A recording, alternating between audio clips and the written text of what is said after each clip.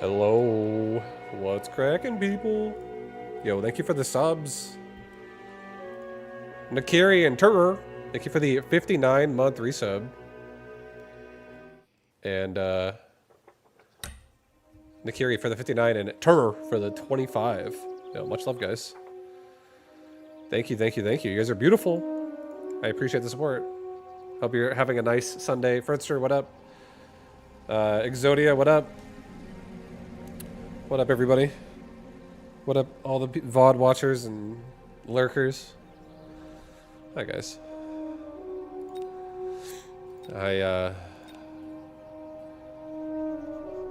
had a nice Sunday morning so far. It's so fucking windy, but I love it. I love the wind.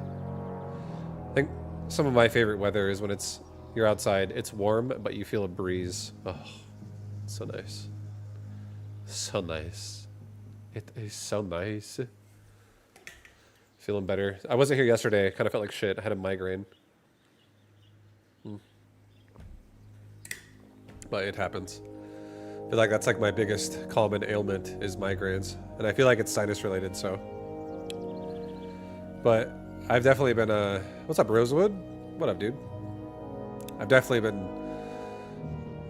doing more about it than nothing, and persisting the problems. You know, diet's been getting slowly better. Not every day, but some days. I'm neti potting. Oh man, I'm actually neti potting, and it's not just sitting in my nose and one blocked nostril. I had a steady flow today.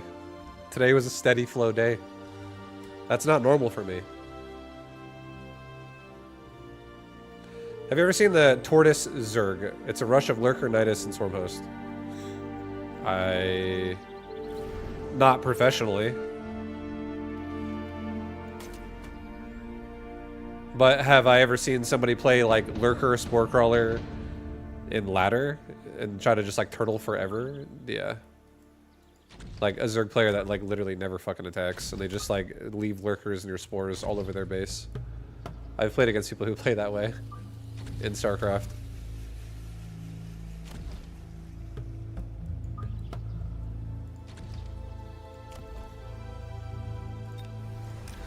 We both know the only thing that's gonna fix that nose. I think I'm definitely getting better about my diet, like, over time. Like, I definitely have less days of bad diet than I used to, which is good.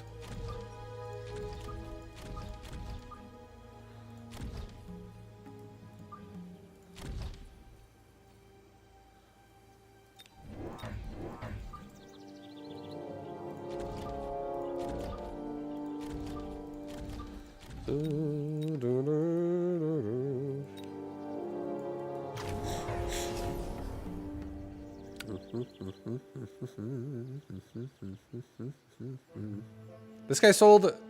Oh, he sold the cannon. Okay. For a second, I thought he sold the wall. I was like, what the fuck? But no, he sold the cannon. Yeah. We watched... my wife and I watched a polyps harvesting video. It's like a little camera on this, like, nose... It's almost like a nose hair trimmer. But instead of trimming nose hairs, it has a blade and a vacuum that harvests little pieces of flesh and it sucks them out like a grape. And the polyps look like little grapes in your nose. And it's like, as it like mutilates and then vacuums out part of your flesh. I was like, oh man, I can't wait for that. Holy fuck.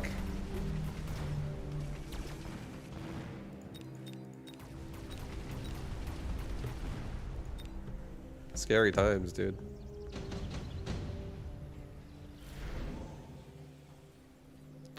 I'll sponsor it in a very serious way when you're ready for the septoplasty. Thank you very much for that, Rosewood. I appreciate you. And I feel like it's been getting better slowly over time, for sure, which is really nice. It is nice. I'm getting 2 Phoenix right away. Give me the double Phoenix trouble. Give me a crawler pack also like right there.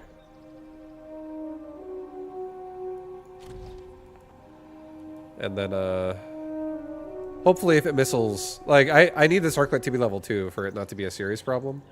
Maybe I do it like right here for this round, just so it will not AoE my Arclight. Be extra safe. I need to be extra safe. I need to be safe. Be safe. Oh, yeah, good.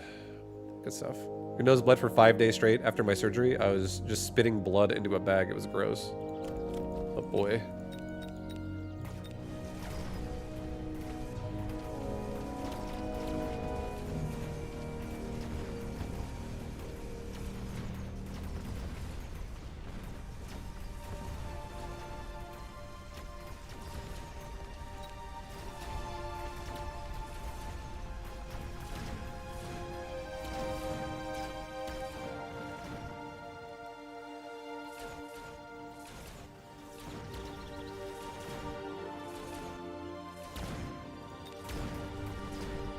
No, dude, the marksman, he's so low. He's so big too. He's level 3 already. Saber, Mustang. A saber right there would be nice. I already have AoE. I'm just gonna take the saber. I'll put it like right here for now. I'm actually just gonna like charge his tarantula with it. Sell off the wall. I'm getting 3 more arc lights.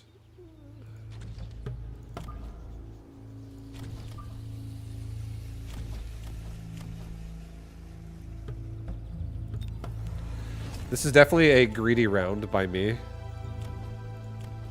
Definitely greedy, but these arc lights have more range than a cannon now, so I can just kill it, and then they can just like stack up and kill whatever's left over. There's so much chaff on this board, and he might do the same thing on both sides, since I'm playing this side so heavy now.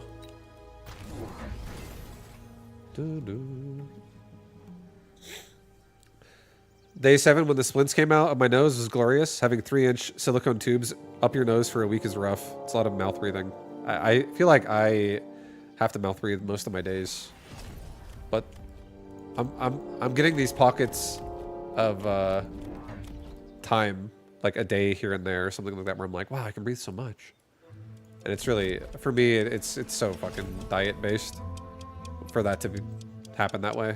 I have to eat really clean, like, constantly. I feel like I'm probably, like, actually allergic to a lot of food that I don't respect. And it just, like, inflames my fucking nose.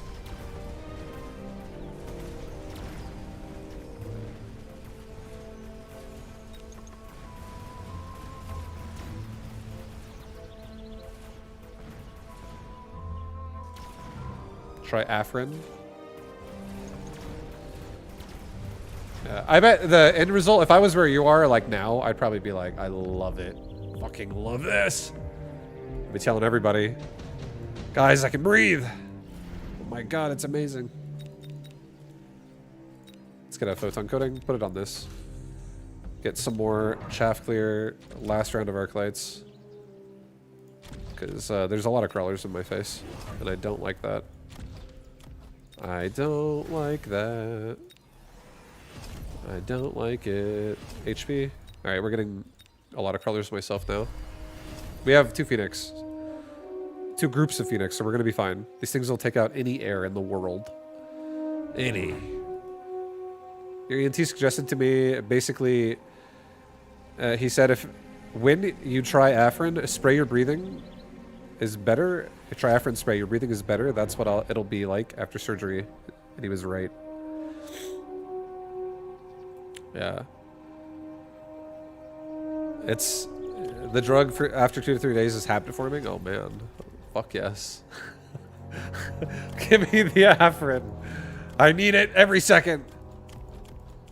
Making me feel good.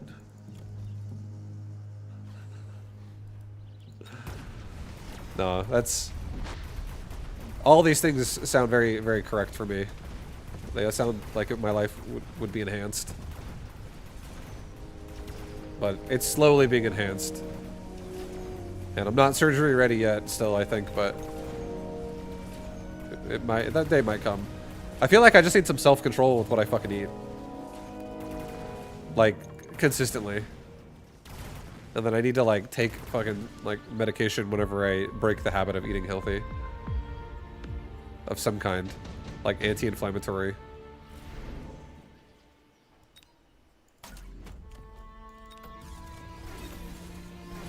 And I think I can do it. I just think sometimes, like, it's easy, like, you fall into these fucking pitfalls and traps where it's just easier tonight kind of shit to just, like, do it the bad way. And then you do it, and you're like, no, I fucking shouldn't have.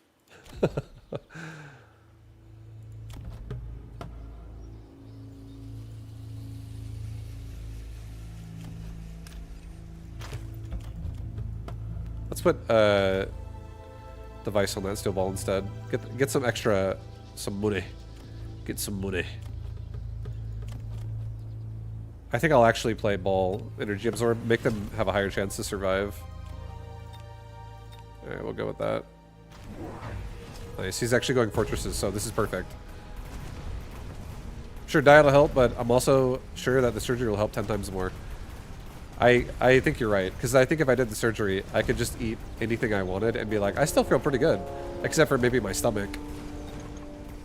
I think the main thing I'm afraid of with surgery is that I'm going to have to get it multiple times in my life, because I don't know if I'm ready for whatever the post-surgery maintenance would require.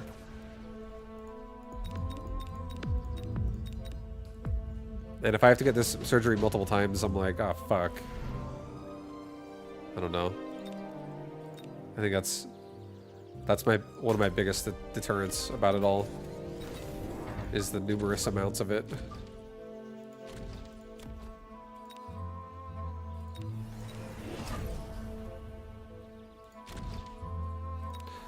But these are all things that I think and I respect, and I know I should continue to think about. I want to. They remove tissue and bone. That's not coming back. But you could heal suboptimally. Oh god. Oh Jesus. I'm gonna have a fucking... My face is gonna cave in. Potentially. Ah. Yeah, I was thinking about the polyps. But a full-on, like, nose reconstruction is... That definitely is intense.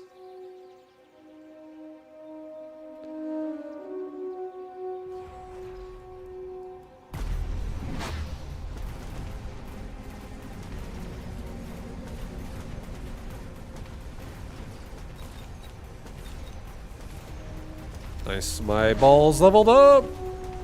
Yes!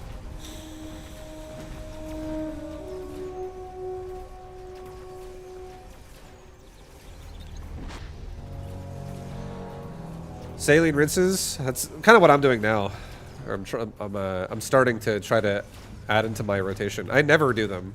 I literally never do saline like any type of neti pot anything, because I'm always so stuffy that like I just don't even. I'm just like, oh fuck it. But if I eat healthier constantly, you know, weekly, like weeks of eating healthier, really don't ever break the habit, suddenly my inflammation is like low enough to actually fucking use a neti pot. And then I feel like if I do that regularly and keep that up regularly, which I'm already starting to try to do it. I think that's like, I'm wanting to see the results of actually trying to maintain that consistently for, you know, like a month. Seeing just getting to that point. I need it. Hey, what up, MacDog? What up, man? Okay, let's actually use the farseers. I'm like, what? I'm not really sure if I want to use these, but no, I'm gonna use these.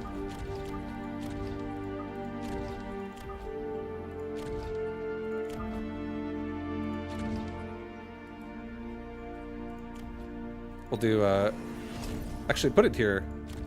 Put it here.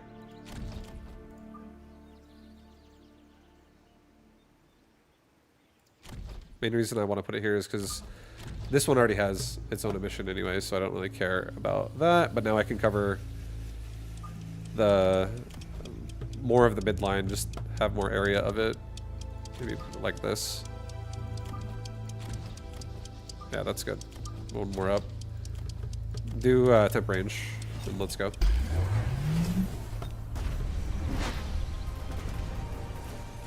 Oh yeah.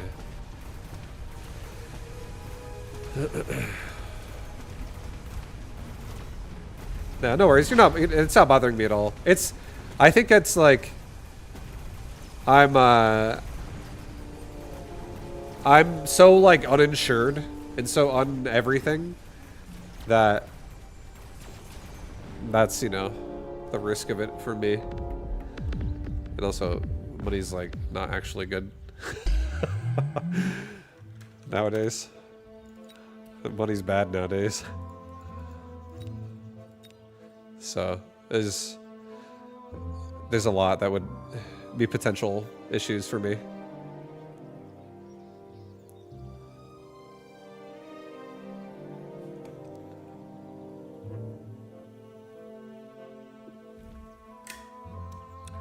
And I feel like I don't just have like breathing problems only. I have other kinds of problems too that exist from like bad diet, like stomach problems, for instance.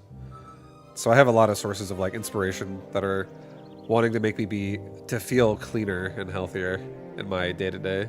Because sometimes it's like it's so easy to be like, I'm exhausted. I just did something until fucking exhaustion, and now I'm gonna do something easy like eat fast food, and then fast food's so fucking bad for you. So fucking bad for you. Mental problems from talking to chat. I don't think I have too much problems talking to chat. I think that sometimes whenever someone in chat starts pushing my buttons in a non so good way, I usually just quell that particular chat pretty quickly. Sometimes people go over the line a little bit, and I'm like, it's too much. But whenever it's like not that way, I'm pretty easygoing about it. And to be honest, Rosewood, you particularly, if I'm just gonna speak about you, you've never honestly gone over the line or even close to going over the line. You're very chill. Some people get really. I think when people go over the line, they get way too personal. Like they start talking about like they try to start like knowing Dan instead of vibe, and I'm like, okay, relax. Start talking about like my parents like in a more real way or some shit, or like my past or something. You know, they like start going into like your personal life more than your stream persona. Those are the ones that start making me feel more weird.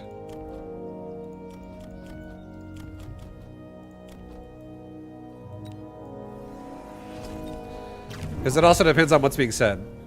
Like, one dude, he was totally nice and totally chill, but he was freaking me out. Back when I used to stream StarCraft full time, like this is like 10 years ago. Like deep into when I used to do it. And he was like, bro, I want to visit your house. I'll pay you for it. I want to watch you stream. I was like, I don't feel comfortable with this. But we talked for a while, and eventually I let him do it.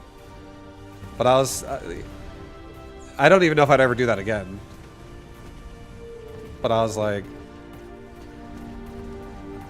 it felt like my boundaries were getting pushed a bit. I was like, fuck, this could be crazy. This guy could be fucking insane. But he was pretty chill, and he had good reasons. So I was like, I guess it's fine. But then sometimes you talk to someone and you're like, this person's legit insane. I don't think so.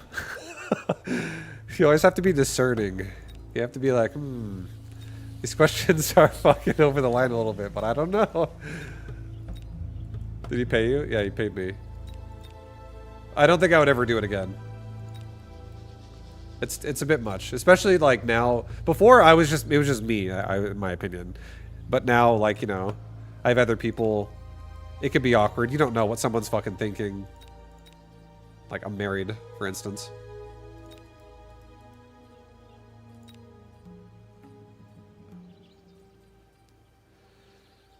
You know what's really good for tummy trouble? Super nice, super spicy curry. That's good for my mouth and my happiness.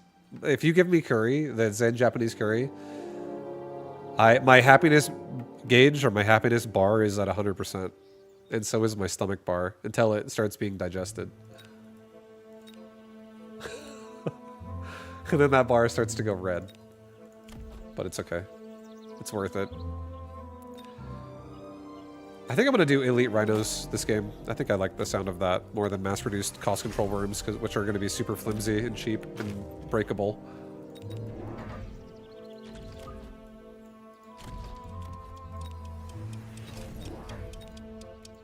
Alright. I'm just going to make sure I can pressure the front relatively fast. No tech yet. He missile device to my left side. Ouch. Wouldn't it be great to have the option to eat something and not have your body process it? Yes. It just like, you eat it and then it just like literally plops out of your neck. It's like, it pours out of the top of your chest and like right in the lower part of your neck. And then everyone has like, it's like a bib where it's like a little tray that's strapped to your fucking chest. And it just like, it's like you barf it out into your chest tray. And you just pour that out later. You're like, man, that was delicious.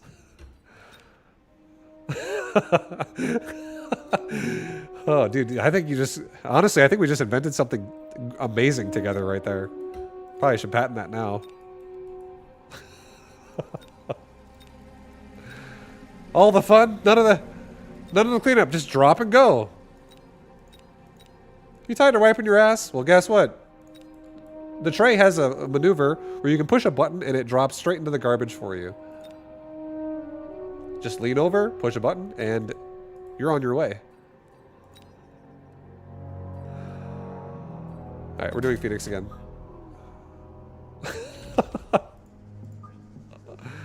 What an invention that would be. Oh my god, sign me up. Alright, guys.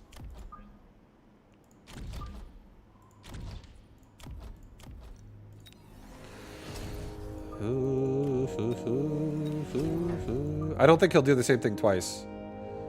What I think he's going to actually do is missile the opposite side, because now I'll defend it. Okay, this is what's going to happen. We are going to make more crawlers, but right now I have definitely gone hound crazy. He's got shockwave now. I mean, those frontline units are so dead with chamber compression, so we can instantly kill his midline. Does mass hound work? Yes. I don't even have an upgrade right now, which will make this way better, which is chamber compression. But I still might win this round. Because Phoenix plus Hound is very solid. Phoenix can actually get through, like, sabers and arc lights and things like that pretty fast. Which will help the Hounds a lot.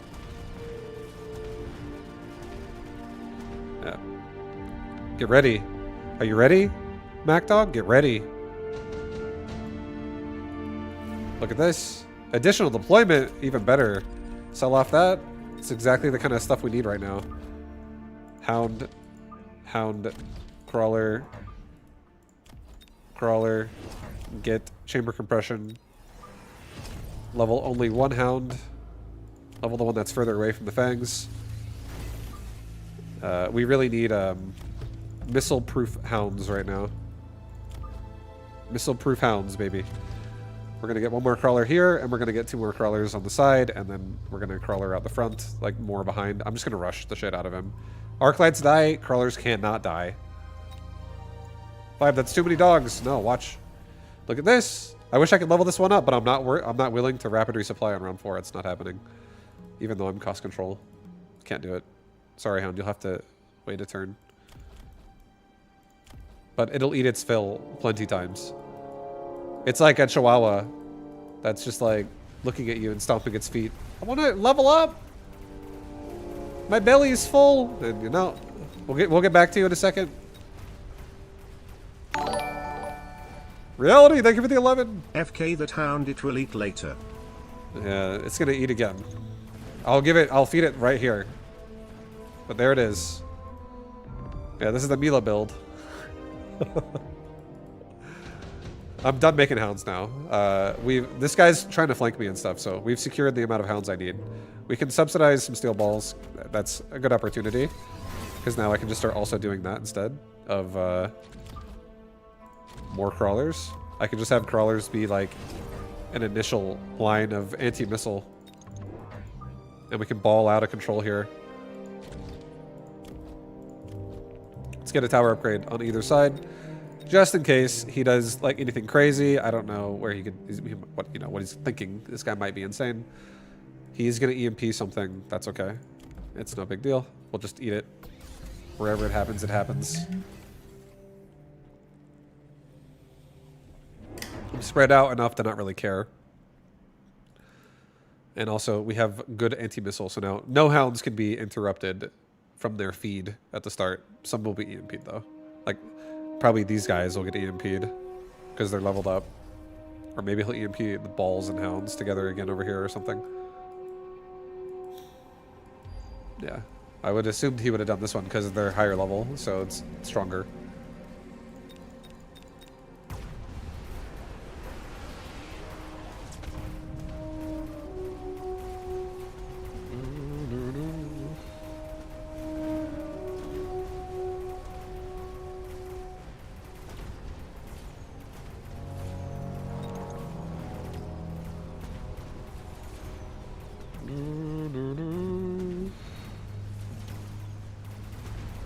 Nice. The hounds are just got that big, just a big marksman hit right there. So that's nice. Huge XP gain. Huge XP gain. Oh, nice, dude. Very nice. Ion Blast. Jesus. Let's just get speed and rush through this really quickly. I think it'll be fine.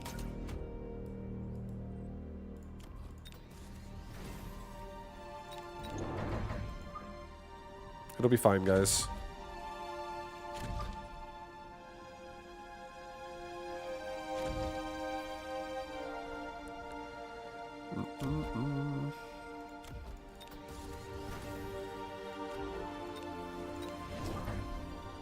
Okay.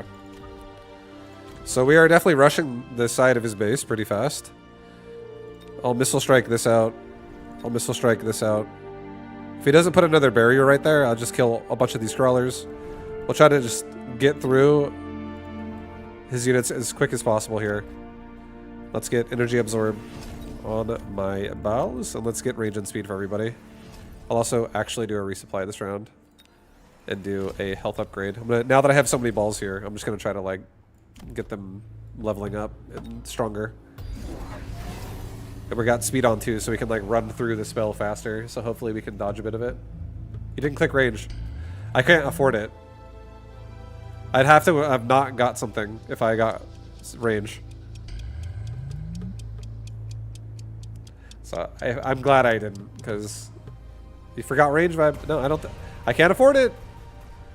I would have had to have not missiled something to get range, but I'm happy that I have fast connections now with those missiles. We're okay, baby.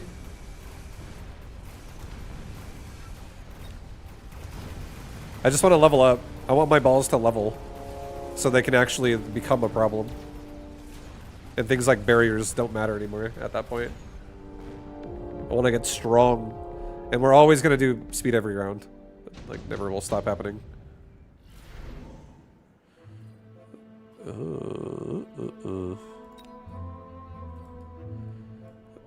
Let's do 2 vortexes. Put one here. Put one here. Put 2 hounds. Here. And here. I'll sell the vortexes next round. Level up, level up. Snack trash, thank you very much. Thank you, dude. Appreciate the love. Guard the hounds with my vortex.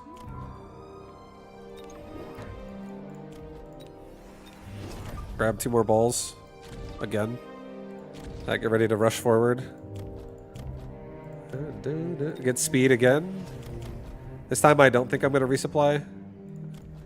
I think I might just save my money. Actually, hold on, no. Do the same thing. Get him out of here. Just missile him again so I can get through the front faster.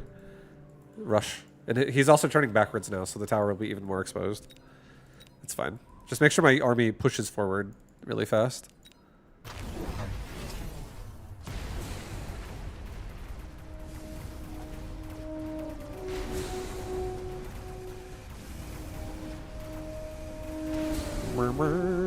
His arc lights are still dying really quickly, so a lot of my things don't really get killed very quick. But even then, like these Raidens don't have enough damage to actually one-shot the balls. Oh, baby. It was getting strong. Imagine if we get like damage sharing and or armor and just get Farseers with photon emission. I feel like that could be really strong too. Just it can't be EMP'd. All we have to do is paralyze the tower, then it's like over. It's nice. Same guy.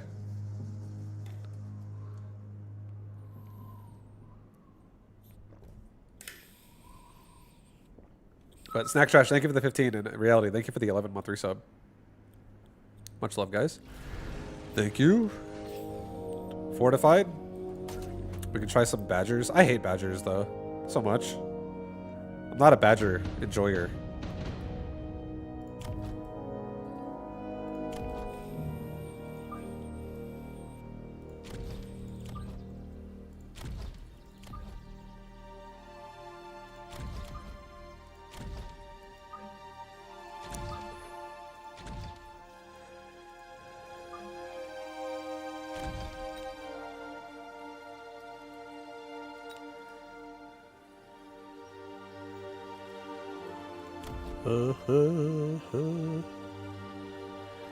Vibe, good luck, have fun today. Yo, thank you very much, Lunar Spirit. What up? What up, dude? Thank you, thank you, thank you.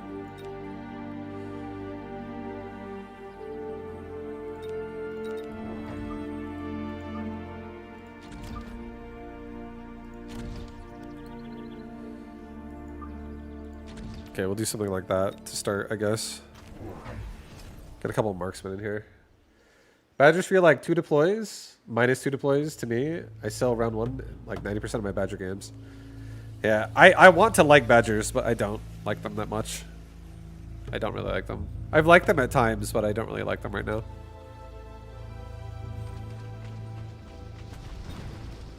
But I'm still going to use them, because I want to like them more. So I'll probably lose a game with them right now. That's what that means.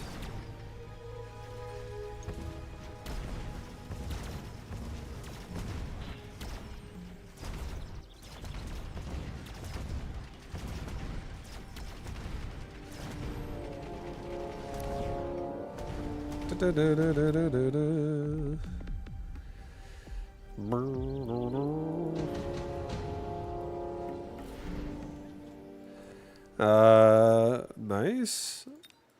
Tarantula on left side is kind of nice. Helps a little bit for now. Just put it like right there. It can kill the crawlers off the tower. Level at one time, just so I have time to actually attack it.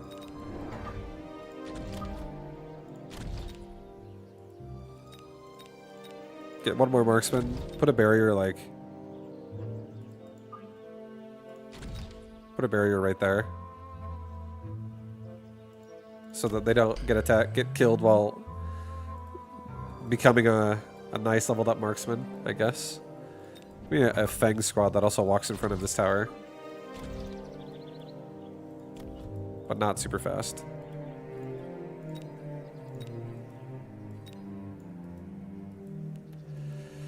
Okay.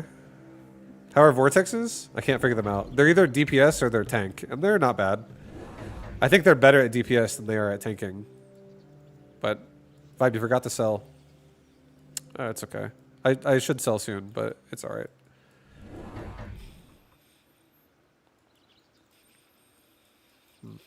At least this discourages him from putting a crawler here. I mean, the Fire Badger also kind of does, but this reaches further over this way. So if I get marksman on this side, this cannon's actually okay.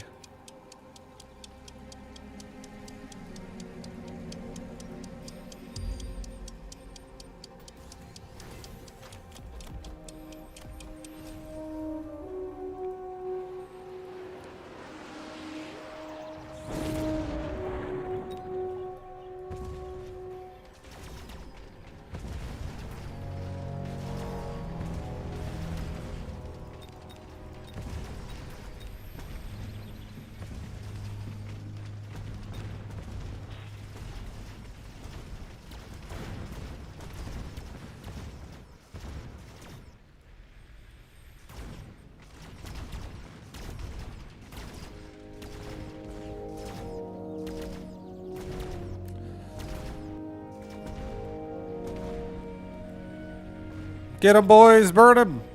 Come on, Badgers! You can do it! Burn him down!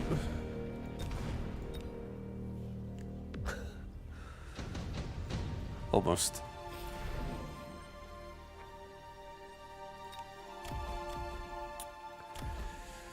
I think I'm gonna do a heavy armor. And I'm gonna put it on top of that Badger.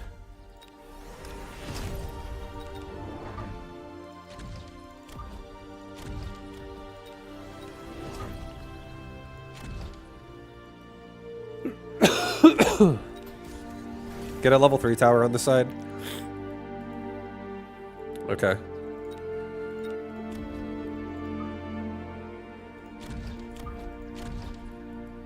Alright, something like that, I guess.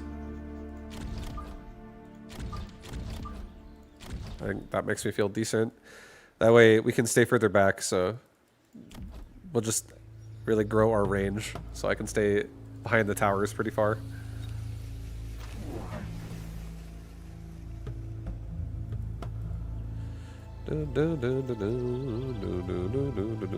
But if this tower is leveled up, these marksmen should definitely get some good uptime on not the crawlers, but whatever's behind it.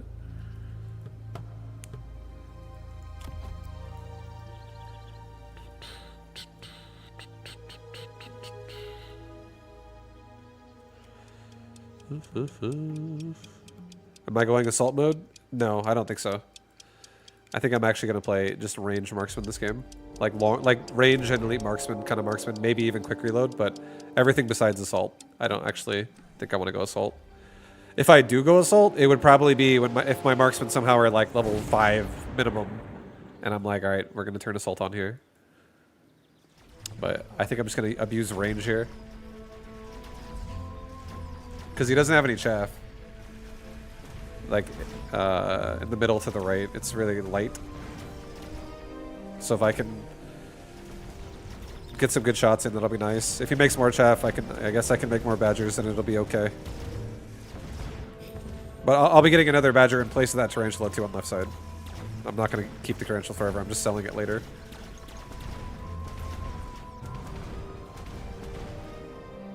Jesus. Jeez. Jeez. Damage device. Level up. Put it on this guy. Level up. Sell the cannon.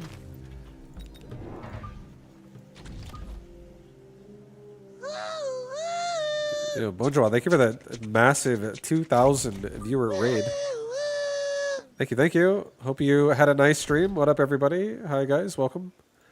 Hello. I'm playing some Arclight. I'm playing some Mechabellum, some Arclight, and Fire Badger. Oh. Yo, thank you for the Prime as well. Oh my God. Aristotle, thank you for the Prime. What up, guys? Hello. Welcome to my beautiful games here. Yo, I really appreciate the raid. Thank you. Thank you, thank you, thank you. Bonjour. Welcome. Alright, we're getting flanked pretty hard on the right side. I'm gonna badger it up. Greetings. What's up, Jonathan? Hello. Yeah, doing some nice Sunday night Mechabellum games. Welcome. That barrier's so dead. Insta dead.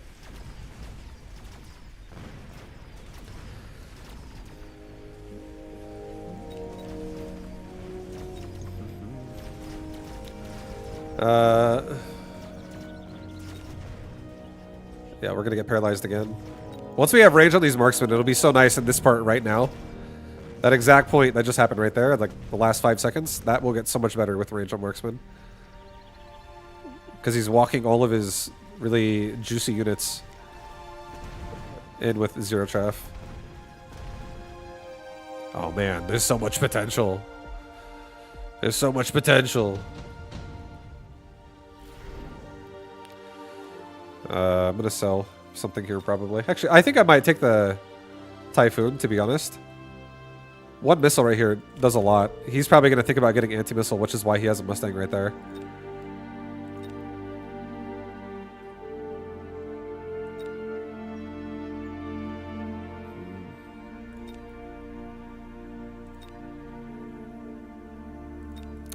I could do a Typhoon and get a barrier. I think a Vulcan's honestly kind of insane though. For like this exact location. Like do it like this. I'll just take the Vulcan, it's fine. Put it like right there. Get a crawler pack like right here. That marksman might die. Let's put one barrier here because he'll probably try to missile out these marksmen right here.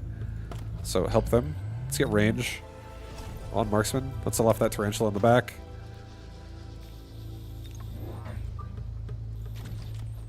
I'll get a couple more down here behind this thing, and I can always beacon this dude away, which I like. I like. I'll do a second barrier right here. So hopefully we can kill the balls before they kill the barrier, and then it can just keep persisting, and then we walk out of it. I'll get one tower level on right side. And then I think that's good. I do want to missile this, but I really think he's going to get anti-missile, which is why that exists. So I don't really feel like wasting my money. I think we'll be fine. I don't need range. Temp range. Okay, he's got a war factory in my face. Jeez.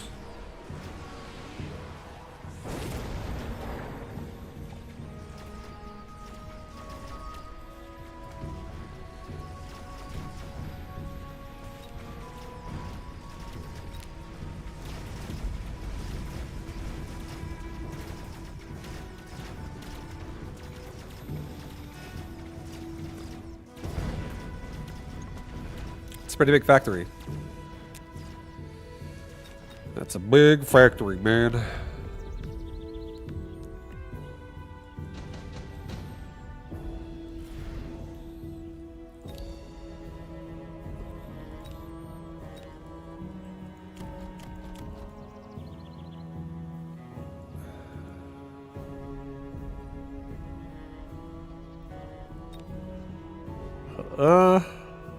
I am tempted, honestly, to ignite him. I'm tempted. I am tempted. The Warcraft WoW music comes from here. Yep. Yeah, dude. We're chilling. It's chill time. It's time to chill. It's time to remember your ancestors. Remember where you came from.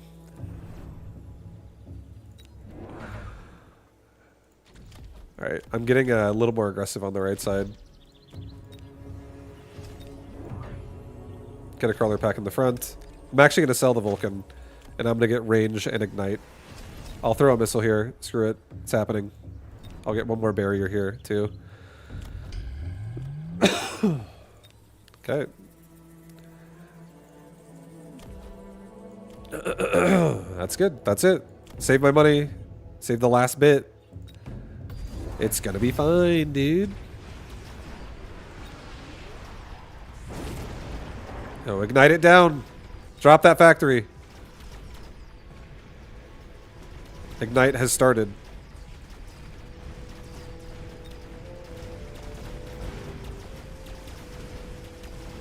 A couple marksmen on left side are so close to leveling, but they like don't quite get it. It's so sad.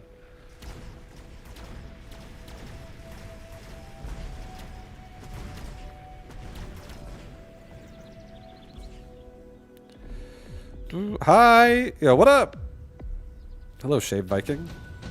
How do you feel not having your hair? The cold breeze in against your scalp? I bet it's pretty nice.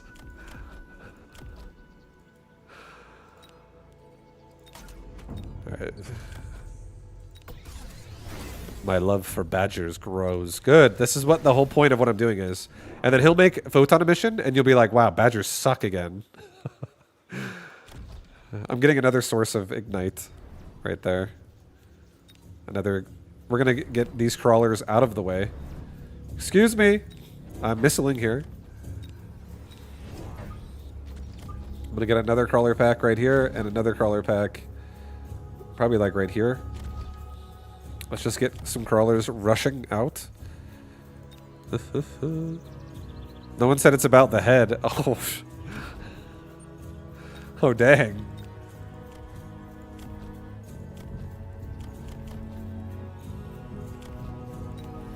That's pretty impressive. That's pretty sick. I wonder what it's like wearing a kilt like that.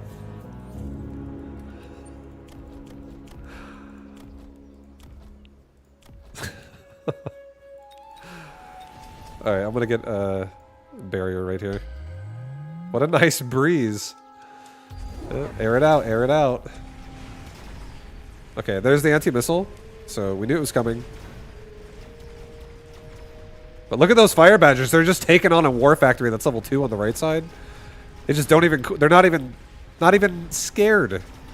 Not one fire badger goes down. Yet. Not one goes down. They take out the factory. Beasts.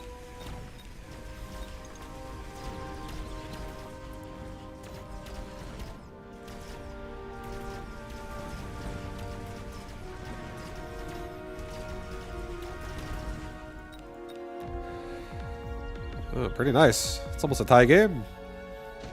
Badgers comeback.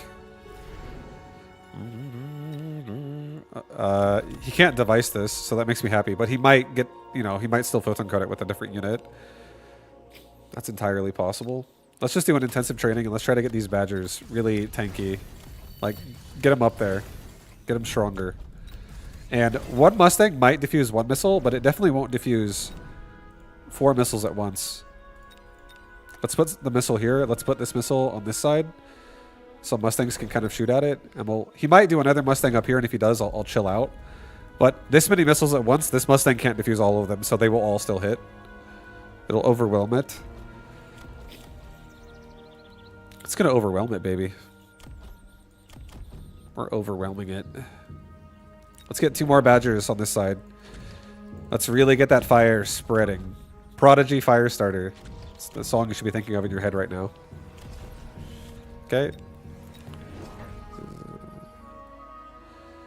Now, crawlers are going to run everywhere. Every which direction. We'll get another damage upgrade for the marksman.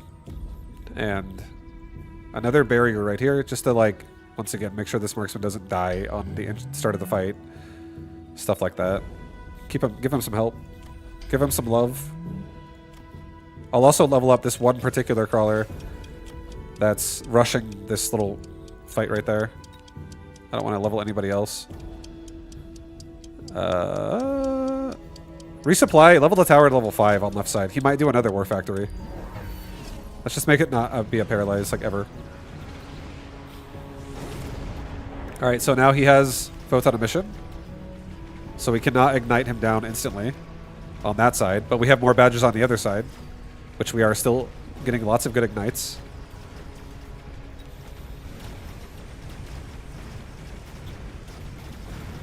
Super short paralyze. You know, photon emission's down. Oh yeah. Nice, dude. That's a W.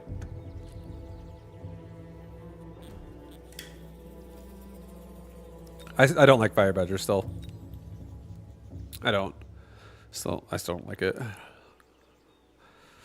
Like, I'd much rather have like a steel ball against a war factory that's photon emission than a ignited Badger. Something like that.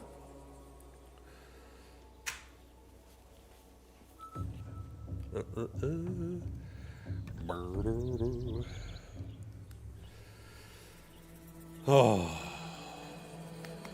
Let's go, guys. Another game.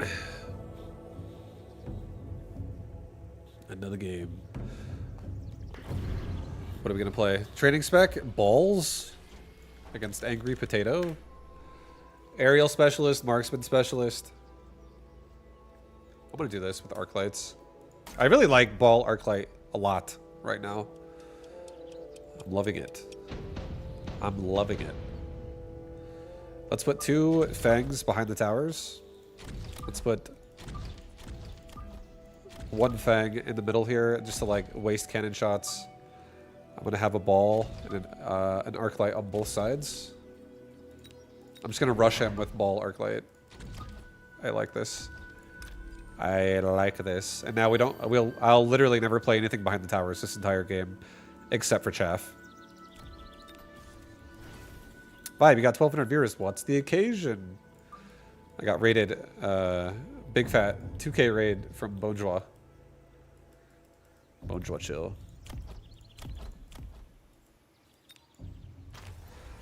So, you know, super appreciative of that. Thank you again for the raid.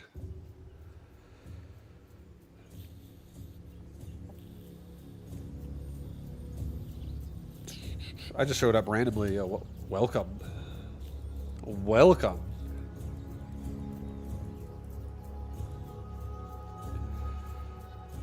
Vibe showed some skin. Yeah, normally normally I only have my eyes revealed. You guys can't even see my nose or my face or my forehead or anything. Today you're getting spoiled.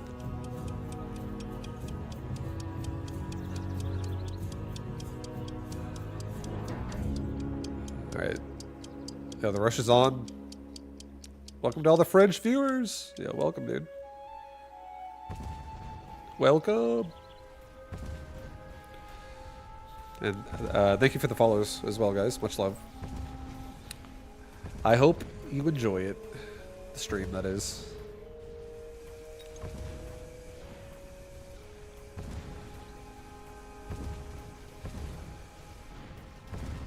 Dude, left arc light? Oh my god, what a farm.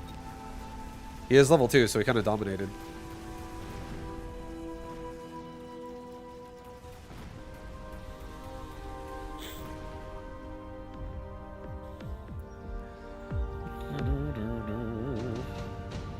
And I'm going to rush the entire board. I will be rushing the entire board. Mass-produced fortress is pretty insane with this.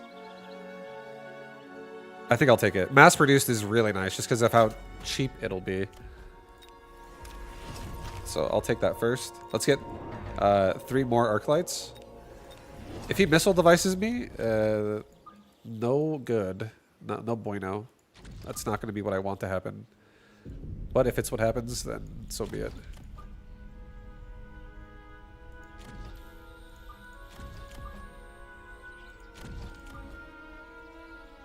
Okay, I'm gonna gap these arc lights by like 6s.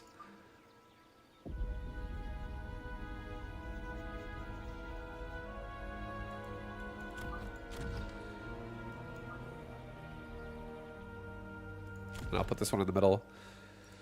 I'm gonna put another arc light here and here, and then I maybe even do an arc light there and there and there and there, but probably not the back just because balls are like already in my face, and we don't want that. That's how you lose an arc light instantly. It's not what we want. There's a Raiden in my face.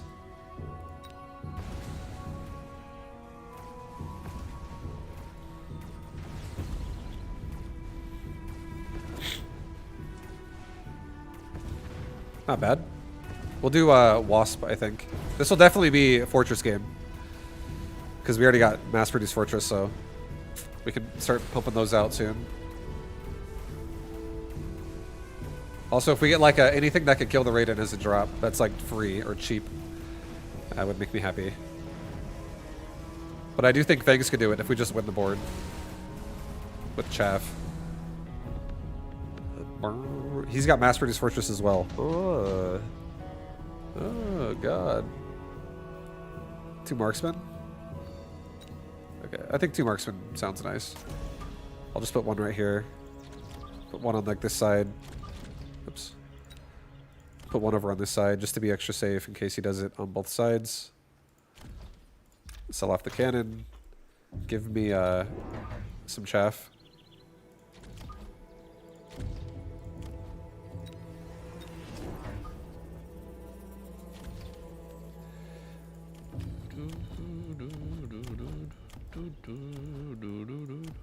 Level up this arc light. No, actually, I don't want to level the arc light. Just kidding. Maybe I level this marksman. Put him a little bit more. I think these marksmen maybe go like... I can give them range and stuff too. But I don't want them to actually be too far to the side because this guy's already showing me he's flanking. So I don't want to get stuck on the flank and have to like work my way out of it to then shoot that. I'd rather work my way out of the center because I'm going to have a lot of arc lights in the front anyways. And then now I think we just take Shockwave just to like speed up everything that's happening like a lot. Okay, I have to buy fortresses manually now since he just purchased it for free with Giant Spec. That sucks. I don't like that, but it's okay. I can still buy it.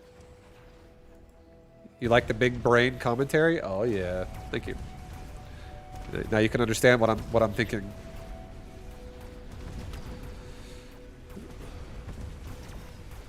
Pretty good. If we get more applications of Shockwave, we'll get through a lot more of that chaff that bleeds through on the left side with the fortresses.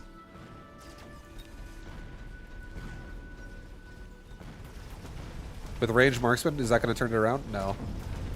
I don't think marksman range is a priority right now. I think right now a priority is holding the line. Right now I can't even hold the line, so marksman can't even shoot at the targets it wants to shoot at. It shoots at like the chaff while it gets killed by everything running at it behind the chaff. So I have to like take the line back kill the chaff, and then marksman range would become more appropriate. Because all he has to do to counter marksman range is build one crawler there, and then I won't ever really shoot these units ever again. I'll be stuck on crawlers into crawlers as they rush forward.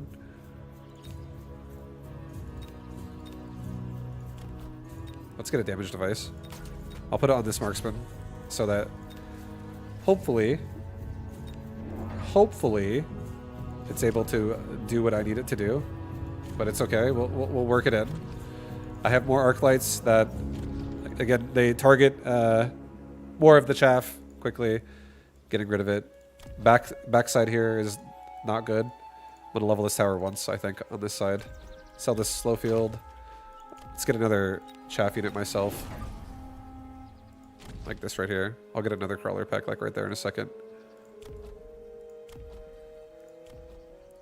I kind of want to get energy absorb on balls too, but I don't think I'm going to. Because we were going to go mass produce fortress this game, so I don't think I'm going to. We're just going to get 1-1. I think I might even sell my balls, honestly. Once I start making fortresses, it's very possible. But for now, the balls are nice because they can actually kill the forts. Yeah, I got bottom left upgrade. The tower is upgraded, so this won't... Even if it'll kill my fangs, it won't kill the tower that fast. Alright, now he's going for wasp. Lots of wasp. Lots of wasp.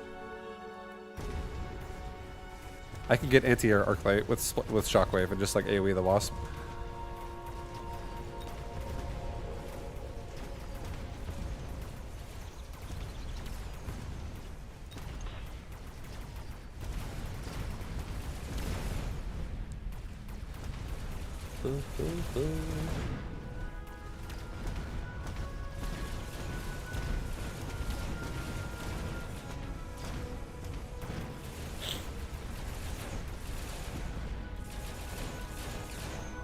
Okay, so we gotta worry about now a wasp here. And arclight will be a great answer to it because arclights are everywhere. So it's gonna be easy to have them in position to be where they need to be. I think I might actually keep the balls and just super heavy armor one of them for now. Just because that's such a good mod. And if I do actually want to start leveling this ball and giving it energy absorb, it could actually kill a bunch of forts. Alright, let's get anti-air on arc lights. I'll get 2 more arc lights. 1 here.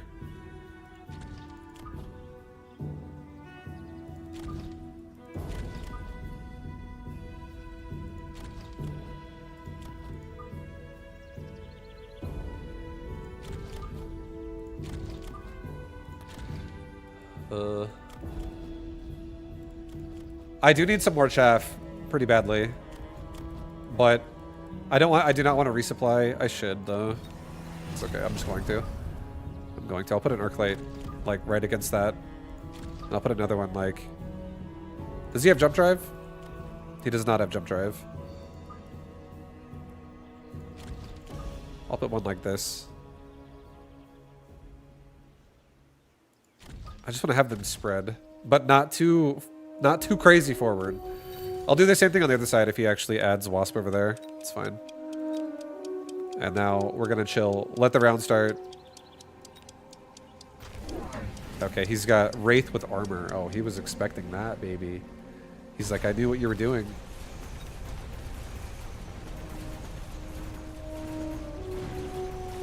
Shockwave is getting some kills against the wasp though, even though I'm stuck on a Wraith. So that's great.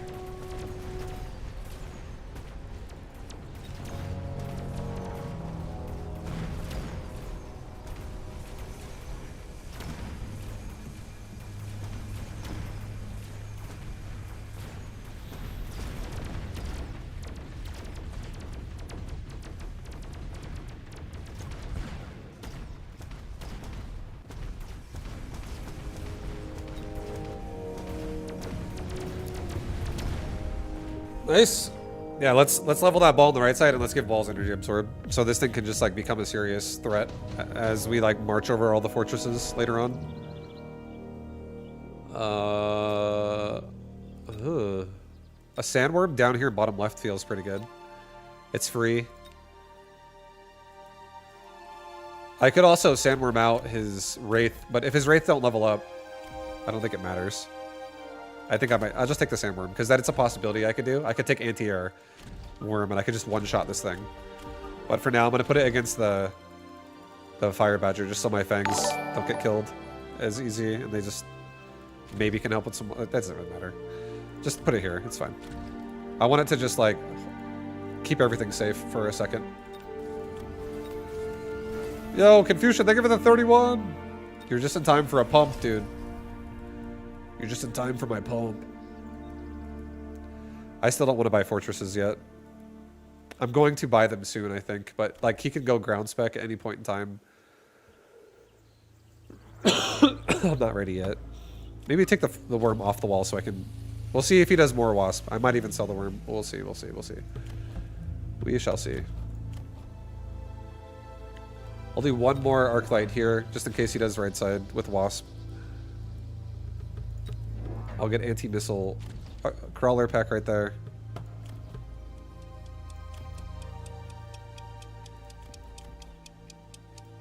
I think I'll get a damage upgrade, and I'll get one barrier, like, right here. So that hopefully it survives for a second while I kill the Wraith and level these arc lights up. So many changes to the game, so behind. It's okay. It's not too bad.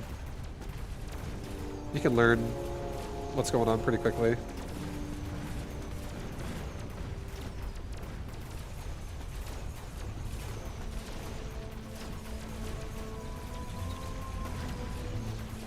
He's got scorpions trying to kill me. A level 3 scorpion trying to kill my balls on right side. We just killed the scorpion instead, though. My arc lights are trying to kill the Wraith.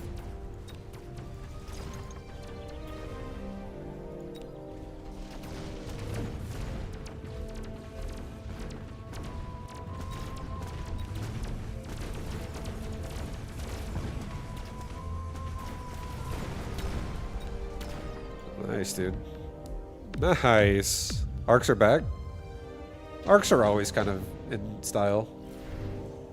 It's just you can't force a carry on them always. Sometimes it's a little bit forced. But yeah, arc lights can always be good once if they're able to get a scale. Haste module's kind of worth it, but like not really. I don't really feel like I need it. But I'll take it. It's fine. I'll put it on the other marksman. Level both marksmen. Level all my arc lights. Level this arc light twice. This is the one that works on the Wraith right away. So this guy will actually demolish a Wraith now pretty fast. Give him another barrier. Give me more chaff. I want to lock down. This might incentivize him to think, oh, I want to make more Wraith. It totally might. But at the same time, as the arc lights level up, they're going to crush. Even harder. Level the balls. That big worm is gonna... Or sorry, the big scorpion's gonna... Does 30,000 damage a shot. These balls have 55k. I kind of want to get range on balls, but I don't think I'm going to.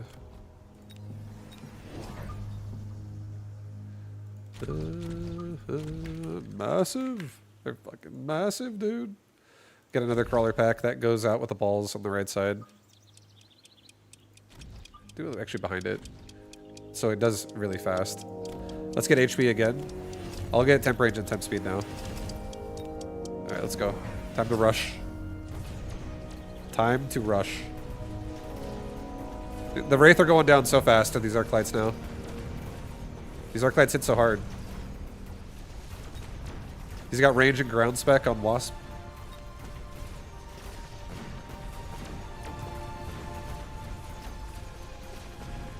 I'll sell the worm now since he has that.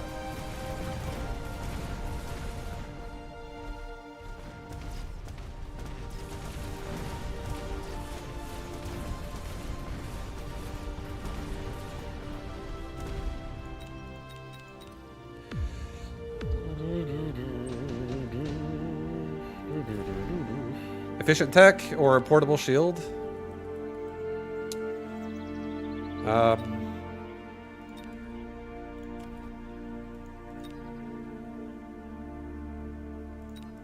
Efficient tech is tempting. It's tempting. but portable shield's also pretty nice.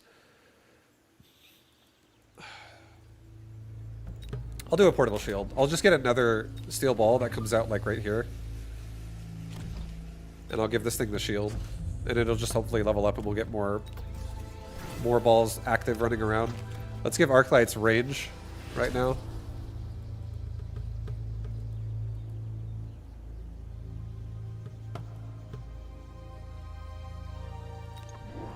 I don't like this that much. Like these Wraith. Here, let's do this. Do a mobile beacon on these 3 Arclights and have them go like this. And put a barrier like right here. Get range and speed. Level this tower again. 2 more times on left side. And now the crawlers will keep running forward to like try to get wasp shots. But yeah, here we go, dude.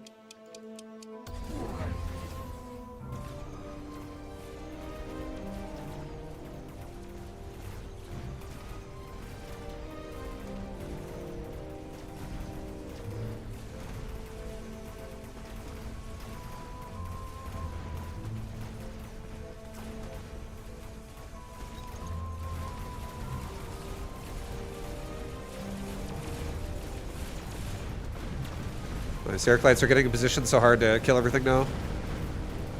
Beautiful, dude. That's it. That's the angle. The beacon angle.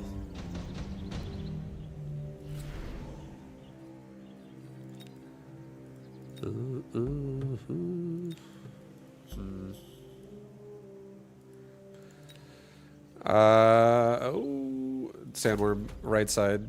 Put it right here. Hey, look at the ball I made. It leveled up. First round. Let's give this ball on the far, far, far right another level. It's 91,000 HP now.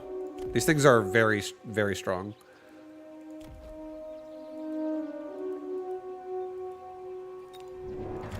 Let's get 2 more Arclights right here. Right here. Let's get range and speed. Let's get a crawler pack. Like right here.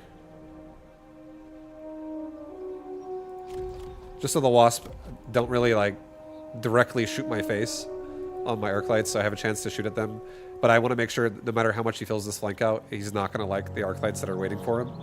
I want that to keep happening. These 3 Arclights, once again, are going to run away. Get out of there, boys. Put a barrier right here again. Maybe like protect him right away so he doesn't instantly get killed or missile deviced. Level this tower again to level 5. Let's level the other tower now to level 2, just to like reduce the paralyze in case we get caught while we're running around. Okay, let's go. Time to go, time to fight. Yo, Derek, thank you, man. Yeah, we got raided. Bonjour raided us. Big fat raid. So, maximum viewers right now.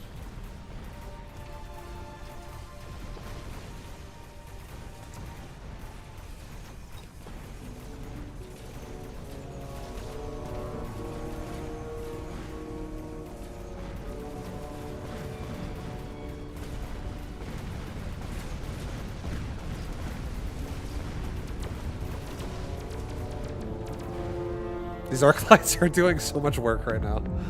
Oh my god. It's beautiful.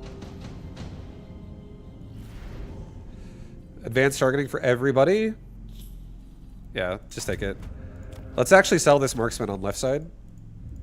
I don't need it. Let's free up the device, and let's put that device on this Arclight. That's level 6. Give all my Arclights elite marksman now. Once again, let's run away.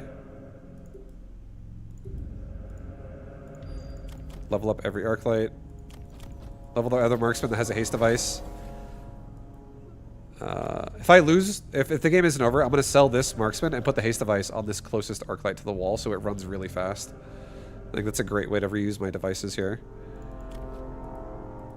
Let's get another barrier for this guy. I'll try to actually save him this round too. Let's get a second barrier that's deeper in that he can run into after the first one blows up. Get temp range and temp speed. And let's get 2 more crawler packs, like one right here, and let's get another one like right here. just so these balls have more cover for the scorpions and stuff like that as we push forward, because there are multiple scorpions out here. And crabs, he's got a lot of DPS out there. Yeah, let's go. Okay, he's got fire. So we should get some anti-missile on the right side next turn. Just buy some devices. Like, get like 3 of them for the right side. I don't care about left side.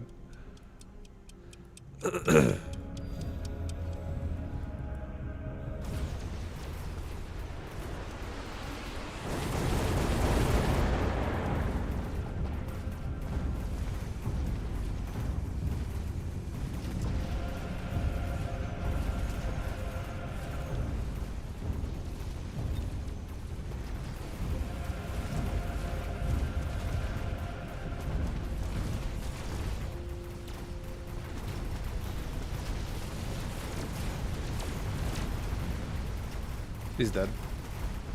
Oh my god, the arc lights! Oh! GG. GG. The arc light power, man. Arc light power. The pump. It was pumping. Dude, it pumped so hard.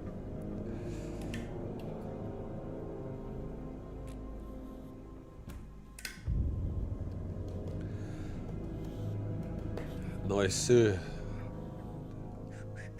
Arc life. Moonwalking arc lights. That deserves a follow. That was cool to watch. Yeah, thank you, St. Marcus. Much love, dude. Yeah, I think Mobile Beacon's like my favorite thing about this Mechabellum. You can make so many weird games with Mobile Beacon.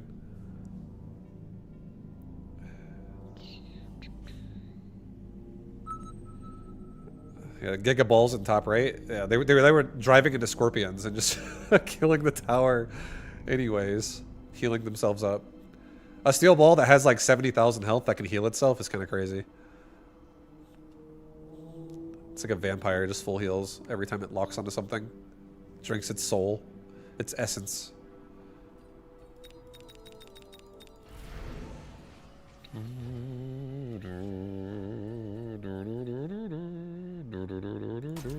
I could do another beacon game with Tarantula carry. Why not?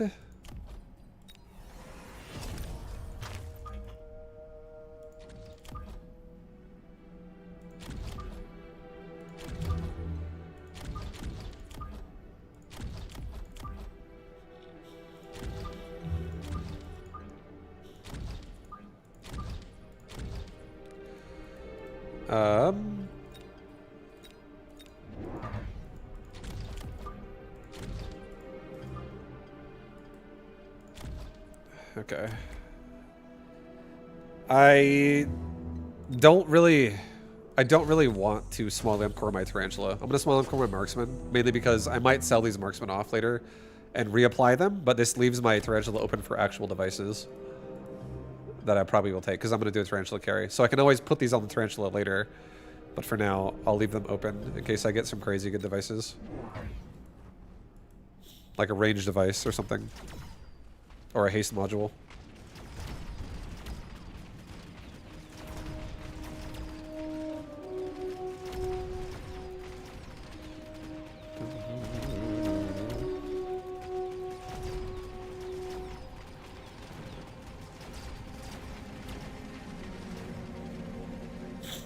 Nice. Good cleanup. Nice start. Nice start. Oh my god, level device. Oh my. Pretty good. Sell the cannon. Another tarantula goes there. Put a crawler pack right here. Just so we're not easily like 2 marksmen and a crawler. These 2 marksmen and a crawler and this tarantula could all get hit by a missile like right there. Like I would not like that, so it seems like I wanna, you know, put this here to absorb that now. Make that no longer a thing. He's doing a wasp attack in my towers. Hopefully I killed most of his army before, so we don't get leveled by a paralyzed here. But it's going to be a double paralyzed, so it's going to hurt really bad. We got through a decent amount of his Mustangs before that, and his Hounds, but we're definitely dead.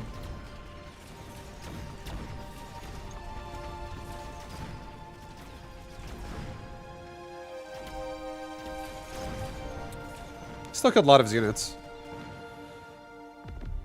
Not a big hit. It's like a 600 damage hit. 700 damage hit.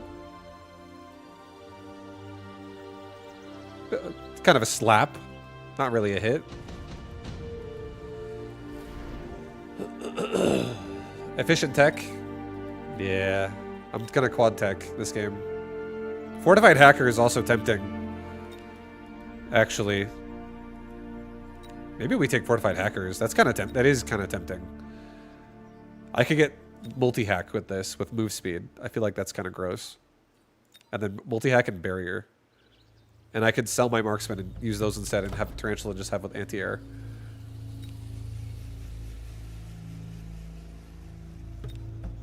Screw it, I'm gonna do it. That seems kind of crazy.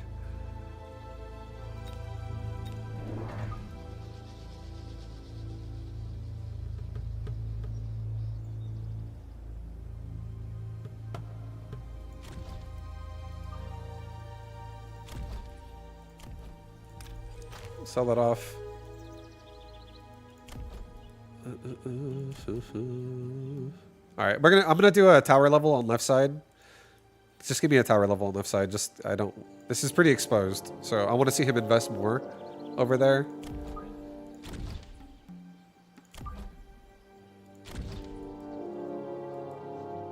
Yeah, let's send it with this. I would consider getting an HP upgrade, but it really doesn't do anything for my hackers right now. They already have a 500% modifier. So let's just save my money so I can afford everything I want to afford.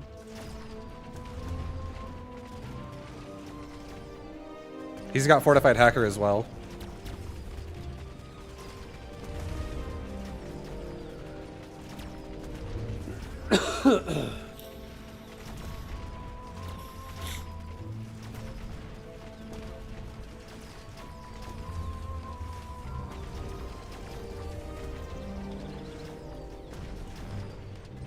Ooh, I stole it. I stole both. Oh boy.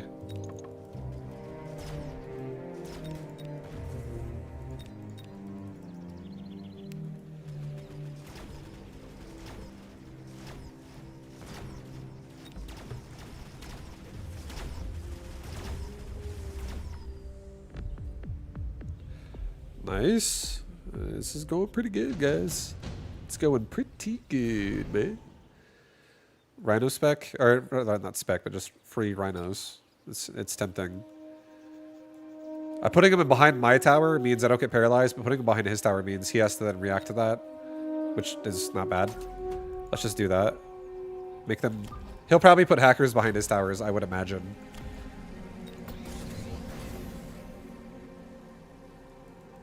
I could also have these things along with hackers on a push on the side of his base like this. I'm tempted to do it because I could put a hacker with a barrier around these things. I actually think I'm going to do that. I'm actually going to keep the rhinos. I'm actually going to keep them. Just utilize them. Screw it.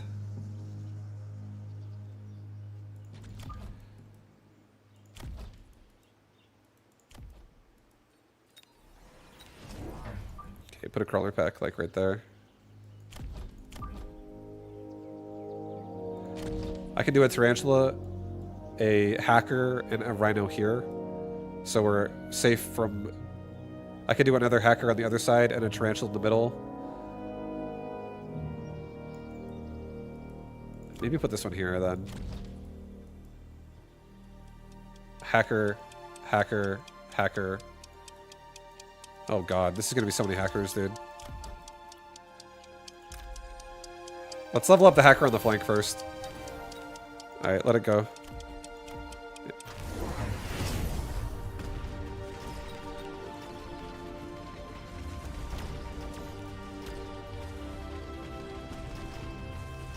Okay, he's going for my tower really fast with high level phantom rays.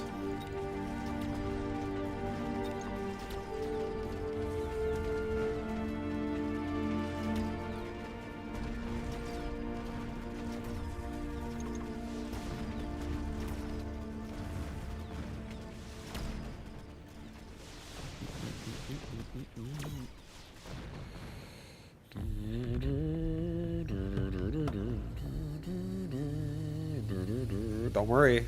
That was a warping round. Guys, don't worry about it. Warping rounds are acceptable losses.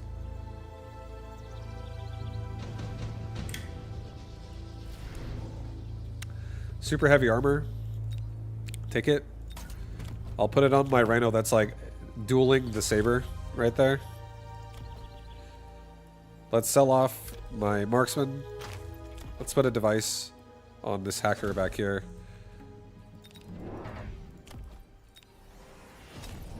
I'm going to accept one more loss before I worry about actually reacting to what's going on.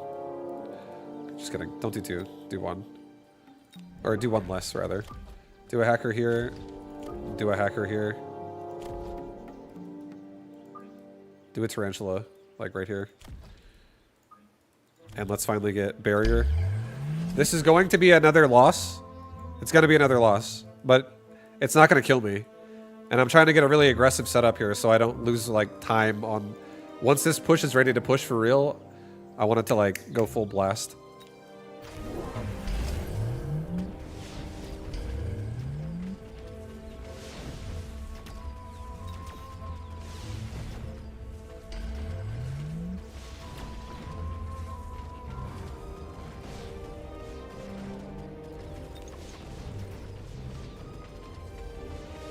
We're paralyzed! Kill the bubble, at least! Before the round's over. Thank you. Yeah, I didn't think this was going to be a good round. But it's a setup. We're setting up. This is expensive. I'm just getting all my units in position. They're all getting solidified. Now it's time to turn things around and start taking the W.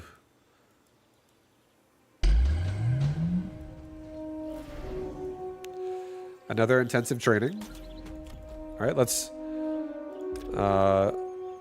he doesn't have the saber anymore, so we don't need to worry about... I don't need to worry about... what's it called?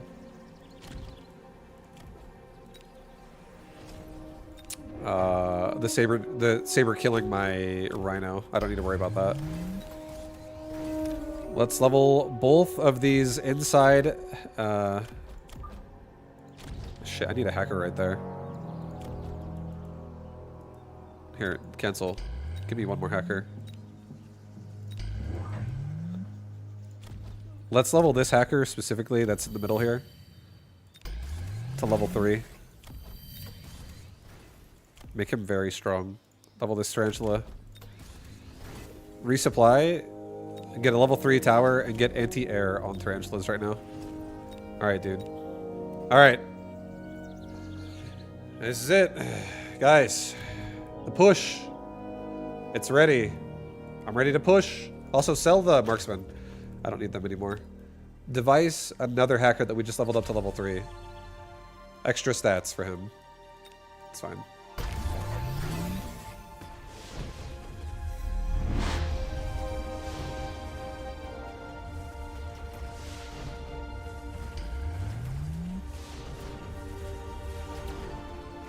Oh my god, he got the back of my actual tower, so this is a double paralyzed round. Oh boy.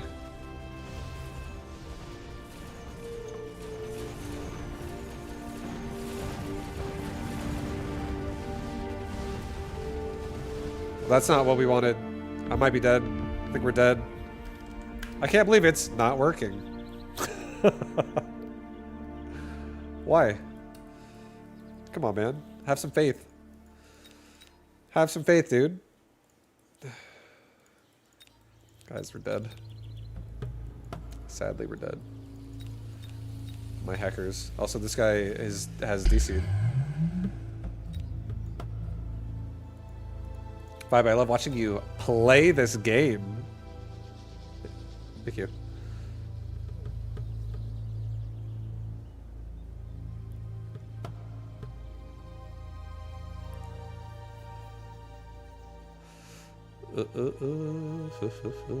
Multi-control hackers? What is the next upgrade I was going to get after barrier? He didn't have burst, though. So those hackers actually were tanky.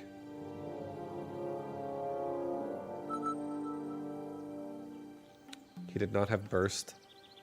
If he had burst, I would have been more scared about like needing chaff in front of it all.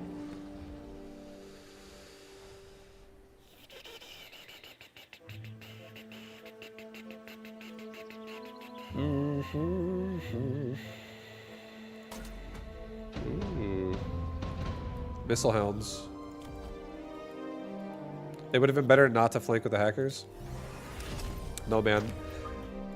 I wanted to get all over him quick. I wanted to be on him like instant. The second he opens the door and the round starts, every angle is already being just like collapsed on. That's what we needed. What's your top 3 favorite specialist? Thank you, baby. What's up? I know. Thank you so much. Speed, cost control, and I'm easygoing about anything else after that. If it has a good starting combination, then I'll use it. I use any of them. I don't care which special it is. But if it's speed or if it's cost control, either one of those two. Or training specialist. Sorry, that's actually the third one. Training specialist, speed, and cost control. Those are the top 3. Forgot about training specialist for a second. It's insane. Training specialist is my shit, man. That's my shit, man. We're rushing with Mustangs. Guys. This is how you use Mustangs. You ever wanted to know how to use a Mustang properly? Put them on the line and have them take for your hounds.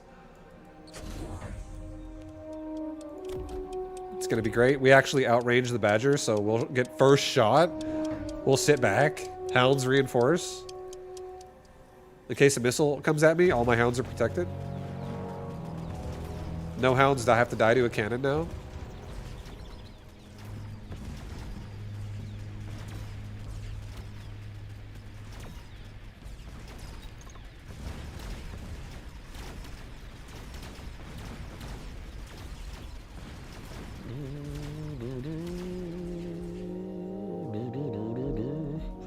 Vibe, how's your headache? It's good. It's feeling good. I feel great. Mass-produced worms. Yes. I do like worms. Like this board, this situation, it's fine. I need a source of anti-air, and now that can be it. And this allows me to be really greedy with hounds like this if I'm going to play worm style. That's missile device. He's most likely going to put a barrier down, I would imagine. But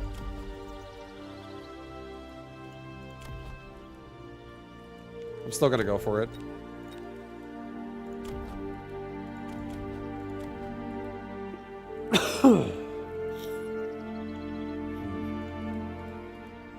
Okay, let it go. Nice. I still hit 1 marksman. That's okay.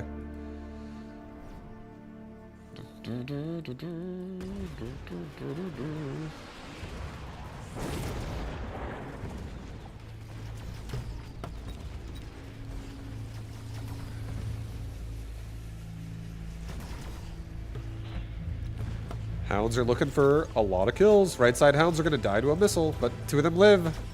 Paralyze is still happening. We do get through the majority of his army. Only 4 units survive. Yo, let me grind. Let me farm that XP. We're farming. I'm farming hard. Device for worms later on. This could be a good device to initiate like a push. That's okay. I'm gonna take it. I'm gonna actually put it on my Mustang that doesn't get hit by fire instantly. I'll put it on this guy. And I'm gonna sell my Mustangs as we go. Give me 2 more hounds right here, right here. Level both my towers to level 2. This could be... Put a missile right there. Let's kill off the walls. Almost kill the cannon. Hit the badgers really hard. Maybe hit all 3 badgers and kill not only 1 wall. That's fine. Okay, go with that. I don't care if he wasps me.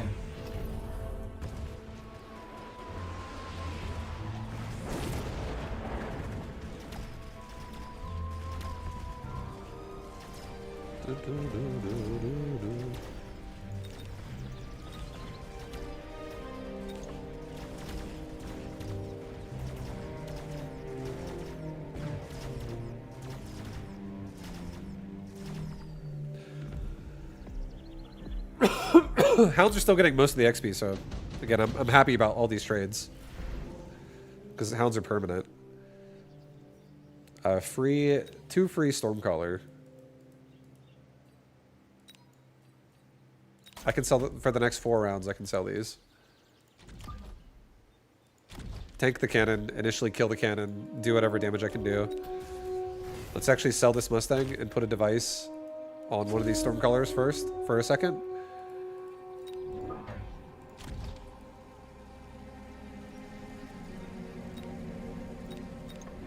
Get 2 worms. Put 1 worm right here, put 1 worm right here, and I'll grow the worm line as we go forward, because this is going to be mass-produced worms. It actually will be a lot. Am I going to get chamber compression? Honestly, I don't. Maybe not. This is going to be a worm-heavy game. So, my worms are DPS machines. So I might not do that. And now he's going Phantom Rays really forward, which is fine with me. Hopefully worms can get really nice connections here. I think the only thing my hounds might take from this point might be armor and mech rage. I might just not do chamber compression at all. But we'll see. How are your games going? Yeah, pretty good. Pretty good games tonight so far. I've enjoyed them. Do I see closed beta for this game? The prequel came out. I have no idea. I have not seen that. What's it called?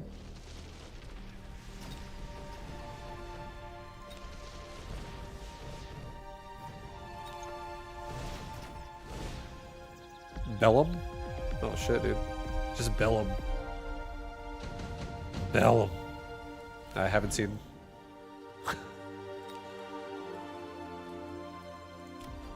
Don't take a device. Take advanced offensive. Let's sell off our other Mustang. Let's get 2 worms and a crawler. Get anti-air on my worms. Put them like right here and right here. Get a crawler pack right there. Missile device. Missile device like right here. Weaken the everything. Weaken all this stuff. Okay. Let it go. Any tips for a newer player who hovers around 1100 MMR?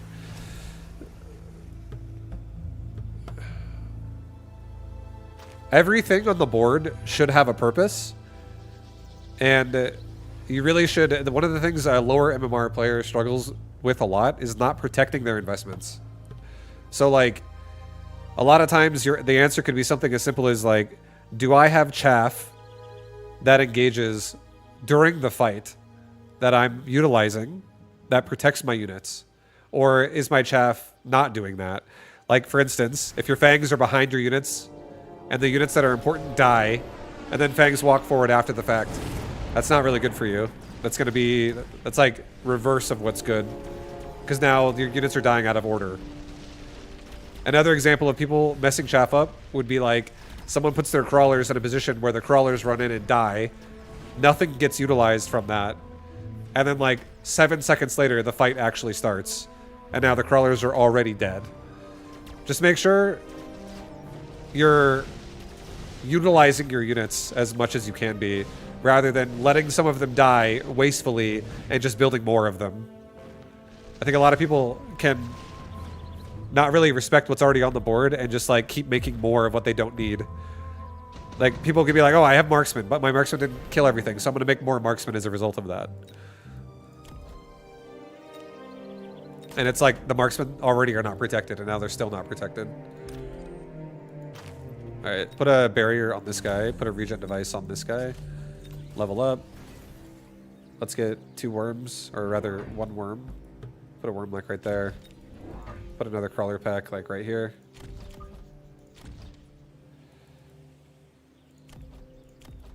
Get another worm back here. Bottom middle of the board, a worm, a late, super late worm. A late boy. Let's get a missile strike for all these void eyes.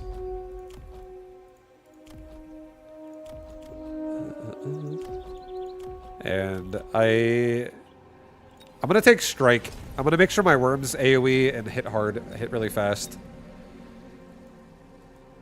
I would highly recommend that you hit chamber compression right now. He has hardly any chaff, and you can kill everything with all those hounds.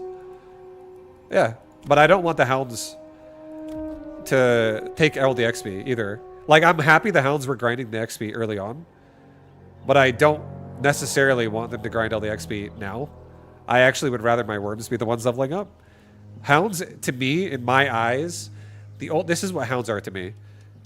If he makes anything that's in the way of a unit I want to kill, hounds need to kill that. So if he makes a Mustang, if he makes a Crawler, if he makes a Fang, if he makes anything, I want the hounds to kill that. That's how I see my hounds right now. I have so many of them across the board. They have good angles. I can easily kill any direction of any unit that exists. But I want the worms to be killing the majority of what's going on here, because I'm going to be making a lot of them. If you click it, you insta-kill his badgers. It's okay. I'm still... But is there a downside to my worms being the ones that kill most of the stuff? Because right now, what I'm doing is I'm device hunting for my worms, and I'm making more worms, and I'm upgrading worms. My investment is going to my worms. And I'm happy about it. I think the only thing that he could do right now that would make me feel the need to want to turn on chamber compression would be if he went melting point or steel balls. And then I think I would want to. What I'm saying would make sense if I hadn't already made 10 hounds. That's fine.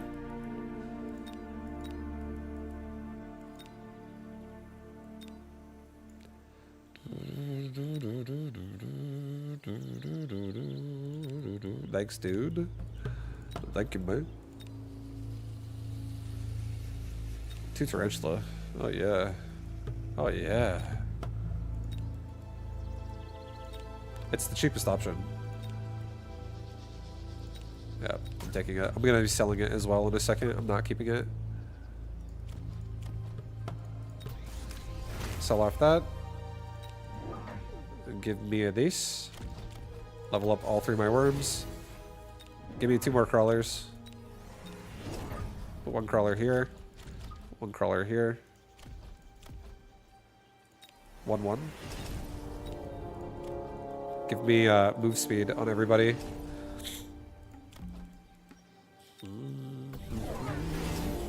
He's got EMP on Wasp. If I have enough worms, I can still get on that. Hi, where'd your viewers come from? I got raided today. I got a big fat raid. Big old raid.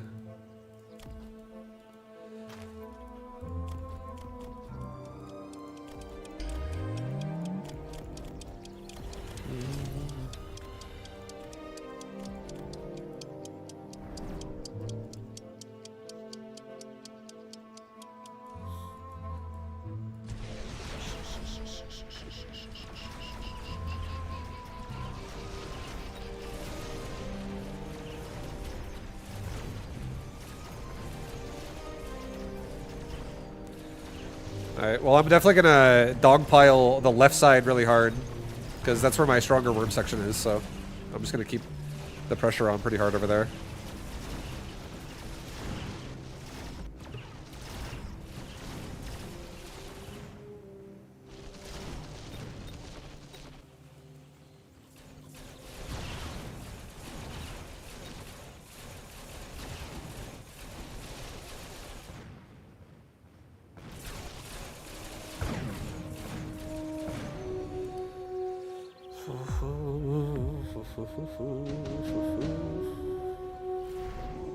Okay, another intensive training. Oh, yeah.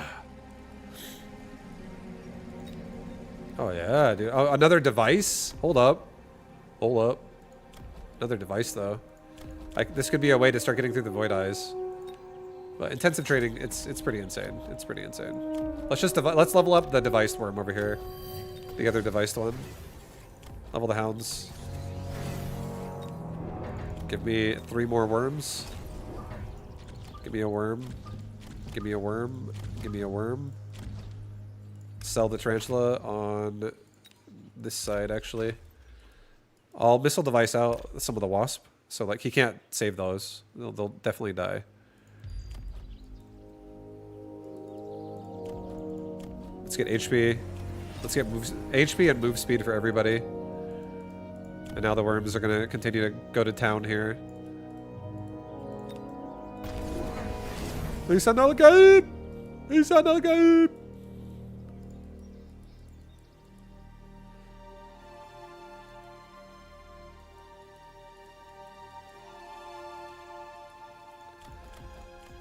Alright, baby. Scorching Charge, range. I should turn on armor now. I'm just gonna get armor so that my hounds don't walk into fire and just flop over and die. Because the worm should be able to absorb all the charge.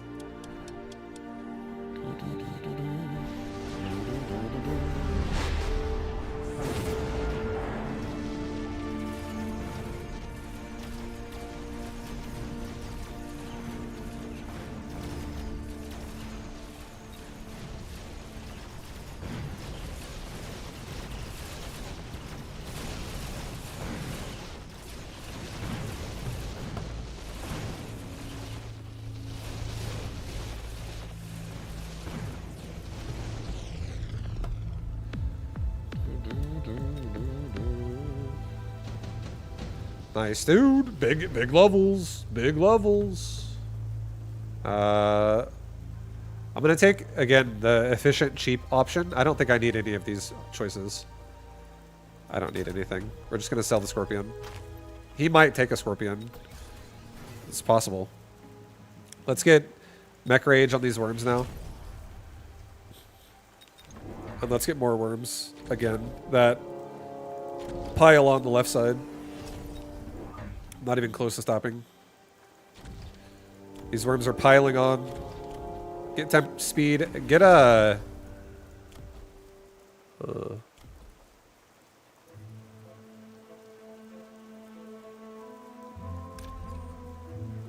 Missile Strike out this again. Get rid of some of the Wasp.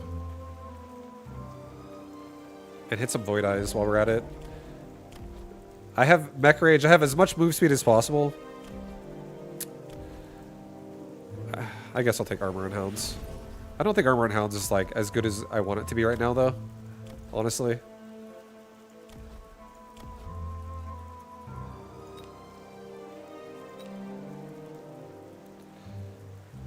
I do also want to sell that Tarantula, but I can't sell anything right now. I already did. Already sold the Scorpion. Which is worth way more. Alright, that's fine. Just let it go. The worm goes underground right away, so it dodges EMP. He should have put something like on the line if you wanted to actually hit that EMP.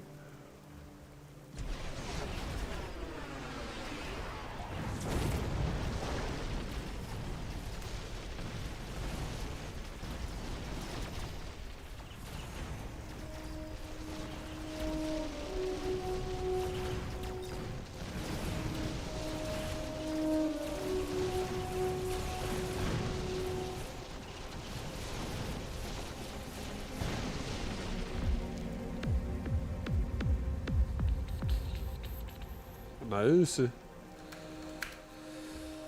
Nice, dude. Mass worms, get it done.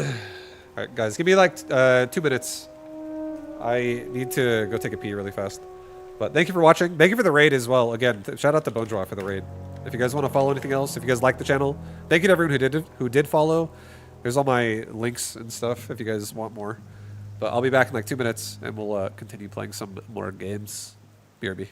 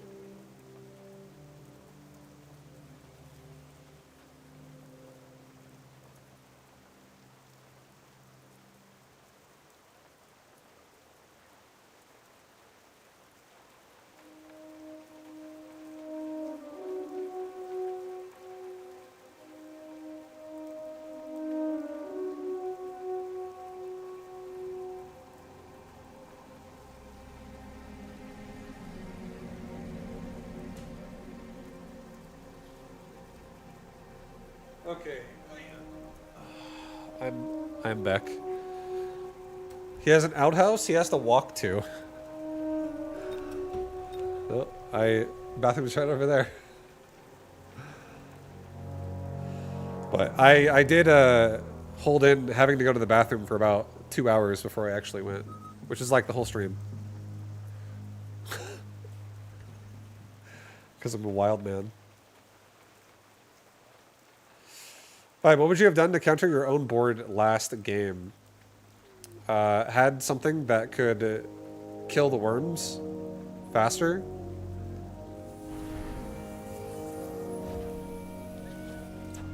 I think I would have made sure the worms died faster. So like I probably would have, like the scorpion drop would have been a great time to like maybe take a scorpion, take double shot, take poison, do things like aggressive against a worm. I think melting point would have been okay. But I think a scorpion would have been more annoying. It's acid? Oh shit. Fair.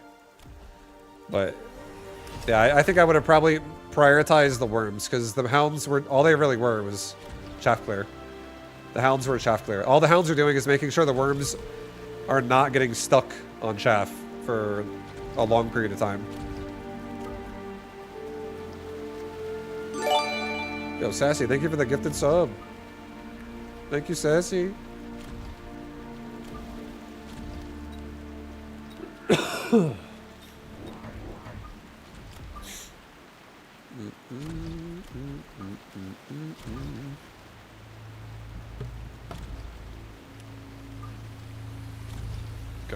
go with that. This round, I'm speed specialist this game, so I'm pretty fast. Sassy, thank you for the gifted sub, dude. Thank you, thank you.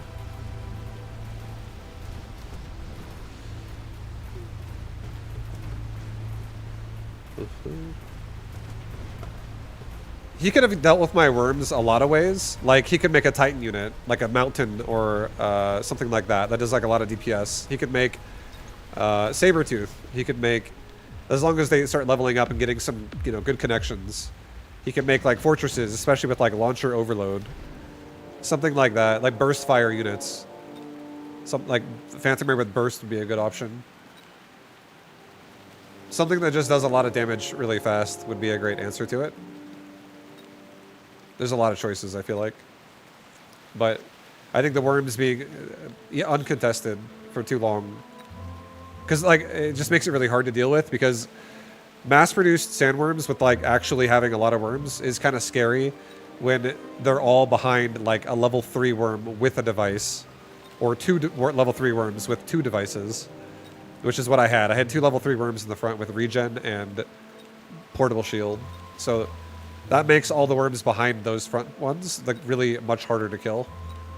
And if they keep leveling up, it only makes it even harder. So it's, I feel like that would be important.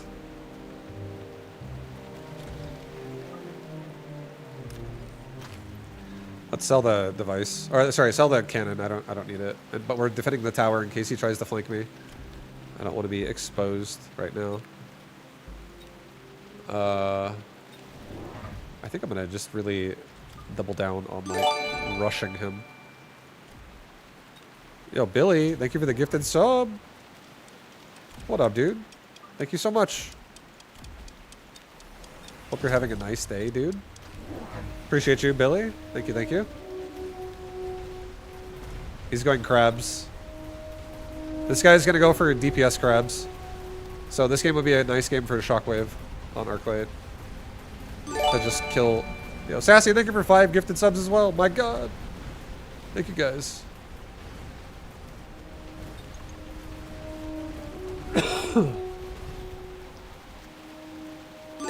Billy, thank you for 5 gifted. Yo, Vibu gift in the chat. Oh my god. You guys are popping off. Thank you very much. Thank you, thank you, thank you, guys. People happy. Yeah, that's right. Efficient tech. There's a good amount of chaff, and I don't know when he's going to add in whatever else he's going to add in. Like the tech. I know he's going scorpion or crabs already.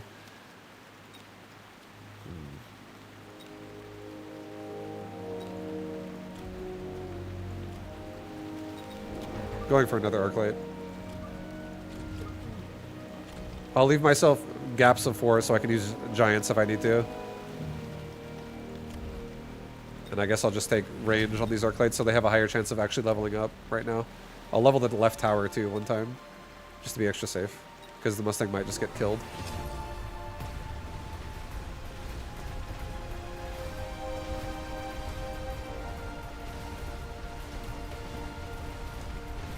Come on, team! Kill those sabers!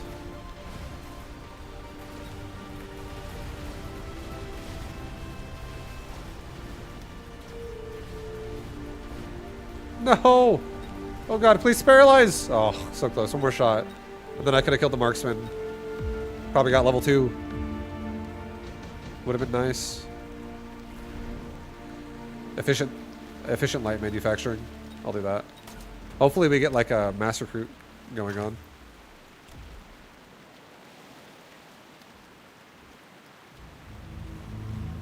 You know what, actually? I'm gonna keep my sledge. I'm gonna keep my sledge. I'm gonna do this.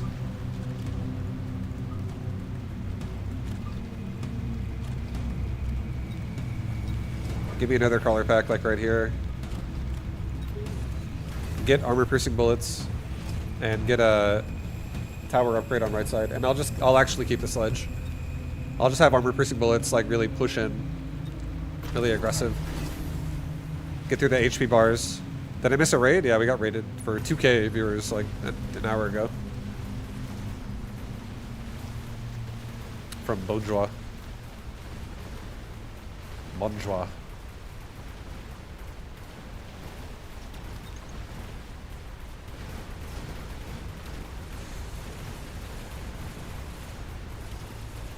Alright, good stuff, good stuff. Nice, nice, nice, nice, nice, nice. Nice, nice, nice, nice, nice.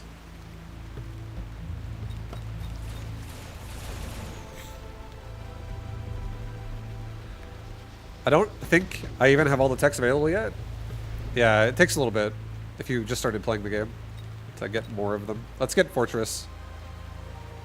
I'll take the Fortress. I'll put it right here first.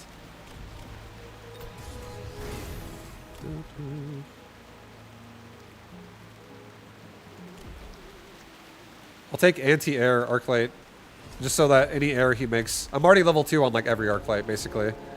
So I'm feeling pretty confident that I can... And also if he's on the line with this, so that's a dead wasp every time, I can easily kill that. Feeling happy about that. Let's get 2 more crawlers. Come out the back. Get another crawler. Have it come forward. I want to protect my push.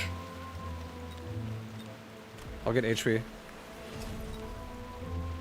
Fangs would be enough. I think Fangs would be enough, but I also want XP going on my Arclights, and I don't care about getting anti-air now. For him to make like a Wraith or something, I don't care. If I'm already level 2 on like 5 of them, I think it's fine.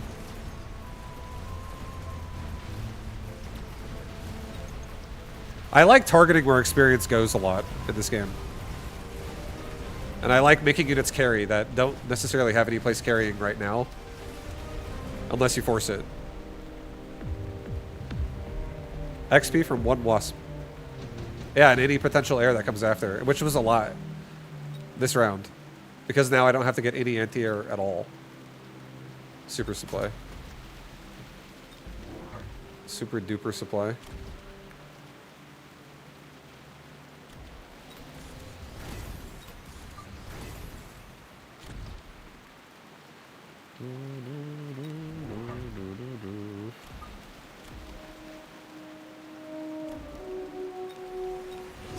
Get another Arclight here. Level this tower again. To get move speed, put the Arclight back a little bit actually. Put him like right here. Yeah.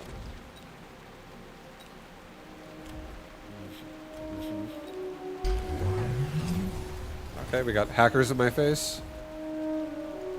Hackers in my face. I can just get like 2 more fortresses with barrier in the front of my army, and then more crawlers, and that should hopefully guard us enough without having to get like range on the sledge.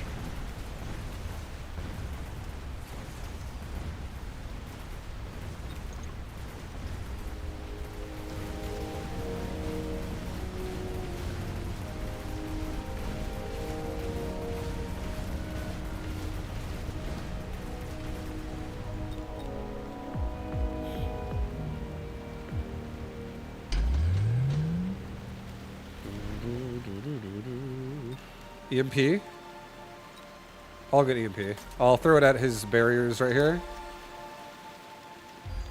Try to knock some of them out. I'll get 2 more forts. Get barrier myself.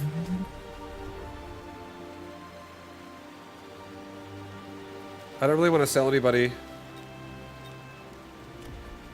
I don't want to resupply either. But units are only 50, so like I feel like I should. I feel like I should. Here, I'm just gonna do this. Unusually high viewer count. I got raided. I got raided earlier. Good old raids. Instant viewer influx. Instant viewer influx right there. Temp range? I think that's fine. I want to get another deploy out here anyways, so I think it's fine.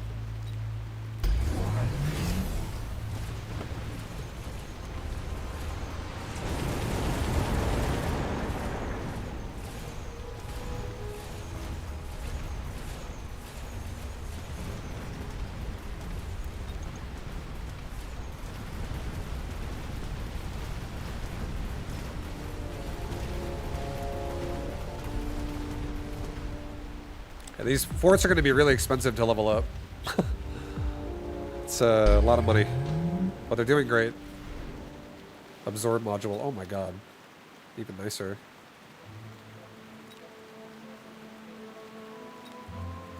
Do an absorb module. Put this on my fortress in the top. Like, make him really hard to break. This is like, we're re-securing that location really hard. Level the arc light. Fort's all just leveled up. I guess we resupply. I'm gonna do one more fort, one more arc light, and a crawler.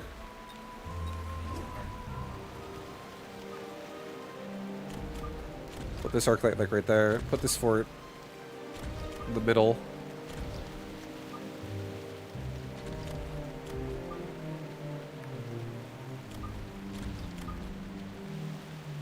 Okay. Something like that. Alright, let it go. I'm gonna get shockwave next round, I think.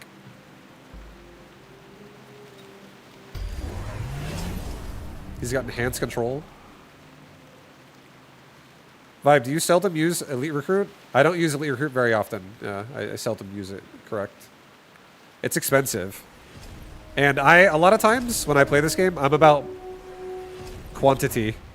So Elite Recruit is like, although yes, I use it, it's very specific situations that I like it, where I would use it. Because Elite Recruit is going to spend all your money so fucking fast for the round.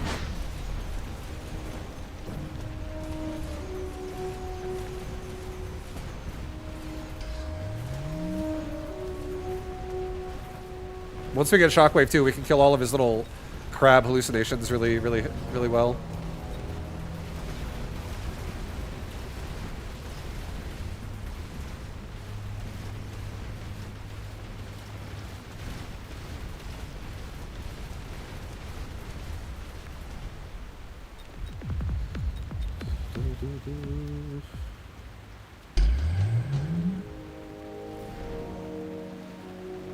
Laser sights. A Dominion core.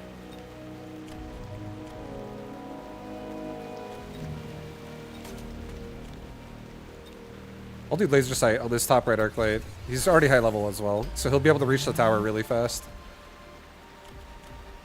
Let's get shockwave.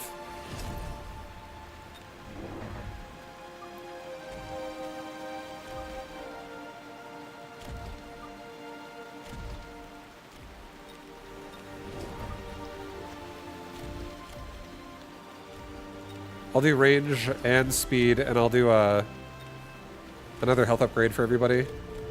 And now we have Shockwave, which will get us through his front line faster. Is it worth going for the other tower?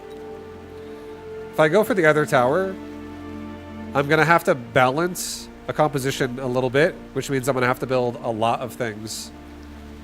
on this side to like commit to this, because whatever I do is going to be, you know, built against. And if I waste my money, if I overly invest, you know, that could be, I lose an advantage that I could have on the right side.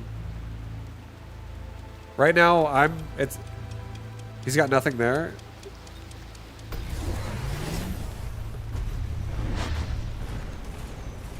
If I wanted to like jump drive a Phoenix for one round out, like do it and then jump drive it out the next round, I think that would be fine. But if I want to leave it there the whole time, I don't think I like that. Because then now I have to play that shit.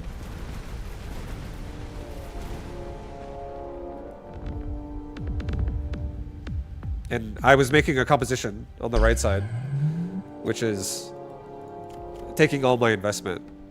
It's all my money is going into this. So that's why I'm saying, like, if I flank his tower, right? Like, I can guarantee I could kill that if I flank it, especially if he has nothing there right now.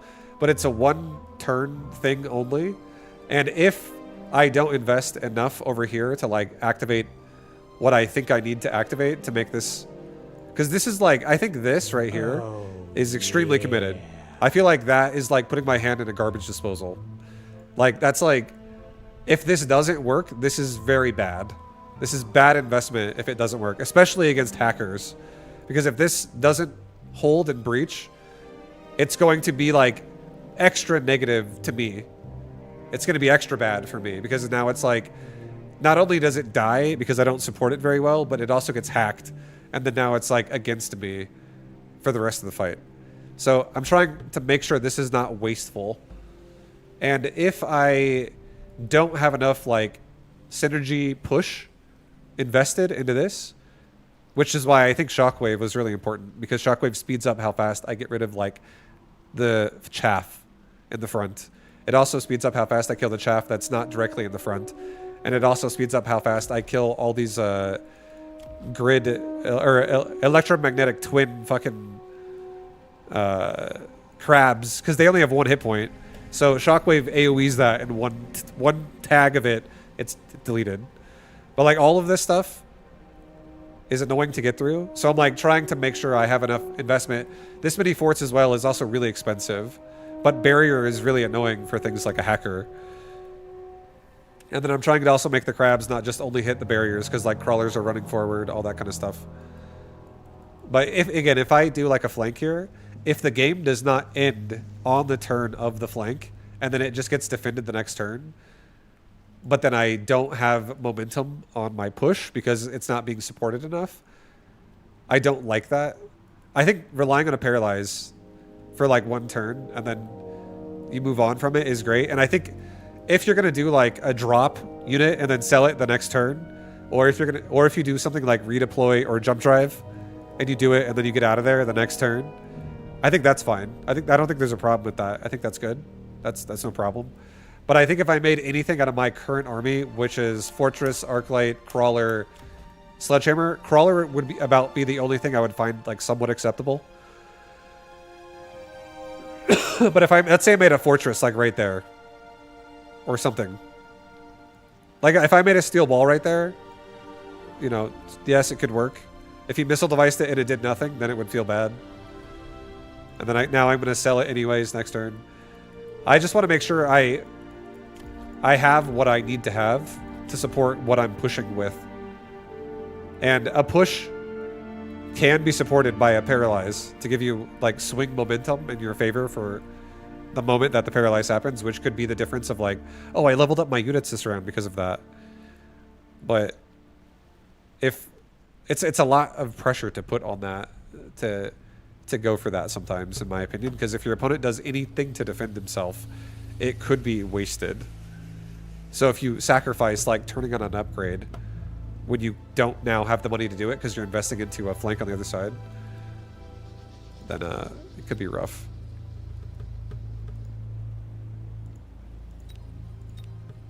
I hope next game we get stronger players.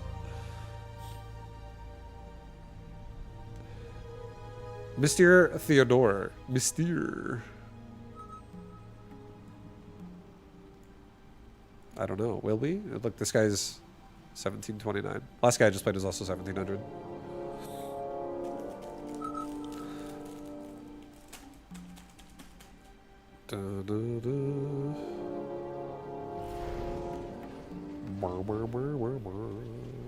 Oh my god, not Fire Badger.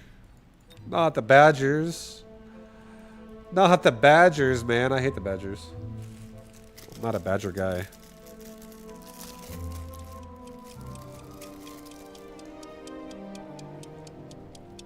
I'm not a Badger guy.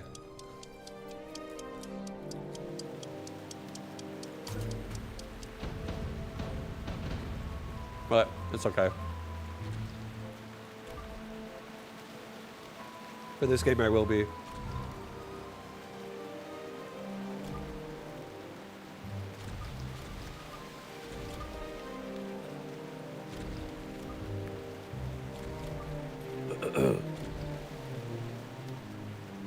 Yep. Uncrustables. My wife likes these. And I was like, dude, they're so nice. They are pretty nice.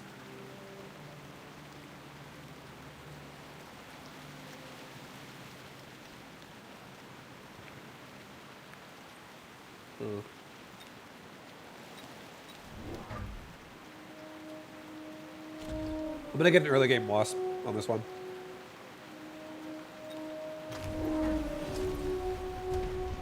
I want him to react to it.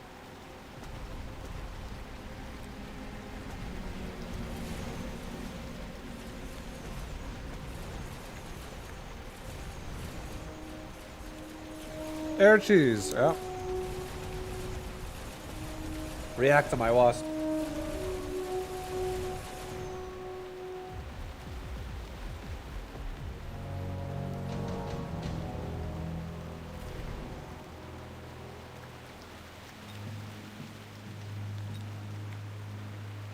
I'll take the sledge.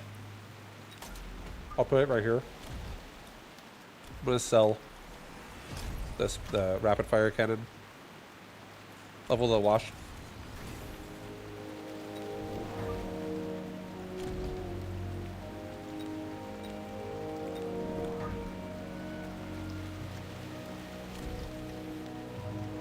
I'll take another badger and a crawler.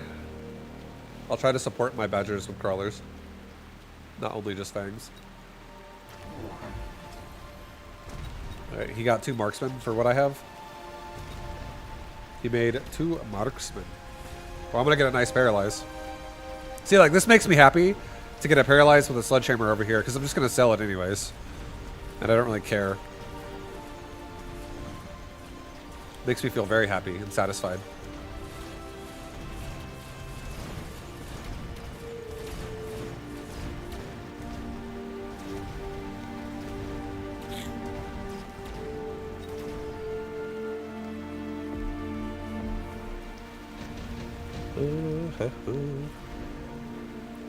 A portable shield? Sure. Put it on my sledge for now. In case he tries to missile device it. Actually, don't put it there. Put it on my wasp, actually. Sell the cannon. He does not have armor.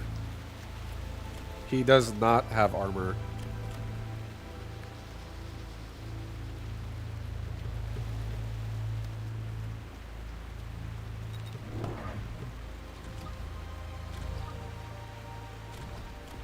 So I actually think I'm going to get Ignite right now on my Badgers. And just... I'm actually going to try to give these Fire Badgers some XP. Some killing blows whenever they get stuck. Especially now that I have this next turn, I can turn range on and I can just instantly reach the sabers from the start. If he goes for photon emission,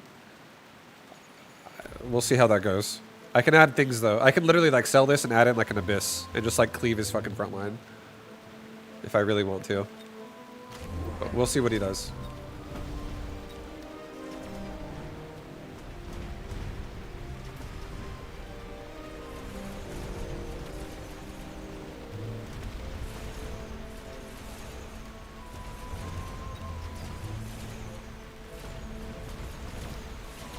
Badgers! Oh my god, they can't kill anything!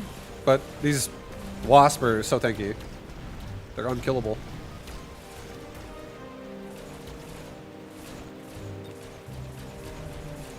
I have another Uncrustables. And I'm gonna enjoy that right now. I'm gonna eat 2 of them. I could eat like 5 of these at once.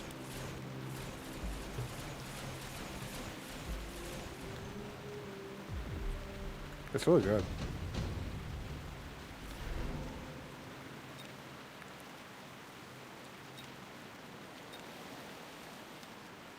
Huh. Oh.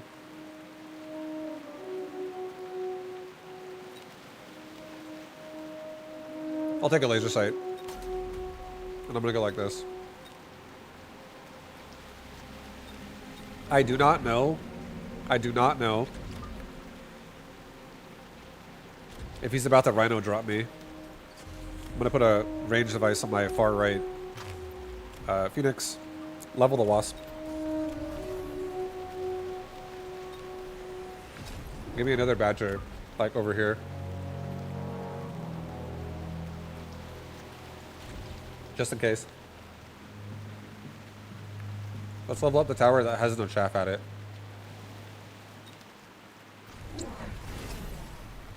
Okay. He's got range device Mustangs.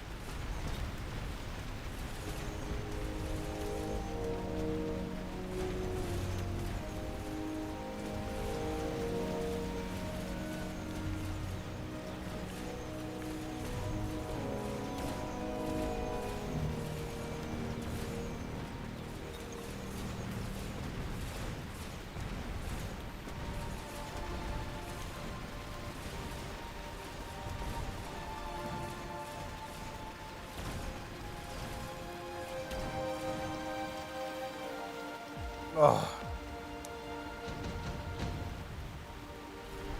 Delicious. A storm caller? Uh-huh. Here, I'll do a storm caller. I'll put it right here. I'll sell off the sledgehammer. I'll get range on my badger.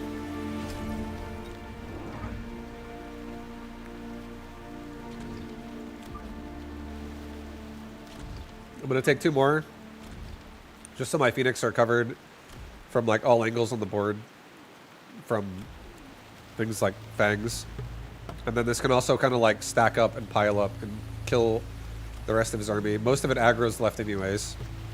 Let's just level up my left tower, expecting it's gonna die, and let's maybe do a. I'm so tempted to do a beacon, but it's okay. I'm not going to. It's okay. We're not going to. It's not necessary.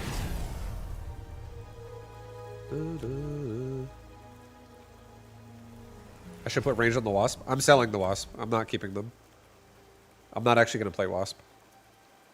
I want to force reactions, and I want to see him turn like an anti-air upgrade on or something. But I also want to see him make Mustangs. I already feel like I'm happy about that addition.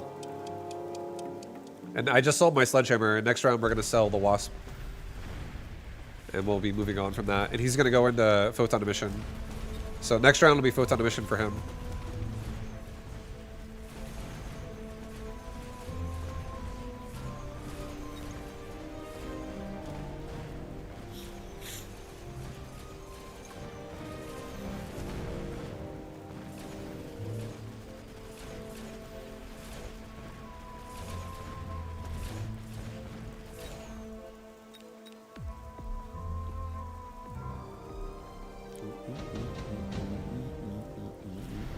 I don't think he's scared of Ignite. I don't think he is either, because he has a Farseer, and he's going to make another one right there and just give it photon emission.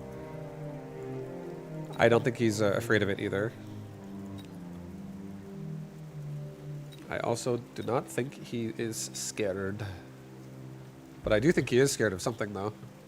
That could happen right now. I'm going to take this. I'm going to put this here. I'm going to sell this. I'm going to put this portable shield device on my Stormcaller for a second. I'm gonna build myself a war factory and put it right here. I'm gonna get another crawler pack that goes in the front of these guys just to help them with chaff. And like not getting shot at right away. And then same thing. I'll just make sure my badgers have like a second to breathe and not be dead. Yeah, we're getting a big Christmas present for them. Big old Christmas present. Open up.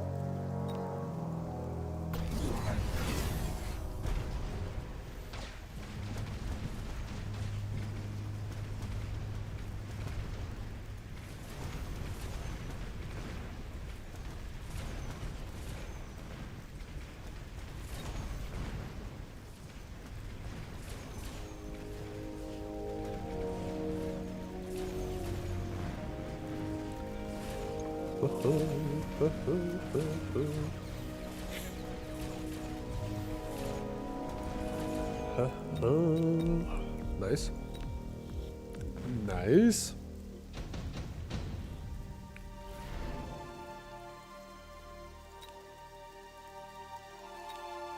We'll do advanced defensive. Sell off the Stormcaller. Get another war factory right there. Get range on both my factories.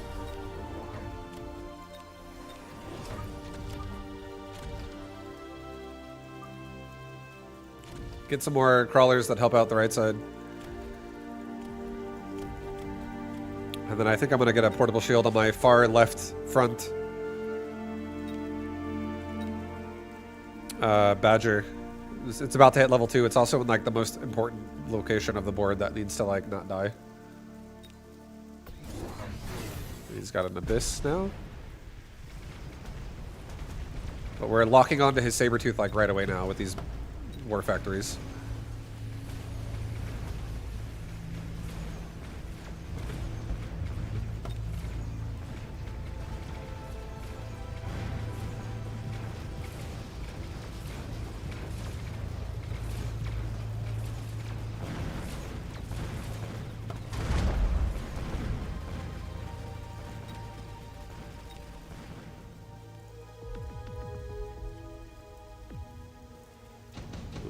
Dude, I can eat a third Uncrustable right now. Oh my god, I want some more.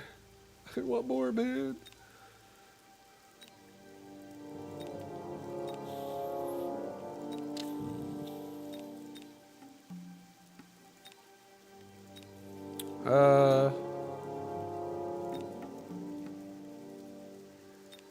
Let's just take, I think we're taking the free Scorpions.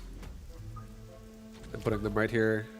And like right here. I'm gonna probably end up selling one right now, actually. I don't want to keep them.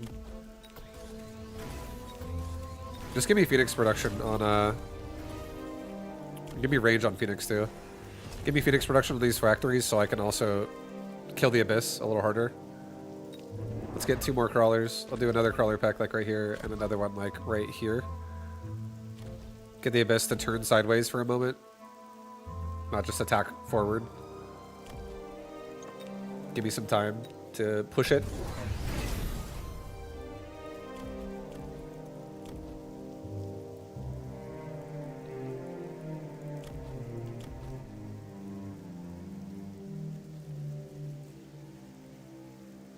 And we could honestly just make like, I could sell this Scorpion, I could get a mobile beacon, I could beacon this Phoenix backwards, I could level this tower a lot, and I could make more war factories over here. And we could just guarantee push this side and let this side push forward and do a tower and retreat. And just have it try to kill most of the chaff. We totally could do that.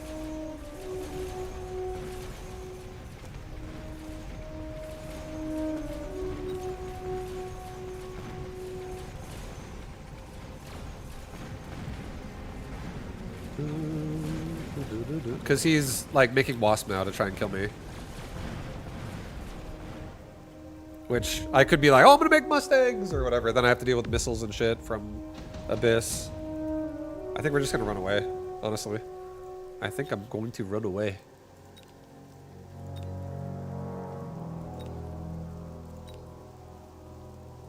I'll do a repair kit.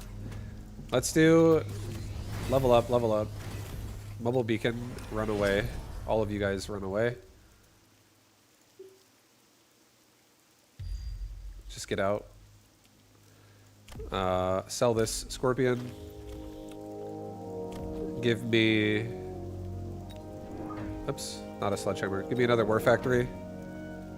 Right here. Give me a crawler pack. Put it right here. Give me an elite recruited fire badger. Give it this little repair device. Put it right there. Level this tower again. Get temp range for everybody. I think I might give my war factories explosive and overload as well over time.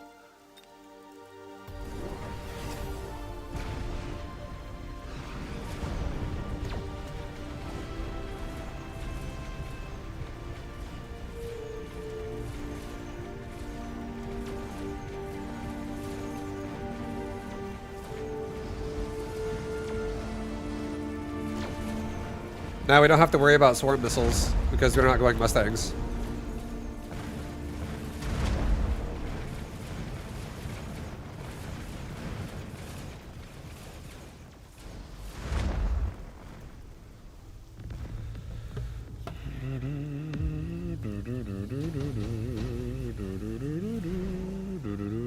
Attack of all units. Attack of everybody.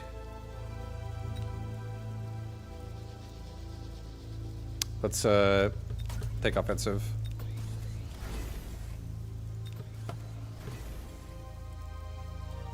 Alright, these are level 2 war factories, so if I go explosive, it doesn't really like mess my damage up that much on these sabers. But in reality, it makes my AoE on everything on the ground like ridiculously strong. Let's do a little backline call in. Get 2 more crawler packs that come out and just annoy the abyss. Have them come behind the war factories. Spread out. Grab all this. Pull back. Nope, no, both of you.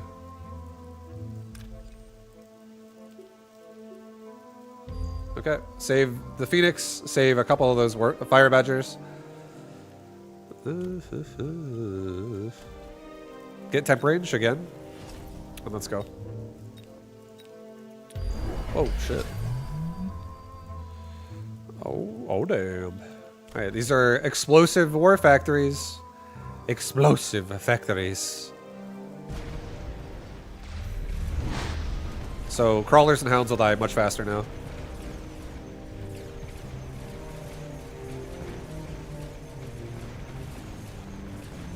He's got mass wasp, but I have a lot of...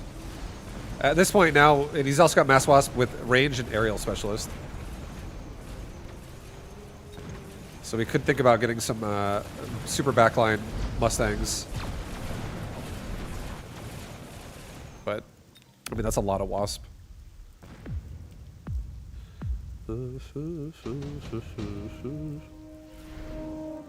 Incendiary. I'll do another portable shield. I'll put it here. Level the factory. Give me 3 Mustangs. I'll actually... I didn't want to do Mustangs, but I'm going to do Mustangs because this game is getting to the point where it's going to be over in a second. Okay, 1 Mustang on far right. Actually, maybe do this. Mustang over here like that. Do range and aerial specialist right now on Mustang. I want to have as much range as possible. And now this time we're going to go like this. We're going to go to the right. And then we'll go back behind this tower. Cancel that. Get the other Phoenix in there. No, I want to get 2 Badgers as well. Shit.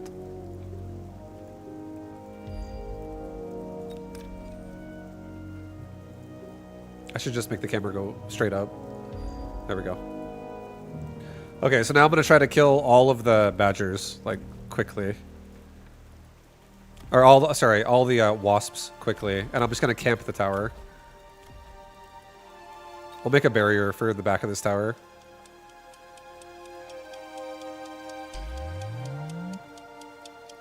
Actually, do a barrier over here so we can protect these Mustangs, because they're not going to be moving. Do it like that. Vibe, I'm scared. You shouldn't be. It'll be okay. Don't be scared. Don't be frightened. Everything's under control.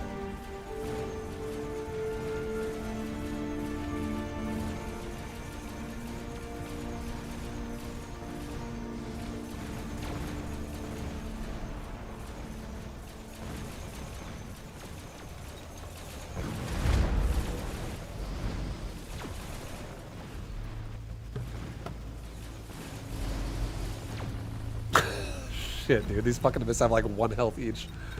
Oh my god, I'm dead. GG.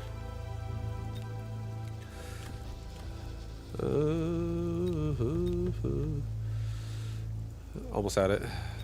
Need anti-missile. I don't think so. I don't think swarm missiles really mattered to me, honestly. I didn't really care about swarm missiles that much. I think if I played more aggressive Mustang, it would have been better against Wasp, but it would have then made me worry about missiles. But I didn't even use Mustang till the very end of the game there. And even on that last round, I put them so far in the back that they're out of range of missiles anyways. Before, like, the only reason why they're going to die to missiles is because everything else is already dead.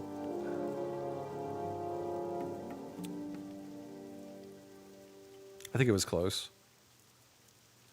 I think also if I had quantum reassembly on my Phoenix, that could have been a big difference as well. Which, that's his more tech, though. It's like an extra 500, because I already have range. Like 450. You needed to elite recruit Mustangs? They kill Wasp pretty fast. Even at level 1, if the Wasps are, like, not that high. Which, I think the highest level Wasp there is level 3. So I thought it was alright. I thought it was alright.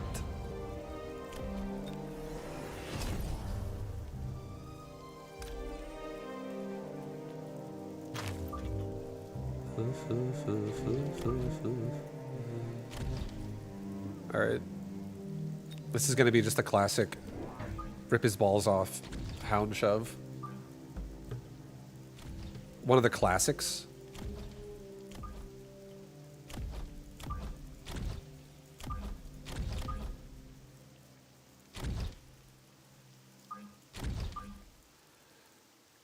No. Yes. Okay, we'll do that for now, for this round. Is there ever a winning matchup where War Factory wins over Abyss? It totally can, yeah. Like, I could have won that game. I could have totally won that game with the War Factory.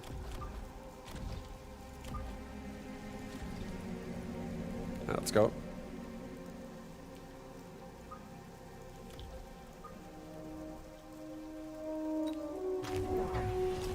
It seems hard to go with... It seems it's hard to go wrong with range upgrades unless you don't want it to keep from getting one shot. Yeah, range, I think the most important... There's 2 times when range is actually a good upgrade.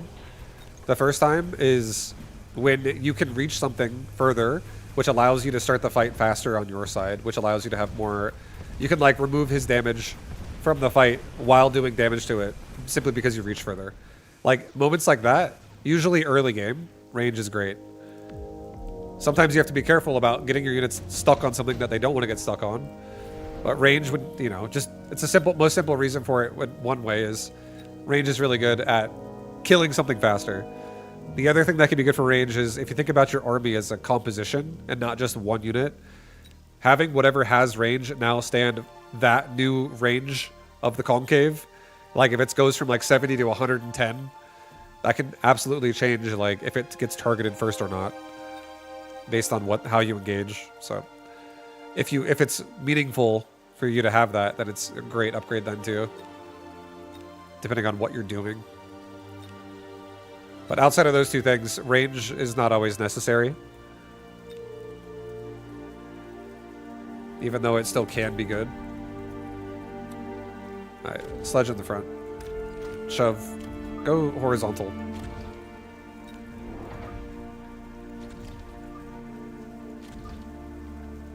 I'm getting a 3rd hound behind the sledge. Let's actually just rush behind the sledge entirely. This is a level 2 steel ball over there. That thing is like pretty self-sufficient. It's pretty strong. It's going to be doing a lot just because it exists. It's a rematch. It's a rematch. It's a rematch.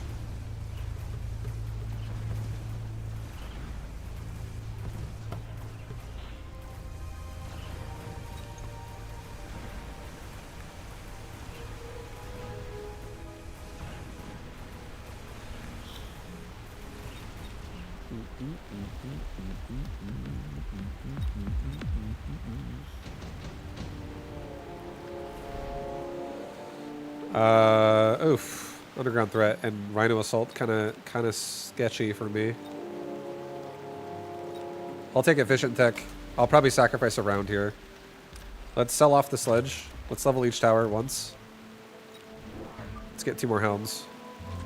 And just get my push going now on both sides. Get range on everybody. On hound. I'll get damage too.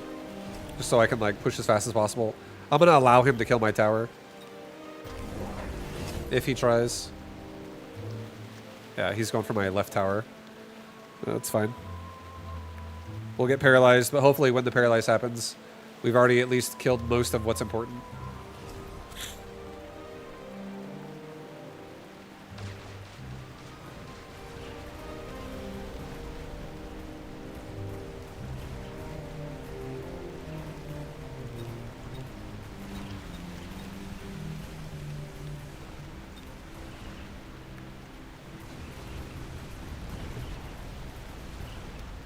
We killed some.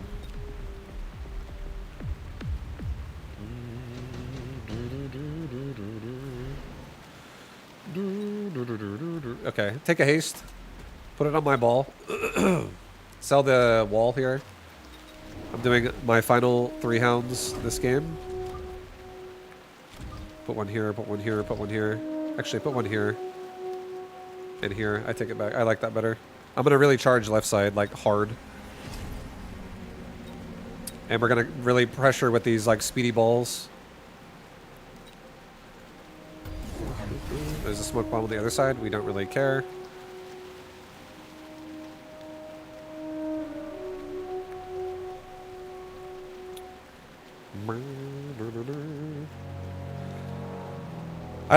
I don't like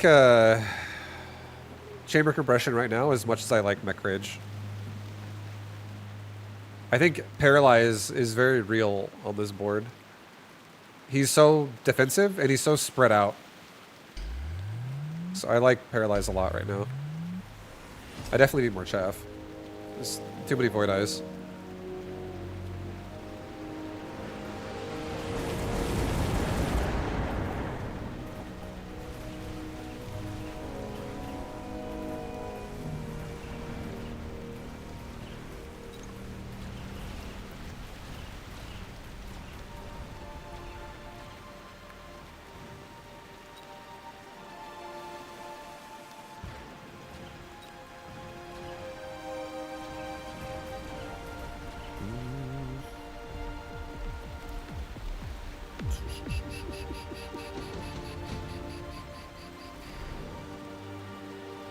Assault Raiden.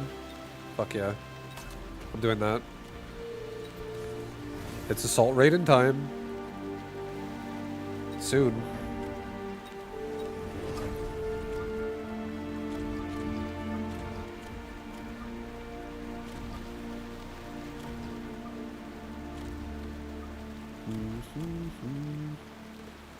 Get another damage upgrade and get a HP upgrade. Let's not actually go too crazy right now. I don't want to sell the balls. I'm keeping the balls. If he goes aerial Void Eye, I'm okay. Actually, hold on. Don't sell them yet. It's okay. Keep them for now. I don't want to sell them. I might actually sell them though, because I think I'm going to transfer that device to a Raiden.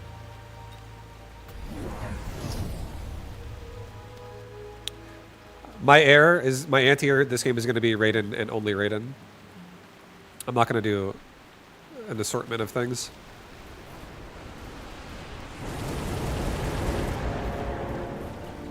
Now that I have Assault Raiden, that's going to be it.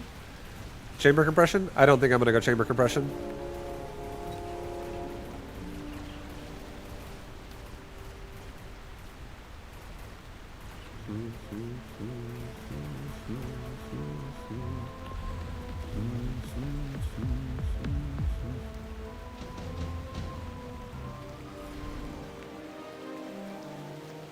Take the Vulcan. Put a Vulcan...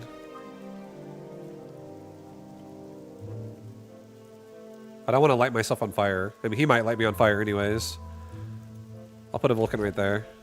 Sell the balls. Get Raiden.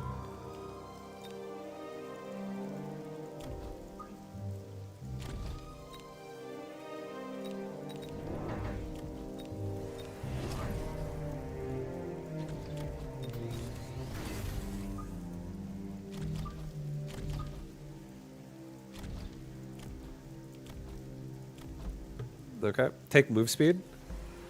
And let's just get on top of his army really fast.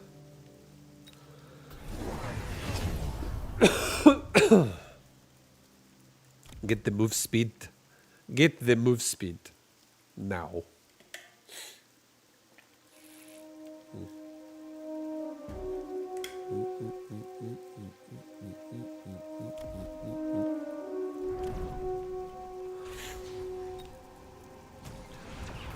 If I have chamber compression, I one-shot every unit on his board.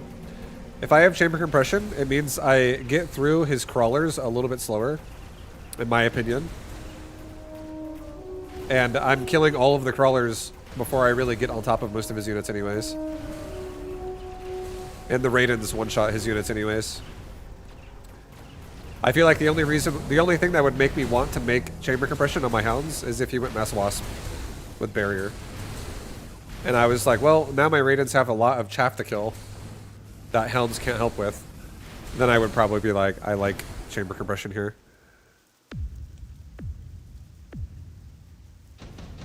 So I don't really want chamber. I don't want chamber compression yet. All right, we're gonna get armor on hounds so they don't die.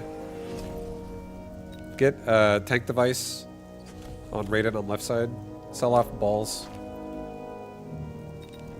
Give me 2 more Raidens.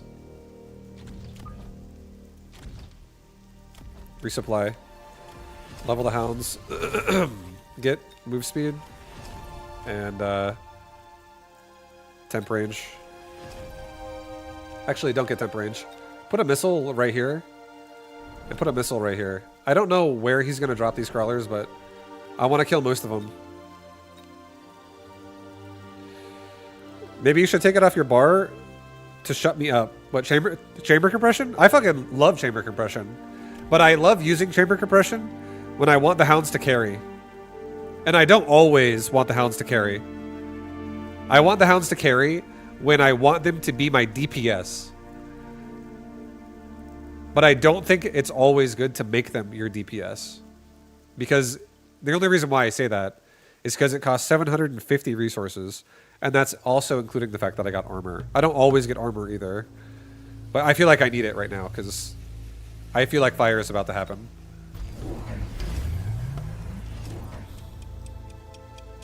So, what does chamber compression do? It makes hounds attack slower, but it makes their damage go a lot higher. All I want my hounds to do right now is to kill units that already get killed in one shot anyways, which is a hound and a fang and a crawler. So I'm happy that their attacks are fast, so that I can kill the fangs and the crawlers quickly.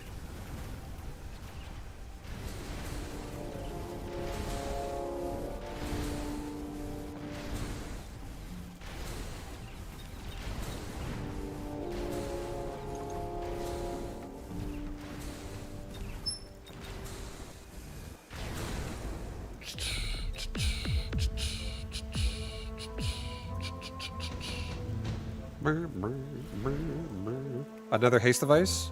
That's nice. Sell off the Vulcan. Let's get another Raiden over here. Just give this thing the haste. Like, have the Raidens like really charge forward. Take EMP on all my Raidens. Level the hounds. Give me 2 more crawlers. Rage and speed everybody.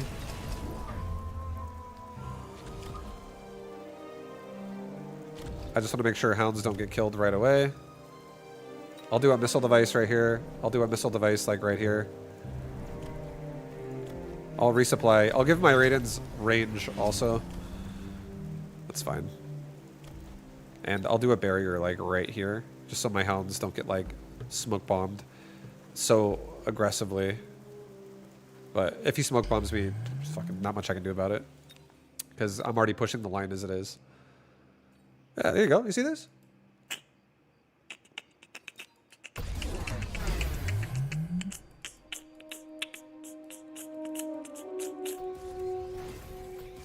I like chamber compression, Mysteer. I'm a chamber compression enthusiast. But one thing you'll learn about my stream is I also don't like doing the thing I know I like every time. I like switching it up and doing something else, because I think I get bored when like the same thing will be used every time and it like never stops. I'm never disagreeing with you thinking it's bad. Take it easy, Billy. Much love, man. Have a good night. I don't think chamber compression's bad at all. I think it's good. And I think it would also help a lot at killing these melting points.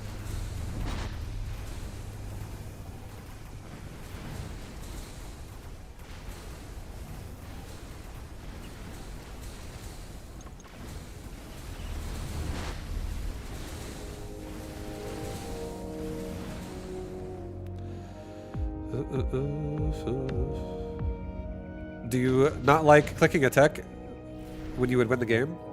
I don't care about that, honestly. I've said this so many times. I don't know how new you are to my channel. You might be here today for the first time. But I've said it a lot before in the past. I don't play mechabellum for my rating. I don't play a lot of games for my rating, even though I like to be good at them. I honestly play the game for the experience more than I play it for my record. Right now.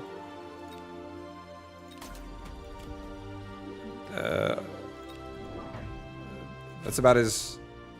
Like, I think doing something and winning a game based on, like, some weird shit you did, and you made it... Like, earlier, when I played Arclights, and then a lot of people were like, wow, Vibe, your mobile beacon with those Arclights inspired me to want to play some more mechabellum.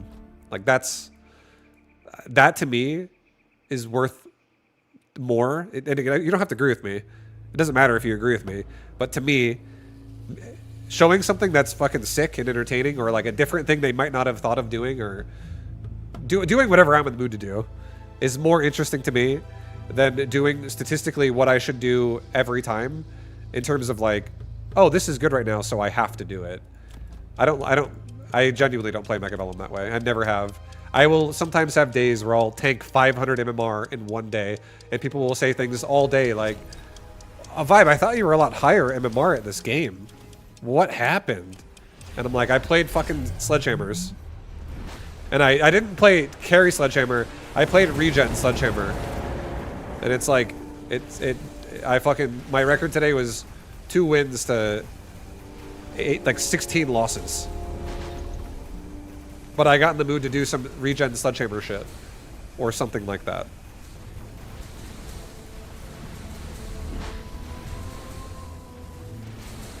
I like doing shit that I'm in the mood to do.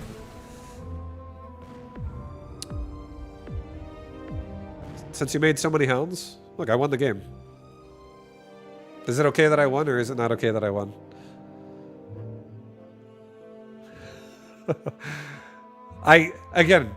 I agree that chamber compression hounds are fucking nasty. They're good. It's really solid. It's strong. I do think so. I believe that. I never said it's bad. I didn't think you're getting the W. This is something that a lot of people don't really appreciate the way I play this game, I think. A lot of people get really caught up on like, bro, you have to fucking win the game. Like this it's round 5. It's like the way to compare it to like a game that's like a card game, like Hearthstone or some shit. It's like you have like the kill right now. If you do the math, And you're like, dude, you could kill him this turn. If you just look at it, it's like lethal is right there. But wouldn't it be more interesting to kill somebody 10 different ways than to kill them 10 times one way? That is why I think mechabellum is fun.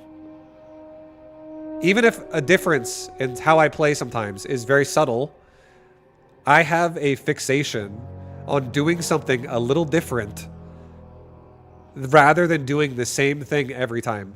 There are some things that I really like. Sometimes there's things that I really, really like. There are. Like, there are some things I visit or I frequent often where I'm like, oh, this strategy is fucking sick. I want to do this more than once. You know, like arc lights, for instance. That's like a good example. Anyone who knows me and mechabellum probably knows that I fucking love arc lights. I do. But if you were to look at my arc light, you could probably also say, for instance, why do you run this tech? Why do you run that tech? Why don't you run these techs? They're so much better. And my answer to that would be because I haven't killed people with these things, or I haven't killed enough people with these things yet. And I need to bloody my blades more that are that orientation. That's as simple as that. I like variety.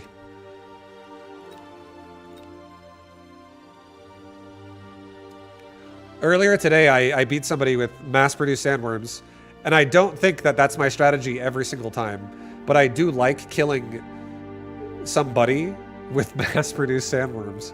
It feels satisfying. It's good. It makes me happy. And it also makes me happy that I get to use my DPS sandworm. And I don't always play DPS sandworms, but I like DPS sandworms more than tanking sandworms. I don't like the tanking variety of sandworm. I like the one that just fucking annihilates. Try regen sledges? I have before in the past, and they are fucking awful. There's, like every fucking game, somebody's like, I'm going to Scorpion or Hacker. And you're like, oh, come on, sledges. Please. Marksman. Giant Spec. I hate Fire Badger. It's like saying I like winning with strat XY because it wins. You and this Asian guy are meant to be. I know. We're the only two people playing this game right now.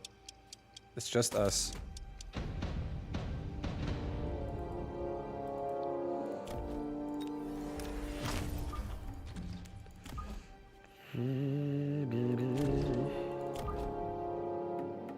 Alright, I'm gonna do a bit of a aggressive saber game to start. How big of an MMR range does mechabellum use? 0 to like 2,400 or something like that. And the best players at this game are going to be around 2K. Like, if you're 2K, you're literally top 10 players of this game at the current point in time. How much is it going to match you? You could probably have a variance of like 500 MMR up or down on ladder. The way it works, the way all MMR systems work, is you think about it like this. Imagine you have a circle. Imagine you have a circle. Just kidding. Imagine there's a circle, okay? And imagine when you're queuing, it's like, this is what the circle is at the start to queue. Like, you're the center, but then as time goes on, you get like a larger MMR radius to like pull from. Like every second that goes by, MMR range increases by 1. The reason why it does that is it allows you to find a game without having to wait for fucking a very long time, especially for someone who's really high rated, and your opponents are far and few in between.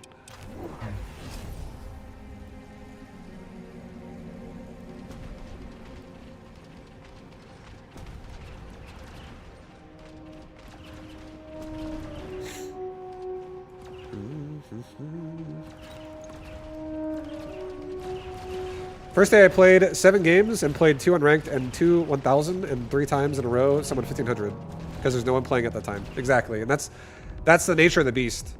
Any game that has a competitive ladder that has a small player base is going to feel like that. It's definitely never gonna feel like perfect every time. It's gonna feel a little rough at times. All right, we're gonna do. I kind of want to do fortified hackers again a little bit. It sounds fun. I want to do like hacker crawler,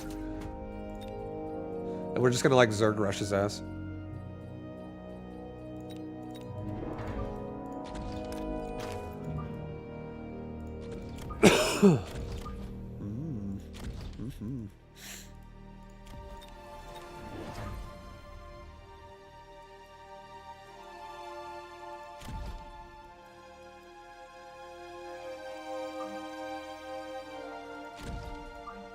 Put them here, actually. I want them to be away from the crawlers a little bit, actually. I actually might sell these sabers and just put Vulcans in that position instead.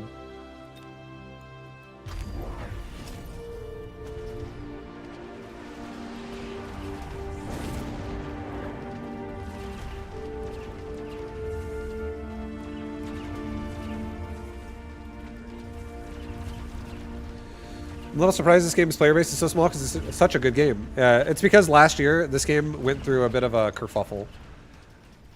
Last year, this game had a lot of patches. Everybody loved the game that was playing it. It was nothing but praises to be sung among all the mechabellum people that existed. Everyone's like, mechabellum's great! I love mechabellum! Mechabellum's the best! I'm having tons of fun. The game is in such a good spot.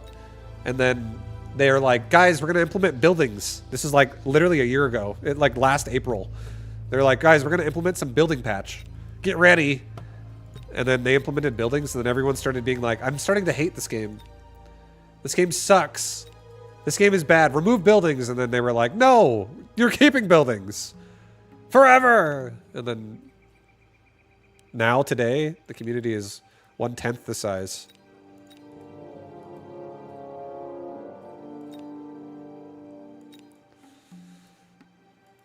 Buildings definitely, I don't think they enhanced the game. I think they made it a little worse.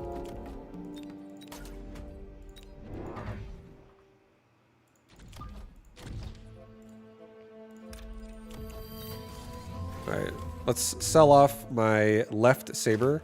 Let's get split hack, and let's get move speed on everybody. Actually, don't get move speed. I take it back. Let's get a crawler. We'll get move speed going forward. But yeah. I don't know why the devs are so adamant on buildings. I think it's because they're finding it hard to balance chaff in mechabellum. And buildings are the devs' way of balancing chaff in the early game. Because buildings, despite how annoying they are early game, they do honestly become kind of irrelevant towards the late game. Because they just get kind of like outscaled by everything on the board. But early game, they're massively powerful, especially round 1 deployments. So, and I think it just allows, the buildings, the concept of what they're supposed to do is give you more options other than feeling the need to just like force chaff out often. I don't see how buildings are a problem. I think buildings are a problem because spells were never nerfed in this game, and buildings generally incentivize either defensive play or stacked up play. Like, you can play defensive however you want, whether it be on the right side, in the middle, or on the left side, if you're defensive, because then you can, you know, abuse the fact that you can defend whatever's happening with cannons as well as part of your fight. But if you push aggressively on one side, you don't want to push spread out ever against cannons round 1, unless you're like on the far outside and the far outside with like steel balls or some shit.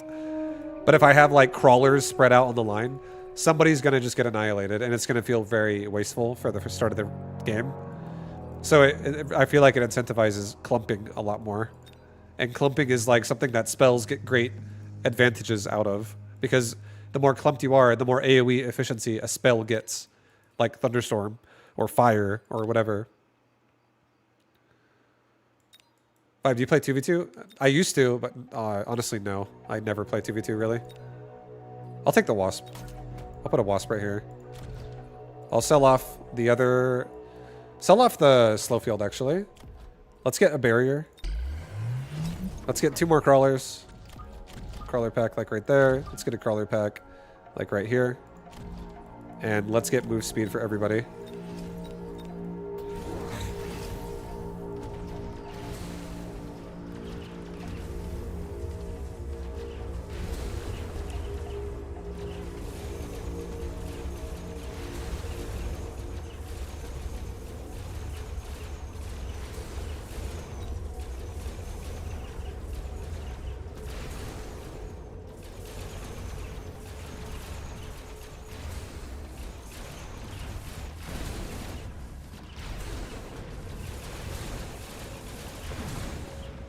I think building is a major nerf to push in 2v2.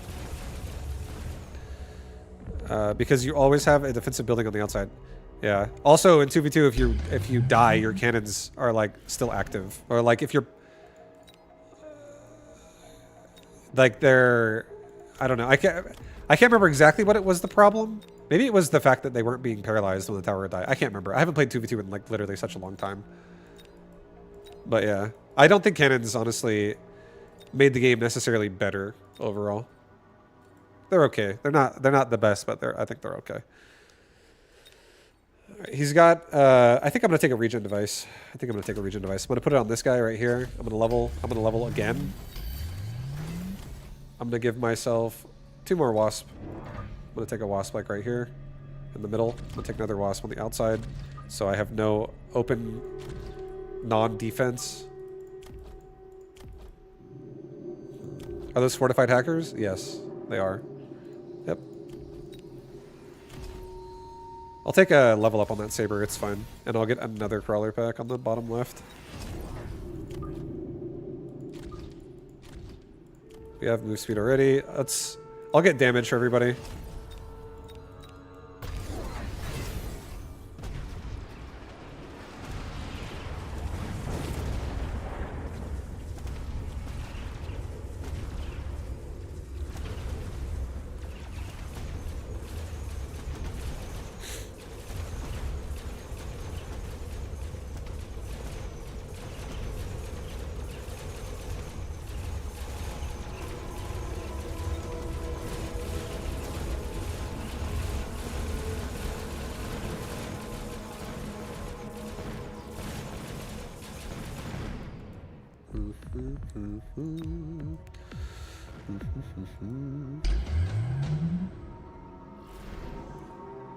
Overlord, take it, put it right here. Put it in the front. Sell the whatever.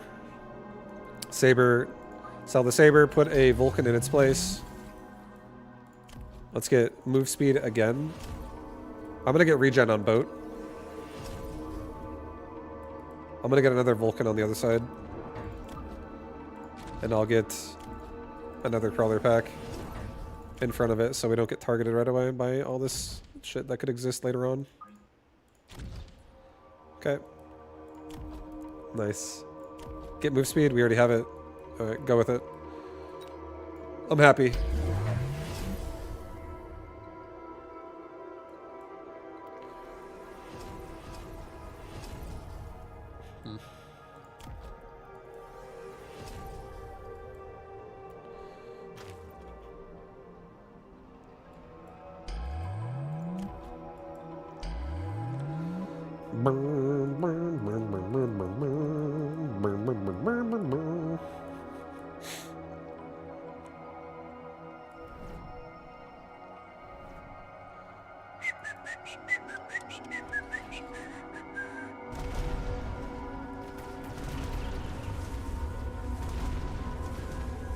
Oh boy, that Vulcan. Not having a good time over there with that Vulcan. Turn, Vulcan! You're hitting the fucking barrier! You crazy ass!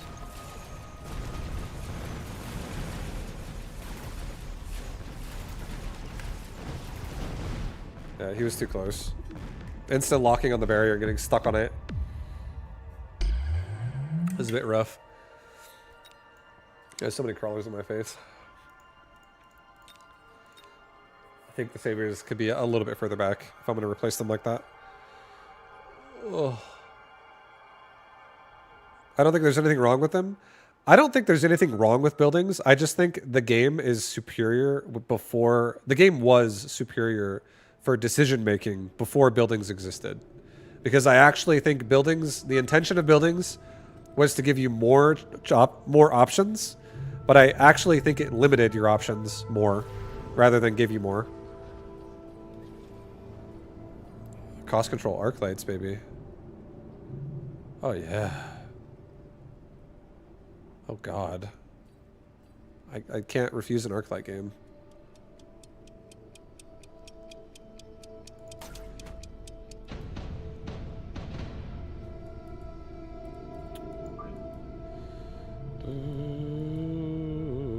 I think this might be a mountain game. Buildings have expanded your repertoire. I think buildings definitely allow you to do things at the start of the game where you're like what I'm going to do right now. I can be like, you know what? Round 1, I'm going to get 5 arc lights instead of 3 and like 2 fangs and 2 crawlers or whatever. You know what I mean? Like, I think it definitely allows you to have options in terms of like what you want to open with your unit selection. But I think it 100% limits your positioning on the board. Because you'll have inefficient engagements in a lot of situations, or a lot of places will be inefficiently located because of buildings. And it won't feel good to place them in that location. Does it change your starting money? It gives you more starting money if you're fast at selling them. Round 1, you get no difference. Round 2, you get bonus 100. Round 3, you get bonus 50. So you get bonus 150 total after 3 rounds of selling each round. Which is fine. I think selling them is fine, especially for a little boost of income. But, again, money is not everything in this game. It's important, but positioning is also important in this game. And I think buildings limit your choice for positioning a lot. And it doesn't mean they limit your choice for positioning all game. It just means they limit your choice for positioning early game unless you play super standard and back defensively. So I don't think that they're necessarily enhancing the game. I think there's more creative, crafty shit you could do, whether it be defensive or aggressive, before buildings existed. Which I think a lot of people would agree with, which is why a lot of people's opinion of buildings is bad.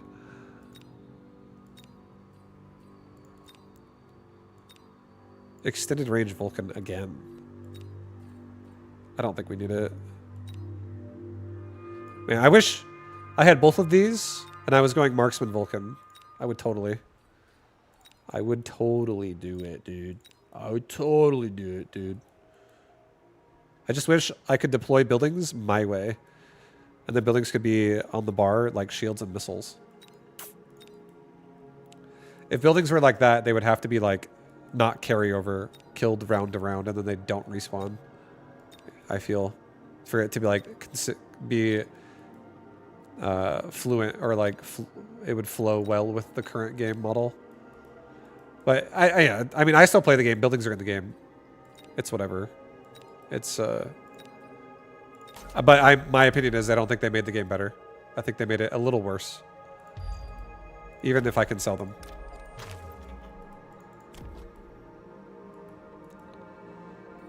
Okay, I'm not gonna get fangs actually. I'm not going to do triple deployment here. I'm gonna save a lot of money. We're saving 450 resources right now. I think they also feel a need to stay fresh and introduce things just for the sake of change. I agree with that as well. I actually like that they try things and they're trying to do things, and I like that they've added units to the game. I actually wish they would do more things related to like terrain. I don't know if they ever will, but I think terrain would be a fun thing to incorporate into this game. More than just like always the same terrain, like box, like a snowy map. Yeah, you could have maps with like altitude differences, and you could have maps with like pathways and shit. Like, I feel like so many more text could be useful. Like, what if like this map, for instance, had like a bridge here. This was like unwalkable terrain. This was a bridge, and then like, or like the rest of this was open over here. But there's like a moat or something right there, and you could put like siege units on the back of that, and crawlers and stuff can't just like directly run into them. They'd have to run around to get there, or something like. And you could like try to like wiggle room the ranges to make sure you can protect it. And now suddenly you have like a different way you can protect like longer range units. I think stuff like that could be cool. Air units could fly over it directly. That'd be. Doesn't have to be that way, but I think stuff like that, if it existed, could be pretty cool. Okay, I have to be careful about Wasp. If he goes Wasp and I go Wasp, it still doesn't defend properly. So I think we need to just upgrade my tower. So I think what we're going to do is I'm going to take a shield airdrop instead. I'm going to get 2 fangs behind my towers. I'm actually not going to upgrade my towers just yet. I'm just going to get range on Arclight. And I'm going to get another fang squad that goes like right here. And we'll do a barrier like right here. And I'll just try to protect some of these fangs. And now we'll start the round with 500 resources. So next round, he went for a war factory. Oh, baby. So I'll be doing a nice mountain. Yo, cats! Gabe! Gabe! Thank you very much for the big fat Raidola. Thank you, dude. Hope you had a glorious session today. Gabe. Anyone from my stream that may or may not know who Cats is, highly recommend him. He's, oops, wrong button. Definitely recommend Cats stream, guys. You want somebody who's got some positivity but not afraid to disagree with you? There he is. He's very knowledgeable. He's fucking... He's a legend of gaming. Absolute legend of gaming. He's my inspiration. I look at a picture of him on my ceiling when I go to sleep.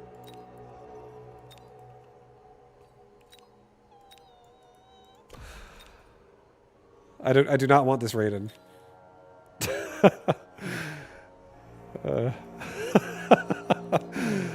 I don't want that. I don't want this. Free Phantom Rays is what I want, and I'm going to put them here. They're going to get sold. I'm going to keep them for 1 round, though. I'm going to keep them for a round. We're getting a mountain. This mountain's going to clobber. This mountain's going to clobber that war factory.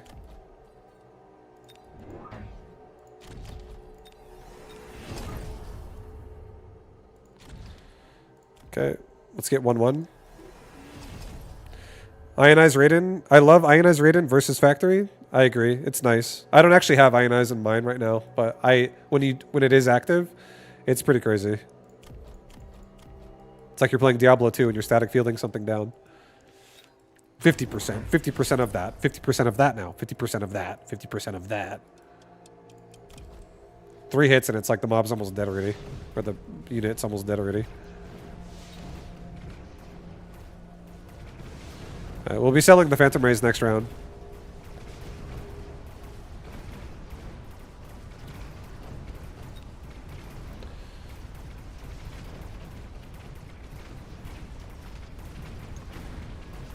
Come on, Mountain, get through that war factory. Quick. What's your my MMR? I think it's like 16 something. Around 16. Photon emission. I'll take it. Put it right here. Sell the sledge. I'll be getting rid of the Phantom Race next round. It's okay. I'll do a missile strike actually like right here. So I can hit his crawlers and his Phantom Ray. Because he'll move forward into me a little bit. Maybe I do this, actually. Put these in between. And then missile strike, like, right there instead. I think I like that better, actually. Just hold him in place while the missile hits him. Let's get range on Mountain. So I can reach these war factories faster. Let's get another Arclight. Or, sorry, another Crawler pack. Like, right there. And then get one more final crawler, like, right here. Alright, dude, give that right tower a little bit of an upgrade. Pilly's around 16 as well. He's been grinding. Mechabellum's so easy to grind. I do enjoy this game. I feel like time goes by so fast. Who invented auto battlers? The first auto battler I've ever played was Dota Auto Chess back in, like, 2018 or something like that. So it's been a thing for a while. Oh, Jonathan auto battles and Benedict. Honestly, that sounds right to me. I actually think that's correct. How did I forget about Jonathan?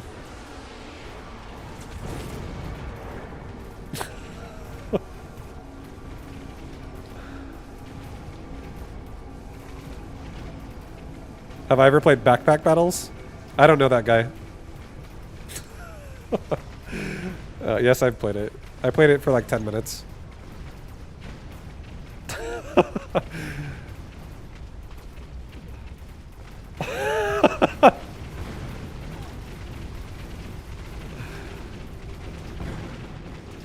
Oh, mountain, let's go.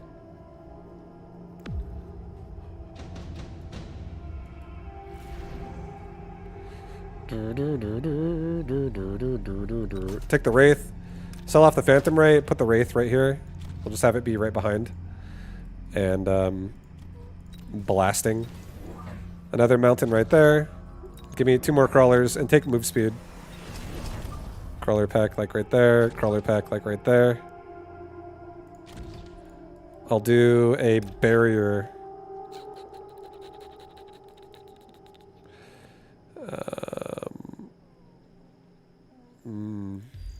There's fine. That's fine. Yeah, don't level the tower on right side again. Let's save 150. Just get temp range. Temp range is also fine. Go with that. The first ones were Warcraft 3 custom maps. Warcraft 3 custom maps started a lot of trends. So did StarCraft Brood War custom maps.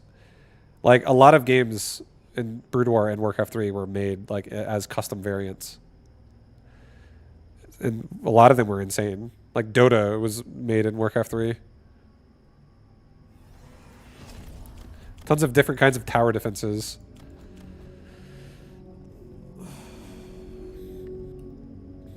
Brood War games were a lot of fun. They both were. Both of those games honestly were so amazing.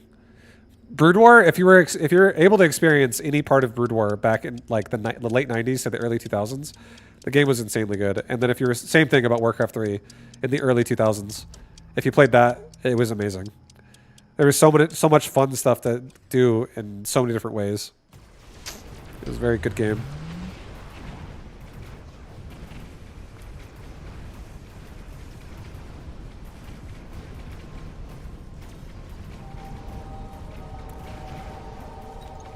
Do we need EMP? I don't run EMP on anything I have right now. And I don't think so. I think if I get Shockwave, it's going to speed up how fast I target the War Factory. Shockwave is insanely good at getting rid of chaff.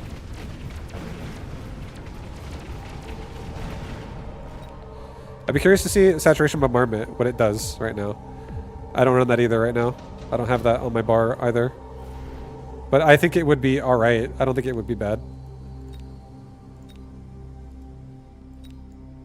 I think we're going to skip this.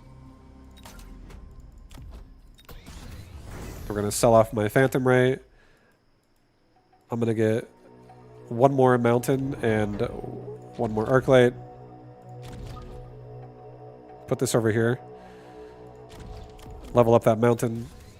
Get temp range and speed. Get another Crawler pack. Put it on the back of this Mountain right here. It's fine. We'll have it go both ways. Just to buy me more time. Next round, we'll get Farseers that drop emission. Maybe like 1 here and like 1 here. And I can make another Mountain and Arclights across. And start pushing both towers. But yeah, next round will be selling the Wraith, getting Photon Emission, and getting Shockwave, and maybe making another Arclight right there. Maybe 2 Arclights, like there and there, so I can really kill the front shaft quickly.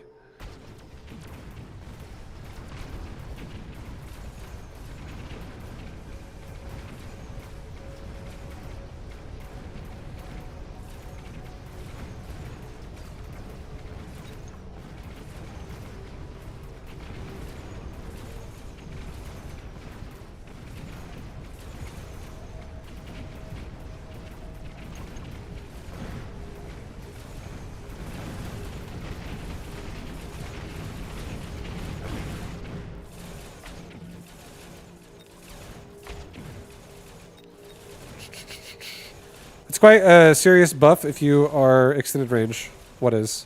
You can go extended range saturation, which is entertaining. Oh, you're talking about Siege on Mountain with saturation bombardment?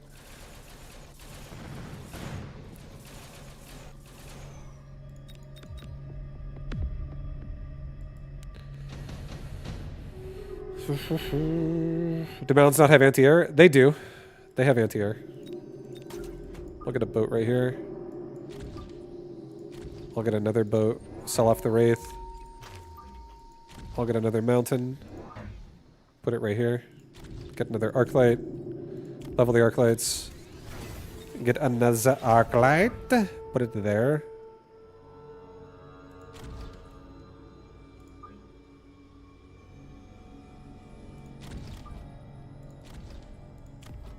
Get photon emission. Drop a missile like right here. Just hit his marksman, hit his crawlers, hit his hounds. Just hit a lot of stuff in that spot. Get move speed. I can't afford, or yes I can. I'll get shockwave as well. Now we have photon emission too, so cool. Get temp range. Alright, go with that.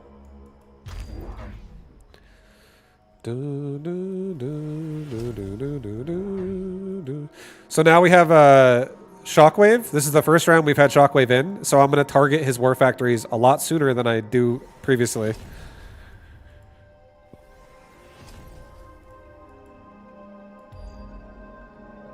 And he just put oil with fire on my left side, so that's a lot of fire.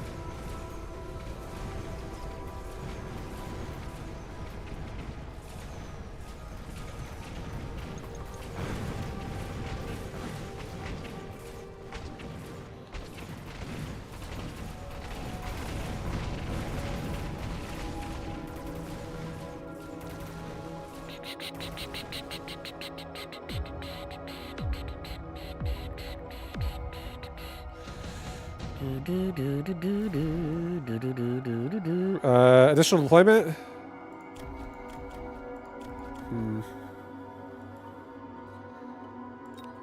Here, I'll do additional deployment. And I'll put my own oil and my own crawler pack right here. Let's make him burn himself with hounds and fangs and maybe that marksman. Just make him ignite himself right here too. Level up.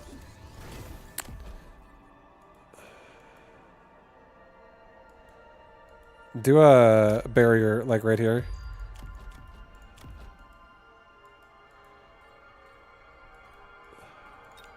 Let's get two more crawlers. Range and speed for everybody. Resupply. Let's level my far left 2 mountains to level 3 each. Get another arc light right here that just makes this side really annoying. Get a mountain, or sorry, get a crawler pack behind that mountain and get another crawler pack behind the tower on right side. I don't need this photon emission. I guess we can sell off the boat and I can photon emission this side instead. And now I can upgrade this mountain too.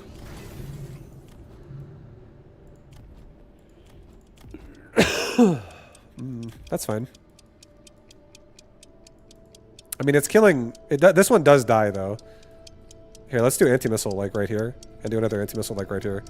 No, no fire, please. No fire on my shaft.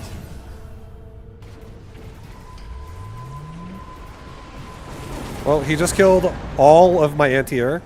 Because I sold one, and he just javelined the other one. So now I actually have no anti-air. So even if I win this round, it's still going to be... I'm going to take a hit. But I might kill him more than he kills me, because those only do 25 damage apiece. The Phoenix that gets spawned. But I only have one squad of fangs to kill them now. That's alive. which is dying currently. So I have no way to kill the Phoenix. It was unfortunate.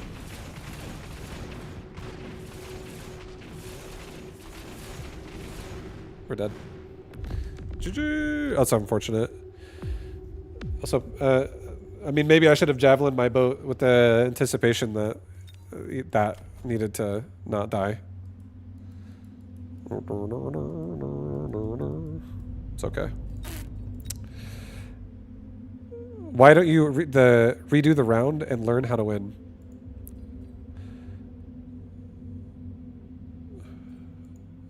Jesus.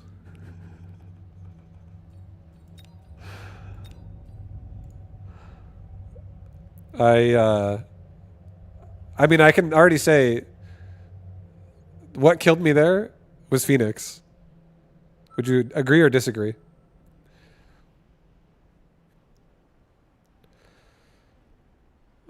What's up, Cobalt? Good luck, have fun. So it makes me think like, oh, if I have some anti-air, we're fine. I obsessively redo rounds in pretty much every game. I said this earlier today, Mystere, and I'll say it again, I guess.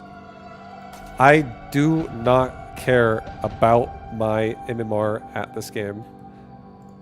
I do not care. I do care about playing a game that I think is fun and enjoyable. I care about having a board that I am proud of when it's over, and I'm like, damn, that board was fucking sick. The boat sale seemed like a throw. I sold one boat because I had a photon emission device, and that was $500 that I could have, you know, that's bonus. It's so much money. There's so many things you could do with 500 resources. But yeah, no, people, I mean, you may or not agree with what I just said when I said I don't care about my MMR, but I really don't. I honestly, if I am higher ranked at this game, it almost makes me feel sad. And the reason why is because my opponent list goes down. Like the potential available opponents I could play against shrinks as I grow my MMR at this game. And it's not something that's like a priority of mine. I think playing this game is fun. And it's less fun if I'm always doing tryhard shit that I'm like, oh, this is what I have to do. I'm not saying you should do it for your MMR, but for the educational benefit of working out what would have worked.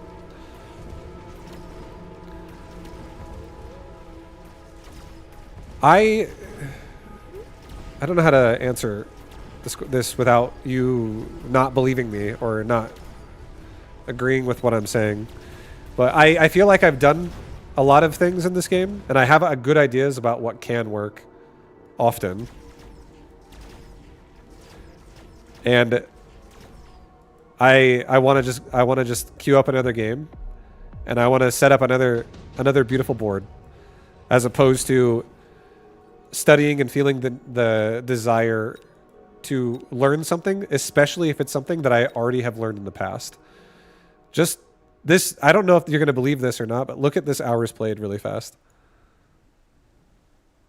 I don't know how much you have, but I have 2,500 hours in this game. And I've done a lot of things in this game in that amount of time. I've played this game more than probably most people.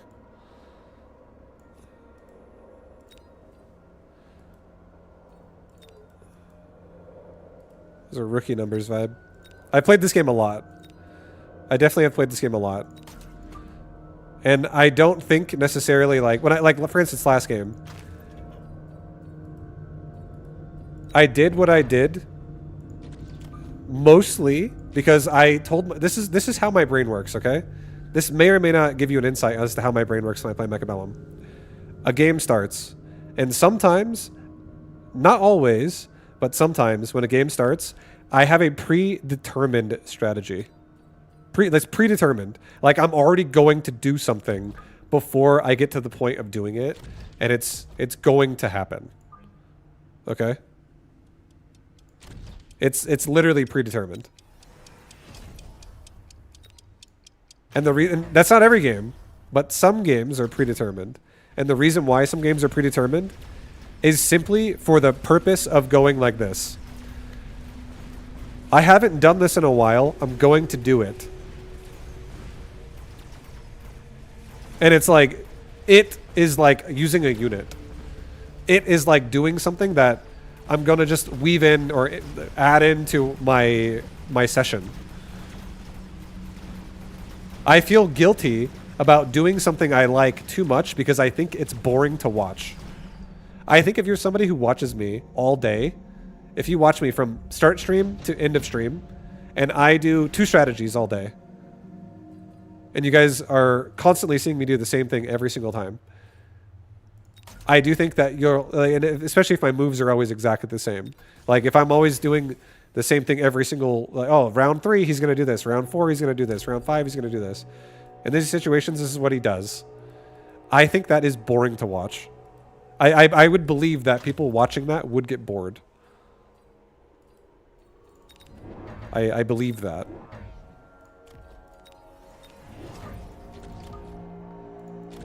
Which is why that literally, that concept has influence as to how I make my decisions when I play this game. It really does. It's not about winning or countering, but entertainment. It's both. It's literally both. Like, how many times have you watched a person in mechabellum do this right here? How many times have you seen somebody go for 4 marksmen in a diagonal line like this? And I'm not saying that this is like new tech that you're going to be inspired by, but there's so many things I can do with this, and this just happens to be a board that this game gave me that is going to be a nice training specialist marksman game. I think right now there's some crazy shit I could do with a formation like this. There's definitely some crazy shit I could do. And do I think that right now this is the best thing I could do out of all things that could be done? I don't think so. I'm going to just, disclaimer alert, I do not think what I've just done right now this round is literally the best possible move I could have made. But I do think it could be an entertaining move. And I do think I'm still going to try to win this game despite the fact that I've just done that. Because I think that as a streamer and running the stream, I think people want to be entertained, and I think people want me to also not be bored myself. And I think I would get bored myself if I didn't have any fun. Like, I don't know, like again, everyone's goals are different, but I don't have any desire to play this game professionally. I don't have any desire to play it professionally. I do like playing this game, and I've beaten pro gamers at this game. So it's capable, or I am capable of doing it. I'm not saying I'm like the best player at this game. I don't think I am. But I have definitely had moments where I've taken games off of people who would be the best player in this game. Or one of the best players of this game. And I've beaten multiple people that are really good at this game. And like, that's fine. That's okay. But even then, that's not like my goal. My goal is to just enjoy each game I play and just do shit that makes me feel like I can do that and enjoy it. This game is about experimentation. What is also great about the game is that there is a correct answer and normally multiple correct answers. I agree. I'm not a stickler for like... I think if you watch my stream a lot, you're gonna learn that I'm not somebody who streams and goes, guys, please help me. Chat, I need help. I don't mind when chat tells me what they think I should do or whenever they want to have a conversation about what could have happened. It doesn't bother me. But I just want to make sure that you understand before multiple discussions happen about like what's optimal is knowing that I don't always do what I even think is optimal. Sometimes I do things based on the entertainment value of it. You know what I mean?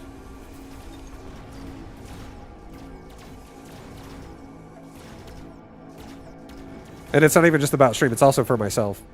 I think I would get bored. If I was bored, I wouldn't even want to play anymore.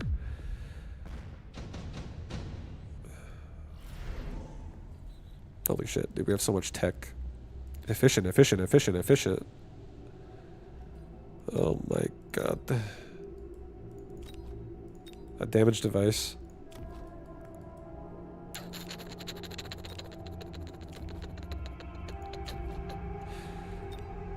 Yeah, I'm gonna take a damage device. It's fine.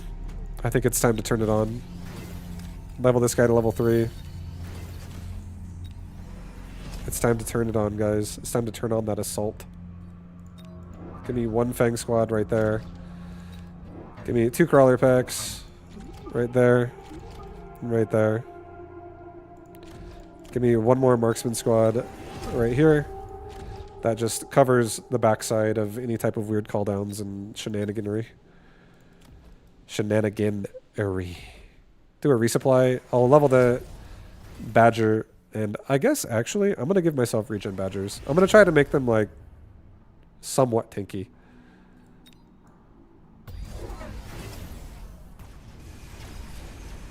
I love replays. It's like a puzzle to solve. I think I'm too impatient for replays.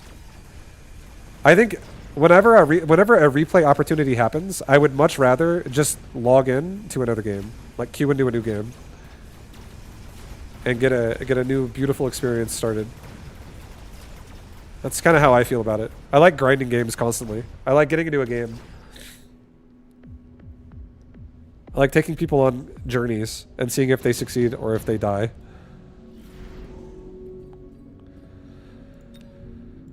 Unlocking the Farseer is nice, but it's 200 bucks, man. It's a lot of money.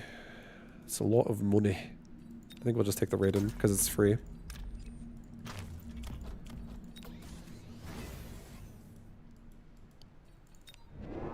I think we just rush this board and everything is going to be great.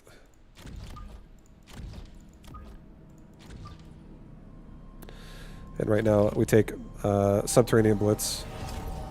Let's get temp range. Let's also get damage for everybody. Just actually, do not get damage. Get HP. Make my front line have a higher chance to like stay alive and level up and get XP. Because if we can get through the steel balls, then badgers could actually survive. And our marksmen are already kind of high level anyways.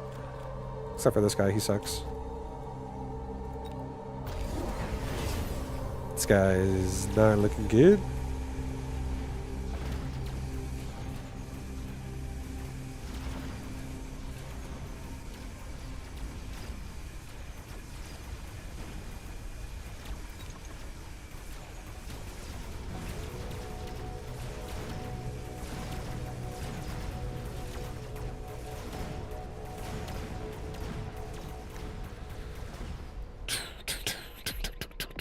Did I hear there are pro gamers at this game now? There have been. There's people who are... is that really a thing? I haven't played for a long time, but has the game grown enough for that? No. The game has not grown enough for a genuine, full, alive pro scene. It has not. And the trajectory of this game makes me believe that it won't either. Maybe ever, but definitely not right now. For like something that you can really like make your full-time investment. I'm gonna definitely level this marksman up too. He's like a weak point in my... It's like if this was Sparta, this would be the guy letting the team down. So we just buffed him up. We roided him out a little bit. Let's level this up. Let's get a crawler pack right here. Let's get another crawler pack right here. Let's get replicate on crawlers, resupply, get 1 more, put it behind this tower. And now we have just a lot more bodies here. Maybe more like that. I want some of them to go forward and I want some of them to go like to the right. I just want to get all over the way of these. I don't want them getting in my way. Alright, get temp temp range. Beautiful. All these front row balls make Suicide Rhino crispy. Yeah, I think he's gonna go for Link. I already think that this round might even be the round where he gets 2 more steel balls right there and gets damage sharing.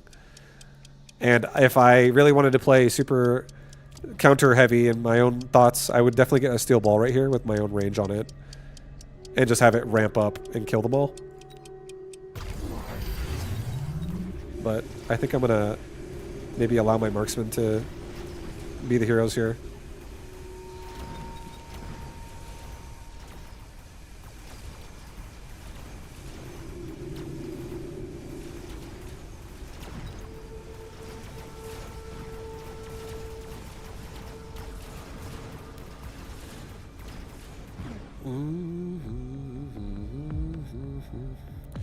I don't think enough auto battlers are spectator enough for esports. Doesn't make them worse, of course. Ooh, EMP. Jesus. Okay,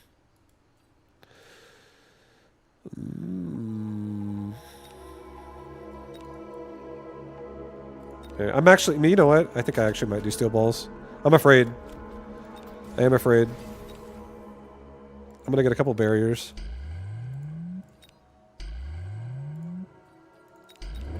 I'm a little afraid right now.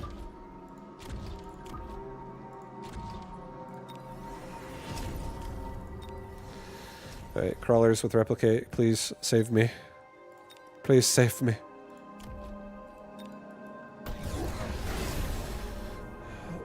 If only he turned on damage sharing right now, that would be the best. But he hasn't. He also just got a photon emission. What if there was an area where units with legs could walk, but units on wheels couldn't? I think that'd be cool. It's like a Colossus versus like a Hellion. I'd be down. I'd be down with a lot of creative shit in this game.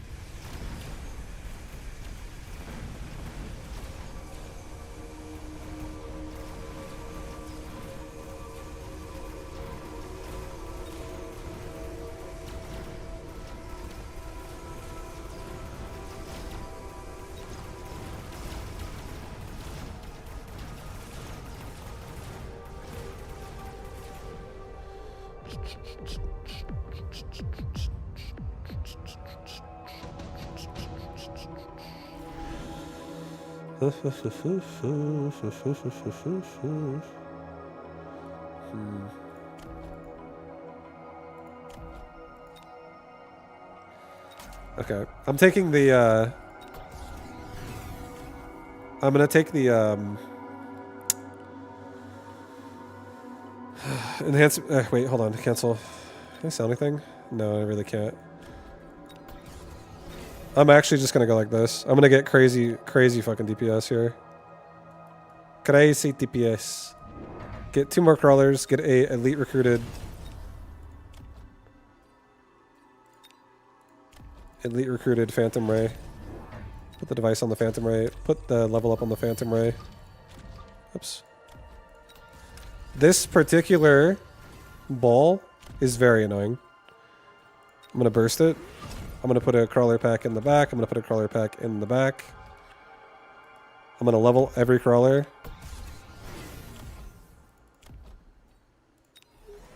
Resupply. And, shit. I'll sell off this Fang.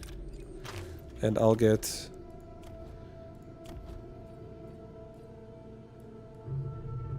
He's got Shockwave. Let's get Mech Rage, so my back crawlers can get into the tower really fast. Let's just do that. Okay, let it go. Throw a missile like right here.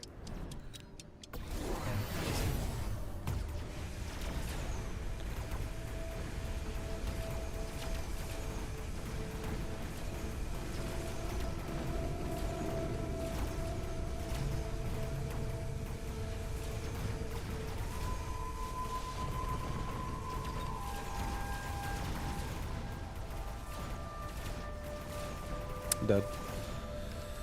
GG. I am dead. The dude fucking mass balls on the line. He just took me out.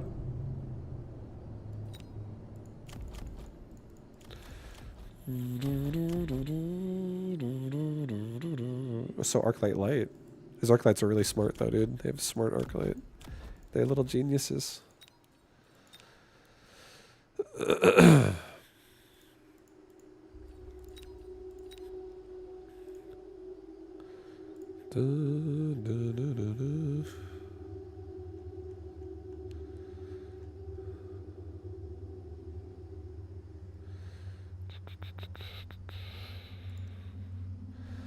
A bunch of exploding rhinos would punish that?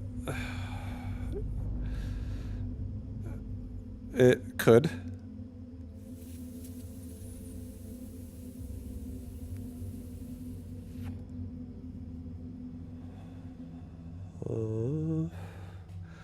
But that would require you to run rhinos that actually utilize that. My rhino doesn't have that. My rhinos are built to last, not built to explode. EMP Raiden, just in range, you have been fun. He had a photon emission. Boom Rhino is the funniest tech. Boom Rhino's kind of cool. I don't really like Boom Rhino that much, honestly. I like rhinos that like tank and survive. My rhino has combat or the whatever the fuck, the one where it scales up. It's not called combat evolve, I don't think. I can't remember what it's called now. But it has the mech rage, it has whirlwind, it has the evolving tech 2% or whatever per second, and then it has wreckage recycling. Maybe it is combat evolvement. What is it actually called? It is combat evolvement. Okay. I was not thinking that was right.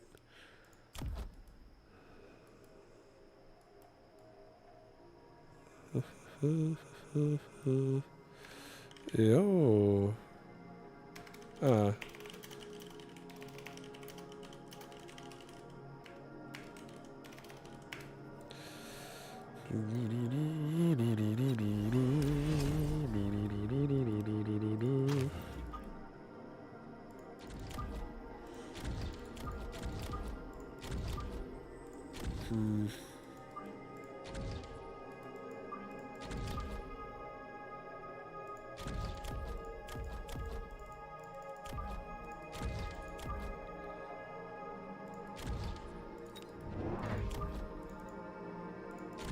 Alright, I'm just going to play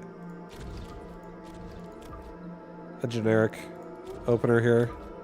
I'm not going to play a hound super focus aggressive rush. Even though I like hounds way better that way. I like hounds a lot more when I play them aggro. I'll do a level up on an outside hound.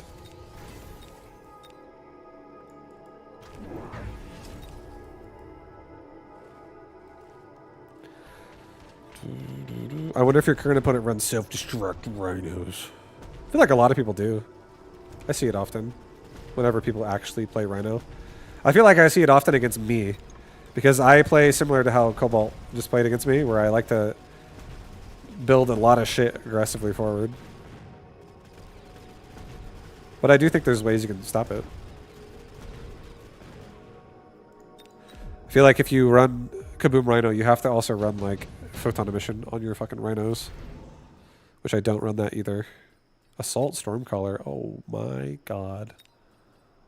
See, like now I have an idea. Like right there, this just activated a plan. My plan already is going to be to go for Stormcrawlers into Abyss with missiles. Just missile fucking bonanza. Just mass missiles. I'm already believing in the missile of this board here. The missile ability of it all. Good old missiles.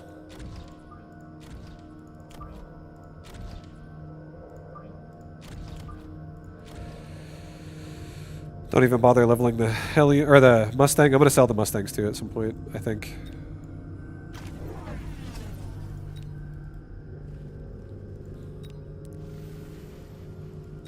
He's got range on fangs.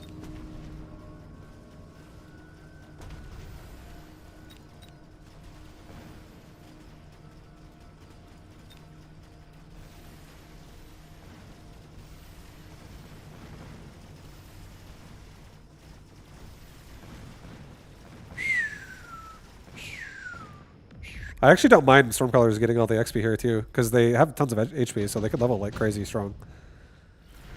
They could become crazy strong when they level up. 2 Phantom Rays? I don't want to pay for that. I feel like we're going to take 2 free crawlers, I guess. I'm going to put them in his back line and try to just annoy him Let's get 2 more Stormcrawlers. Put them like right here. And like right here. Let's level up one of these storms. And I'll get myself a crawler pack as well that comes out on one side. Sell off one of my Mustang. Alright, no, sell off the slow field. I don't need the slow field. He is rushing with fangs, but I don't really care. I think we'll be fine. I'm gonna sell everything anyways.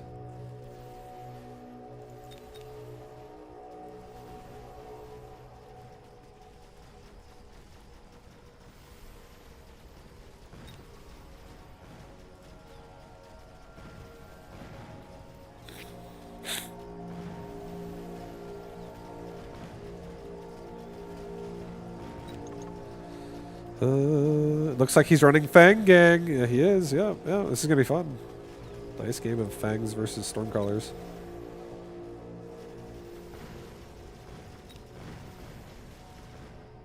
And my Stormcrawlers are really making me feel impressed right now. Oh, I feel good. Oh, Assault Fang. Nice, dude. That thing is gonna be so aggressive. Range device.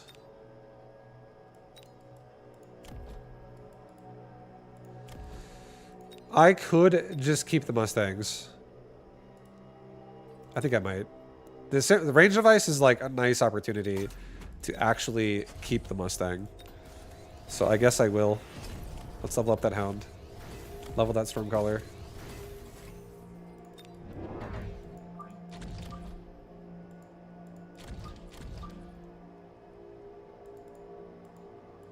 And I think I'm going to get rid of my crawlers in the back. I'm just going to sell them off. It's okay. I got them for free anyways. I don't need to keep them out there. Let's get both my towers level 2. Just to be extra safe. Because everything's behind my towers. I'll get Hound range in a second. But I do want to get an Abyss Missile. And maybe even more Stormcrawlers.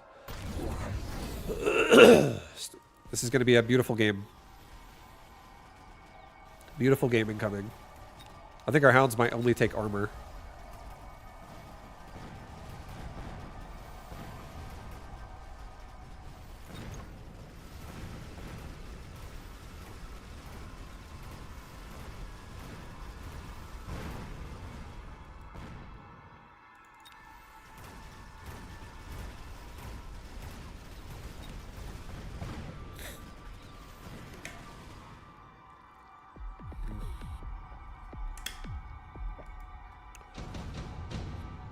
Nice.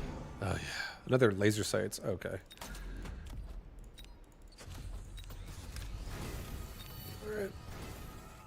Alright. Yeah. Level the Hound. Sell off the other crawler in the back. Let's get Hound armor right now. And let's get 2 more crawlers. Let's get a crawler pack like right here. Get a crawler pack like right here. Alright. Alright, boys. Alright, boys. It sounds pretty good. HP for the Hounds.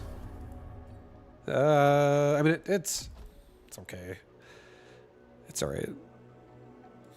I maybe save that money so I can have just 100 more resources to maybe get me like an Abyss if I get a nice sell on something next turn. He has range and aerial specialist on Farseer, so those could definitely hurt. But if Abyss are in the back, I think they could stay behind my chaff line.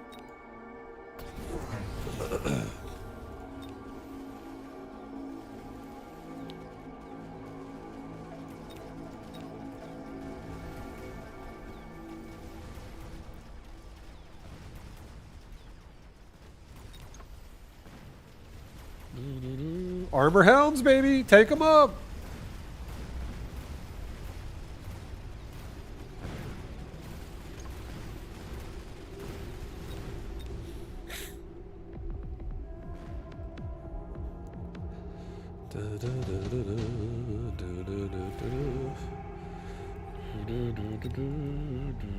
Anti-interference. I don't think so. Redeploy. We'll do redeploy.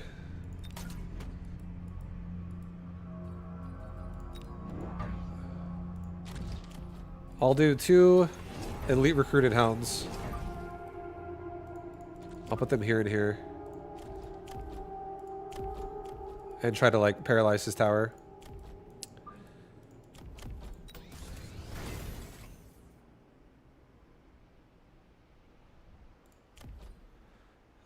Level up the hounds. Fuck, I do wanna save.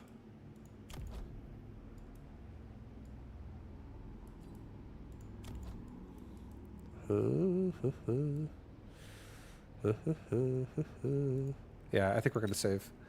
I don't need any other upgrades. I think everything else is like unnecessary. I'm gonna save for an abyss next turn and like get really big. I think I'm good. I'm gonna go for missiles, like lots of missiles. And he's going anti-missile now, so this feels good to me.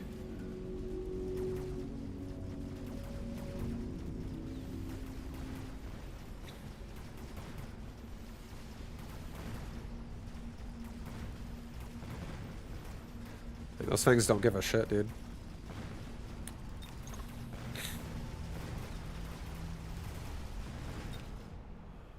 They're like, we don't care about no hounds.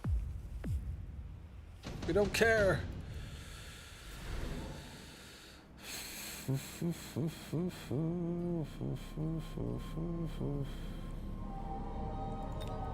$50 for some sledge that I can sell.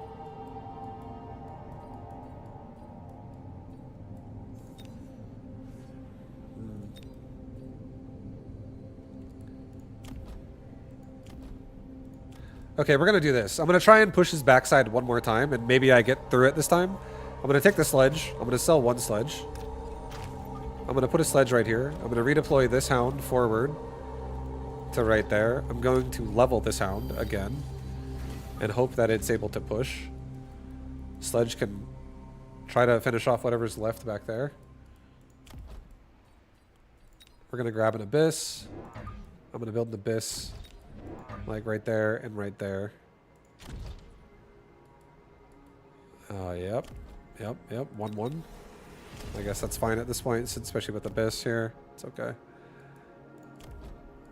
Alright, send it. He's got crabs in the back now? That's not good. Yikes.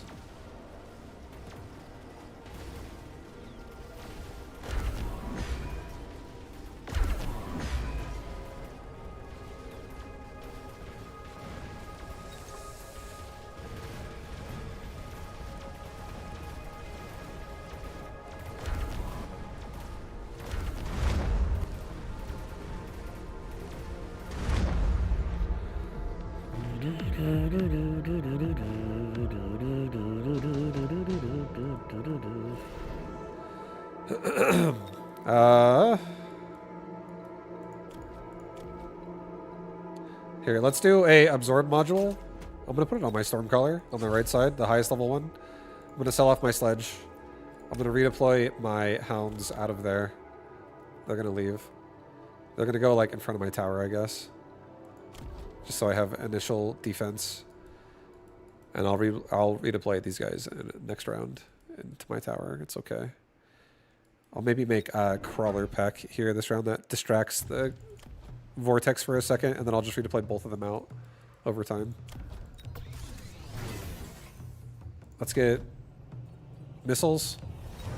Level my abyss. Level that big boy.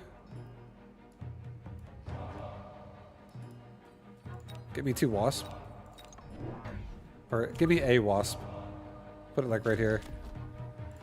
Level up my Mustang. Take 2 level 3 towers. Make my towers just like a little less shit. Just in case. I don't fully trust what's happening right now.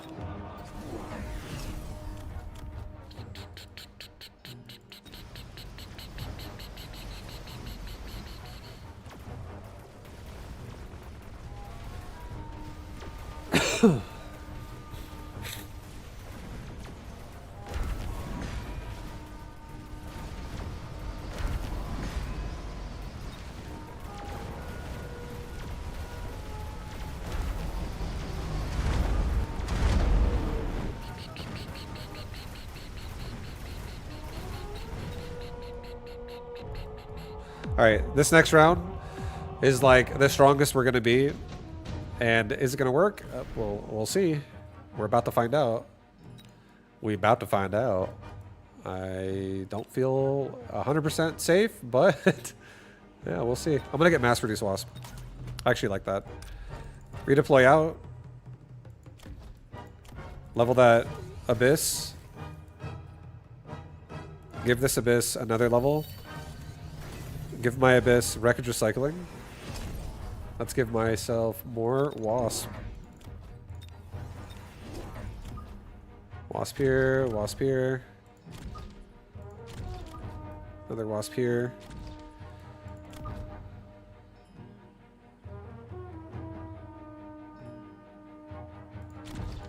Put it here, actually.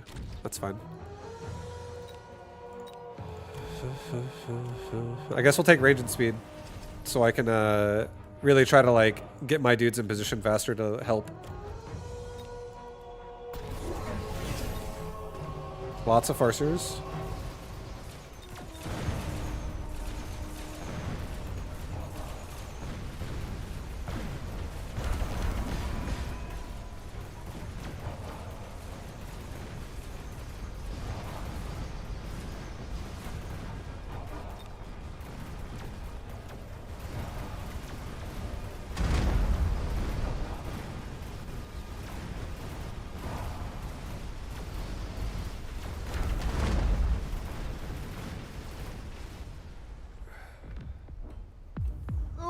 We're alive. Oh, good. Very, very good. Very, very good. Very good.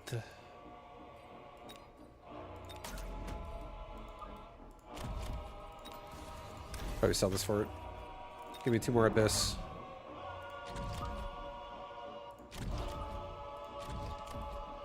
Range and speed.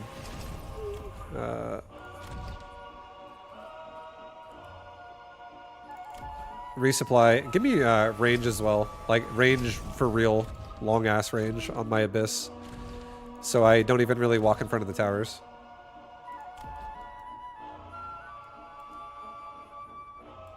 Redeploy the scrawler out.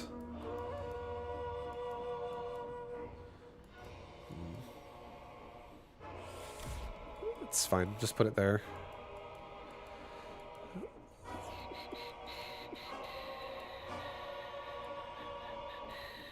I'll missile device this too, just to get rid of it quickly, so we can like move on to the front of his push faster. With my, especially with my new abyss. He's got detonate rhinos rushing me. Detonate big boys.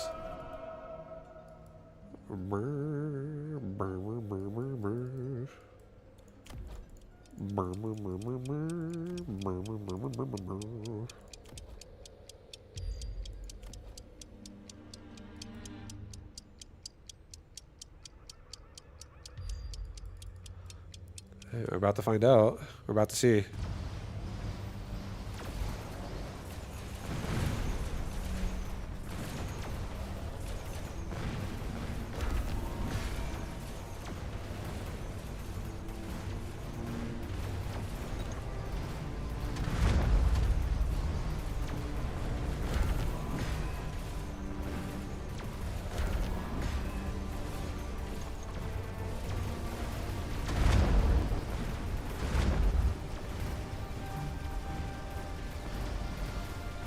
No! God, it was close. GG.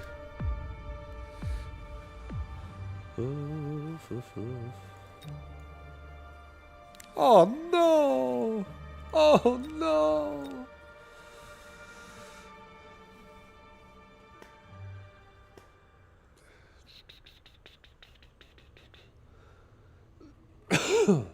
Missile interceptor for me to stop his farseer shots? You could, yeah. If somebody doesn't have burst on their tech, you definitely can get anti-missile. You don't have to, but it's an option. But then I do think if your opponent makes burst missiles with anything they have, like let's say they don't have burst fire farseers, but they do have burst fire phantom rays. Like, enough missiles can actually break the fucking anti-missile. Or whatever, like, whatever source of anti-missile it is, if it dies as well, right? Then it's gone. But yeah, if you totally can anti-missile. Somebody that does not run burst, that's an opportunity to do that.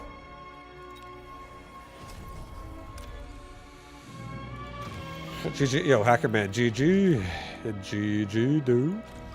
Good game.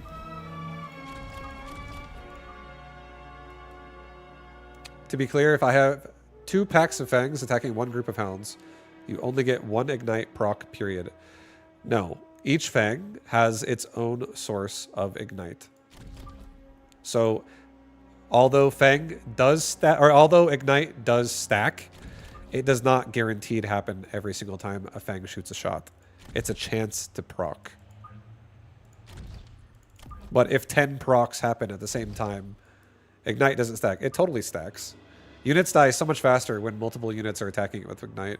Even if it's like level 1, 10 squads of level 1 fang with ignite will, even if it's something that has armor, right? Like a fucking armored mountain or armored war factory.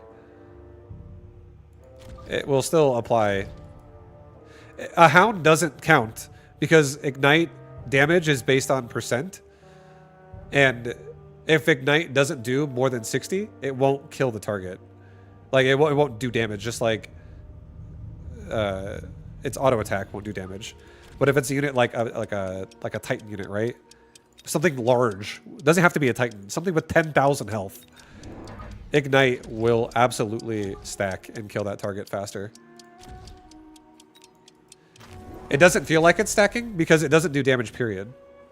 Ignite is affected by armor, right? It's not that it's... I don't think it's that it doesn't stack. It's that Ignite is affected by armor. So if armor negates the damage that's happening, it'll negate a multiplier of the damage that is happening because it's still the same damage. Like, it doesn't beat the threshold.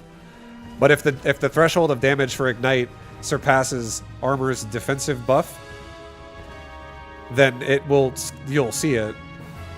You'll see a lot. Like if you're igniting a target that only has 1,000 hit points or 2,000 hit points versus you're igniting a target that has 120,000 hit points, Ignite is going to surpass and completely negate armor on the bigger target. And Ignite will stack whenever whenever you have like a lot of units attacking it. It's definitely not going down like 6%, 6%, 6%. I feel like it literally goes down like 30% at a time sometimes. Once like a lot of squads start shooting at it, because like each fang is like proccing ignites. Like not every single fang, but like there were so many fangs, there's so many chances to proc ignites on it. It definitely stacks. I've killed too many big units that have way too big of a health bar with shitty fangs to not believe it stacks. It stacks.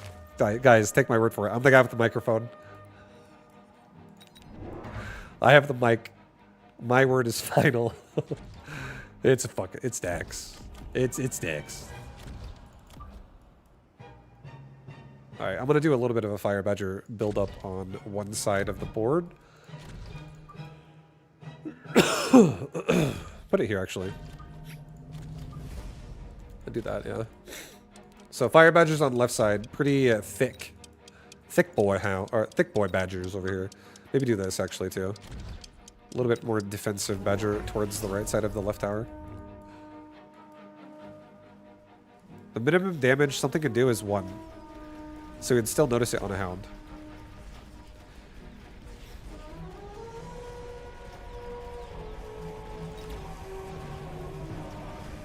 I mean, we're gonna just have to agree to disagree at this point. My contradictory statement to that would be hounds kill fangs and fangs kill hounds pretty fast. So I bet hounds are killing fangs in this scenario where fangs have ignite and hounds have armor. And like they're not getting great uptime.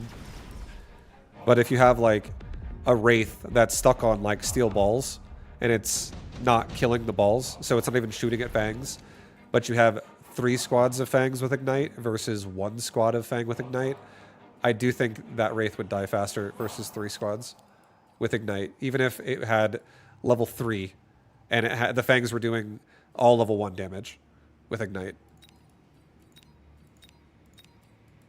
I believe that that would happen a lot, substantially faster. The Wraith would die substantially faster in that situation to the numerous amounts of Fangs that all proc Ignite more often.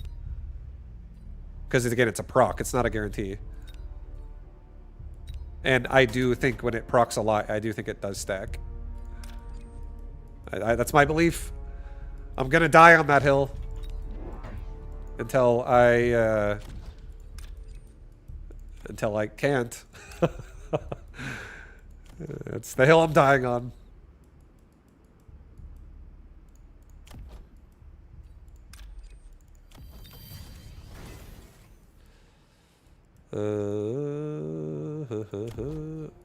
Shit. Here. Last one. Last squad of Badger. It's going to be more in the middle. And, guys, we got a lot of Badgers. Okay? These things want to stay alive. They want to live. They want to live!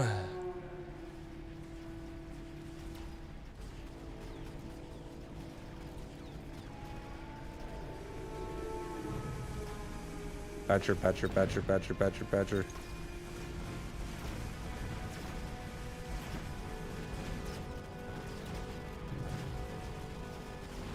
It's almost like Vibe used to do this podcast where they test things like Ignite and armor interactions.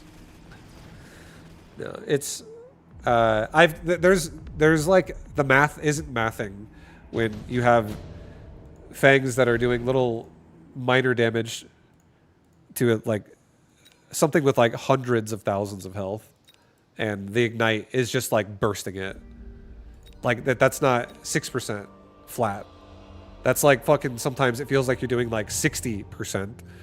Because it's like not at the start, but like as a lot of fangs like pile up on it, it just starts like going down faster and faster. It's almost like a steel ball when like you have more sources of fang on the target with that when they have Ignite. Especially with Mech Rage. I think Mech Rage literally increases the DPS of Ignite. And I don't think it's because it consistently keeps it on the target. I think it's because it stacks it on the target more. I believe that. I believe that each auto attack has a source of proccing and Ignite runs its course, and sometimes it can stack during that course because like multiple sources of it get procced at the same within the same threshold of time with per auto attack. And the more fangs there are, the more chances of the proc happening and stacking higher.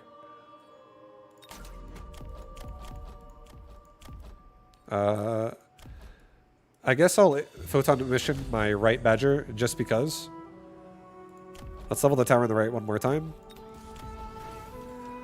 I'll get range on my balls.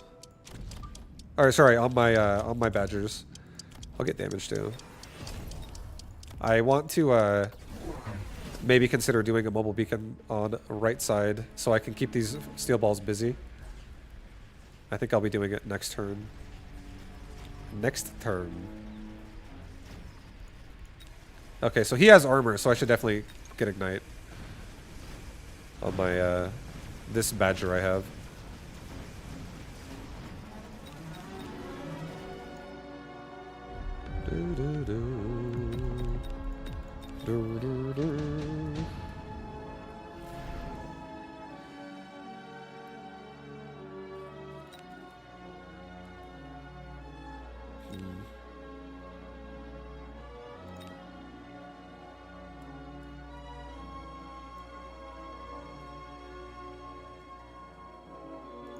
Let's do the Wraith. Let's put the Wraith right here.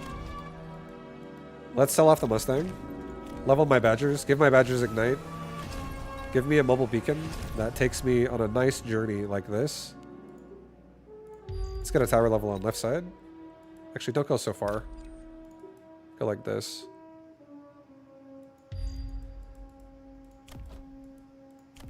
Get another Fang right here. Another fang, like right here.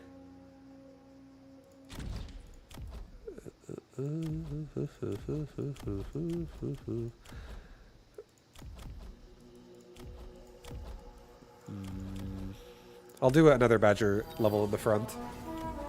Okay. Go with that. Just go with this. I guess we'll start getting temp range every turn too, because I want to be able to really, like, stay alive.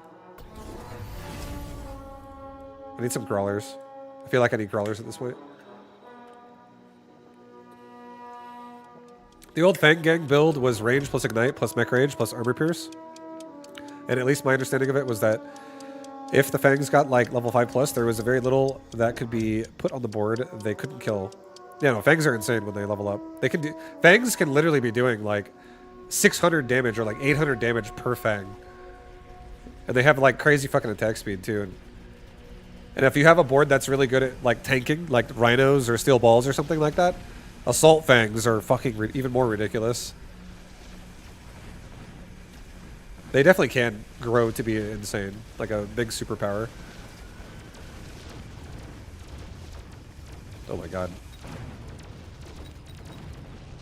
This board's looking fucking sad. Oh my god. Oh my god. Vaibu. Oh.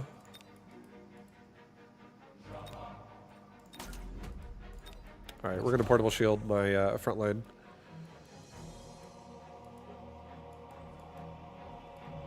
I think I'll do fire.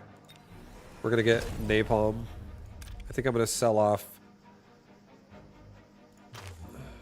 my marksman, believe it or not. That's what's getting sold. I think I'm just gonna get Phoenix instead. And these Phoenix are going to try to just give me what I need and not be in harm's way of a steel ball. Fire and Phoenix, we'll just send it. Rotate back. This time I'm going all the way. Tower's gonna die. Upgrade that tower again. Both towers are level 3. Neither tower is that weak.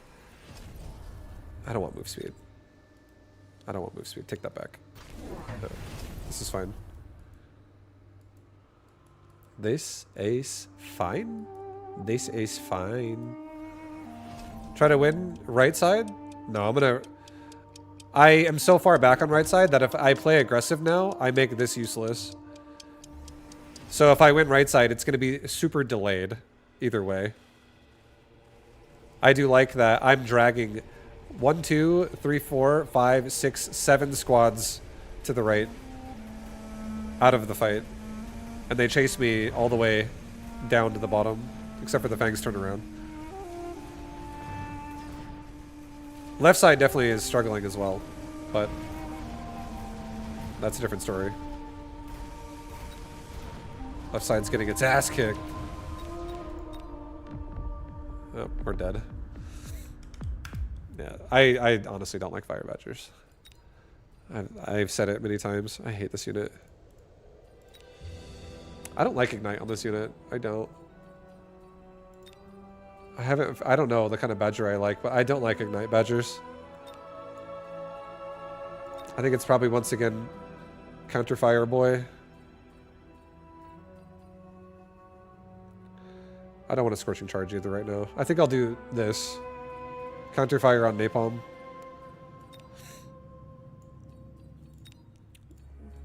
That's good with like a super long range concave army. No rapid resupply.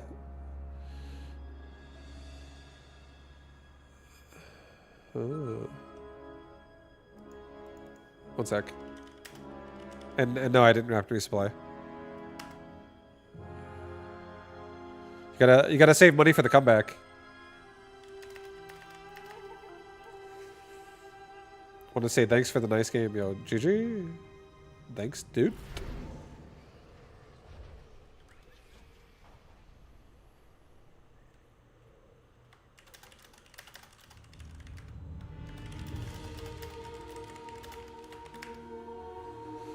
Okay, what are we? Oh my god, another badger game? Oh my, yes.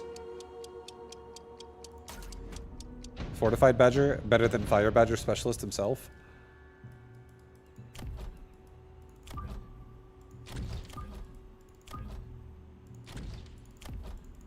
All right, 2 godlike fire badgers. Okay. Do I ever use scorching? I've used scorching before. Do I like scorching on a fire badger though? No, because its damage is really fucking low. So it's got a very low scale, and armor is still actually viable against a badger, even if it has scorching charge. Or scorching fire, sorry. Scorching charge. I think scorching charge is probably my favorite fire badger. But as soon as your opponent really understands how to abuse that back at you, it's kind of like a suicidal tech. Like, one good answer to Scorching Charge Fire Badgers is literally a hacker. Like, if you ever see somebody go Scorching Charge Fire Badger and you go hacker with also heal on hack, you can send a full HP Badger back at your opponent that's still in the charge effect at max HP that just goes back and reverse crashes. Just as an example.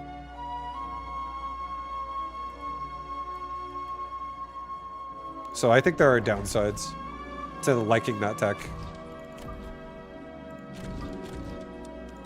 But I have... The most fun I've had with a Fire Badger is Scorching Charge. 100%. I've liked Scorching Charge the most as a tech on this unit. But I still don't really like it because I feel like it's very counterable.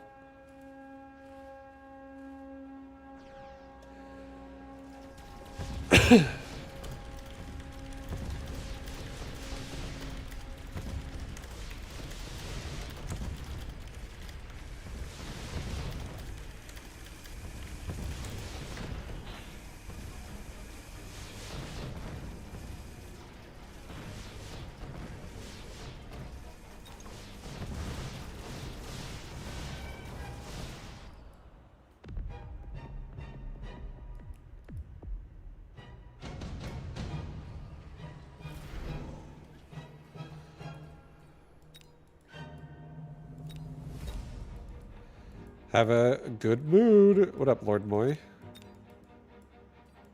What's up? What's cracking? What is up? Yo, Phoenix with this kind of a playstyle is OP. May as well take it.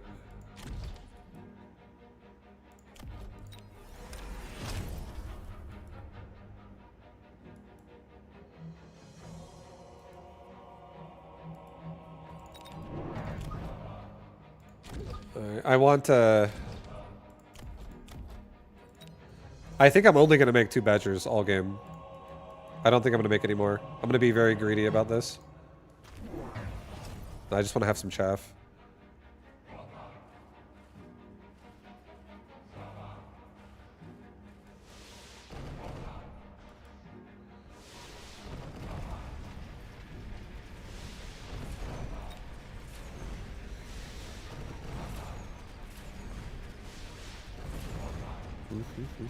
If I get a device, I'll take it and put it on my Badger. I feel like I'm going to put a lot of pressure on very little amounts of Badger. I feel like the only way this is going to work is if they level. But I'm also going to have a lot more resources in other locations that'll be able to be strong. Like, I'm already thinking I kind of want to mass Phoenix with this.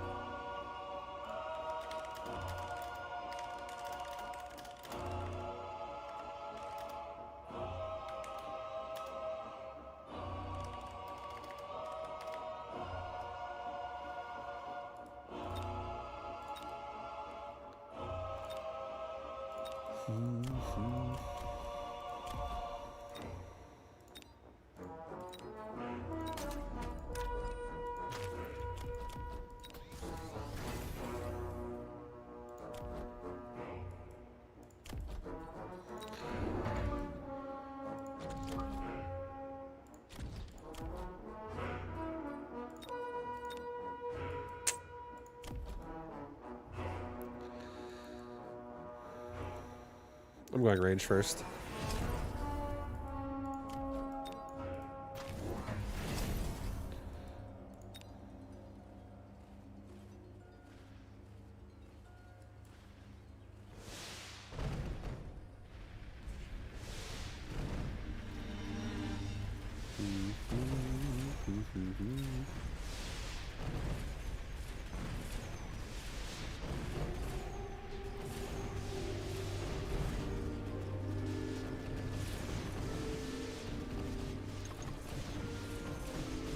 Right Badger is dying a little fast, but we're still getting it done.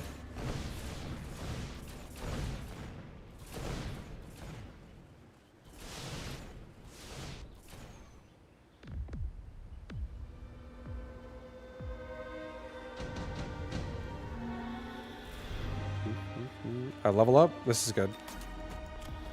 I'll level my other Badger manually. It's pretty low right now. It's like not even halfway to level 2, so I'm gonna give it some hope. I'm gonna give it a chance at life. You know, give me 2 more Phoenix. 2 off the wall, so I'm not directly like sabotageable. Right on the wall. I can at least put a crawler back there or something.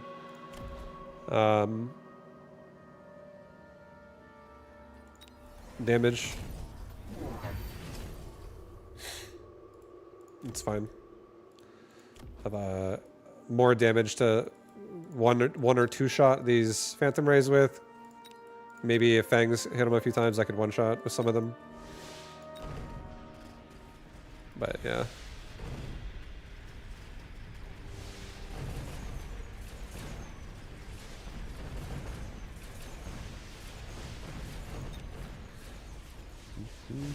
Yeah, level 2 Badgers lasting a long time. We're getting on the Mustangs. I feel like regen's gonna actually be good here.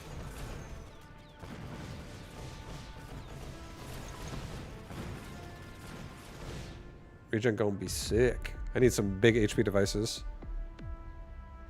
For my testing, it does not stack. But put a blue Rhino in front of 3 Ignite Fangs. Put a Crawler in front, so the Rhino does not reach the Fangs. Time Rhino Death, which is only taking damage from Ignite and Crawler. Fangs up, then up. Fangs from 3 packs to 13 packs. Time again. Same time again. Holy shit. Does it not work?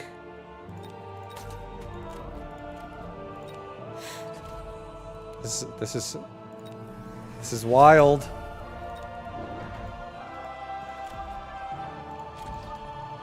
Two more Phoenix. Maybe it doesn't stack then. I'm pretty sure. I thought it did. But I'd have to also see it myself. But I believe you. I'm fucking unsubbing vibe. Oh my god. I mean, you should at this point. I don't know anything. I'm just a big not knower.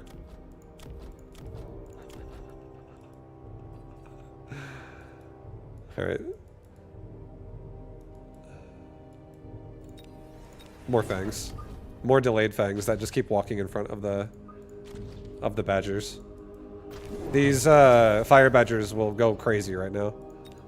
They're gonna go crazy, man.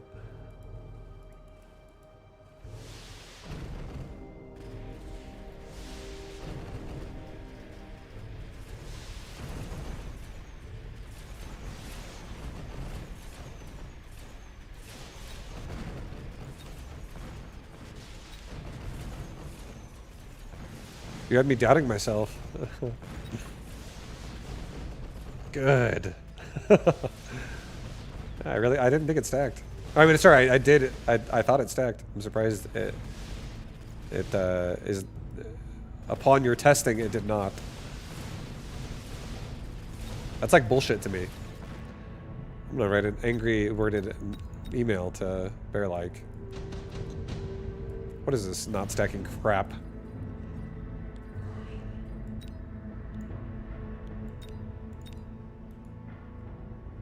Alright, we're gonna get Typhoons.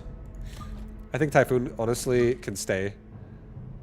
I'm okay with it. I'll put him like right in the middle, behind the Badgers. Main reason, in case this guy thinks going for Wasp is a great idea.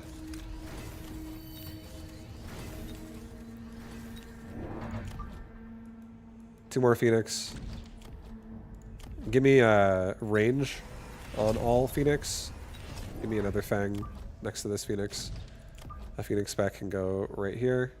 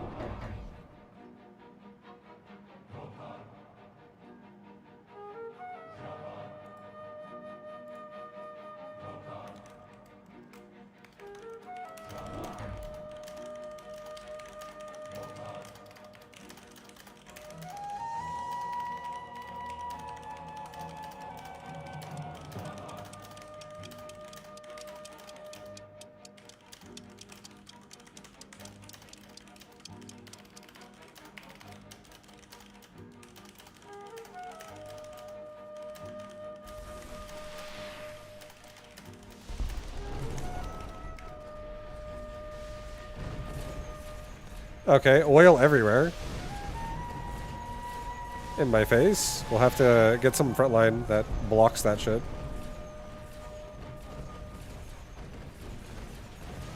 But even with the oil, like my badgers on left are doing great. Device badgers, they don't care at all. Device badgers don't care at all. They're tanky. We still kill most of it. So, but a slap. It is but a slap, guys. Not a big hit. Oh my god. I don't want any of this. This is all Garbo. An Ion Blast. I'll skip.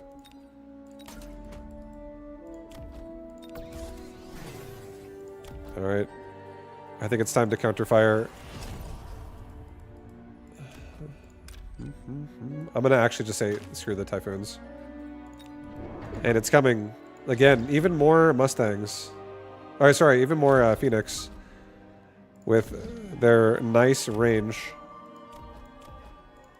Question mark, question mark, question mark.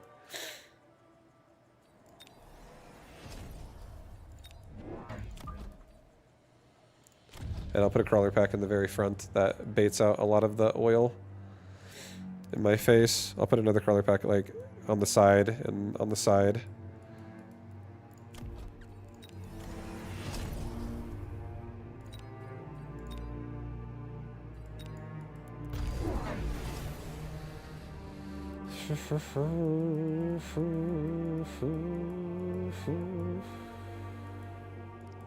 My god, everyone doesn't know anything. Everyone's confused. Or am I... Wait, are those actual letters and I just can't see them anymore? What language are you guys typing in?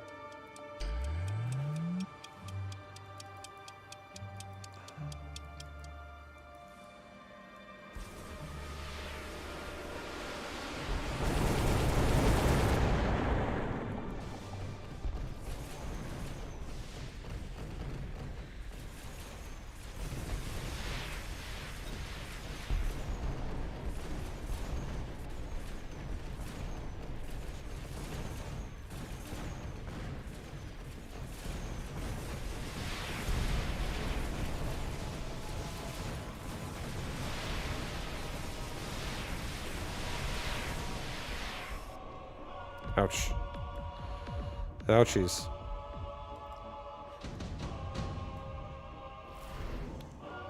Defensive tactics? Yes. I really need another device. I'm going to level up the Badger without level 3 and without a device. I need another device. I am just going to put another crawler pack like on the side here. I want it to be somewhat centralized because I want it to actually aggro like the majority of where the crawlers are running. Like the Fangs walk slow, so they're not going to run into it very fast. Level my Phoenix. Give me Elite Marksman on Phoenix. And give me Barrier on Fang. Give me Temp Range. Give me another Fang.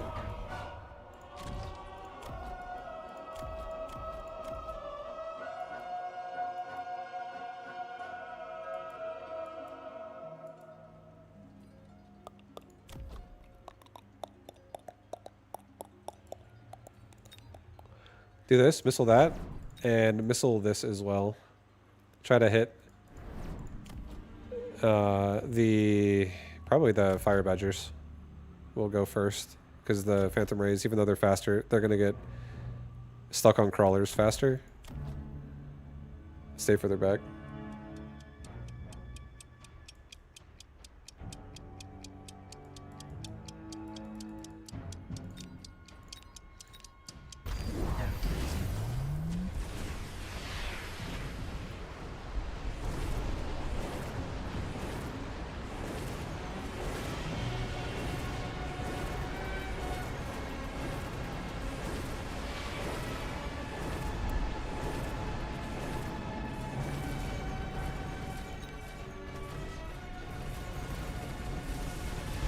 Badgers on left going crazy.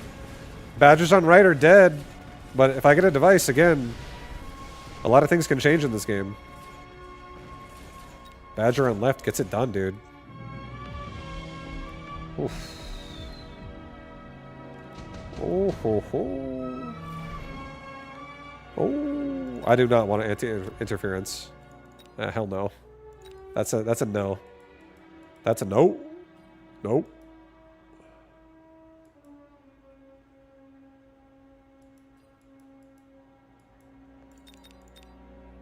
Here, maybe I take a mobile beacon and I do this.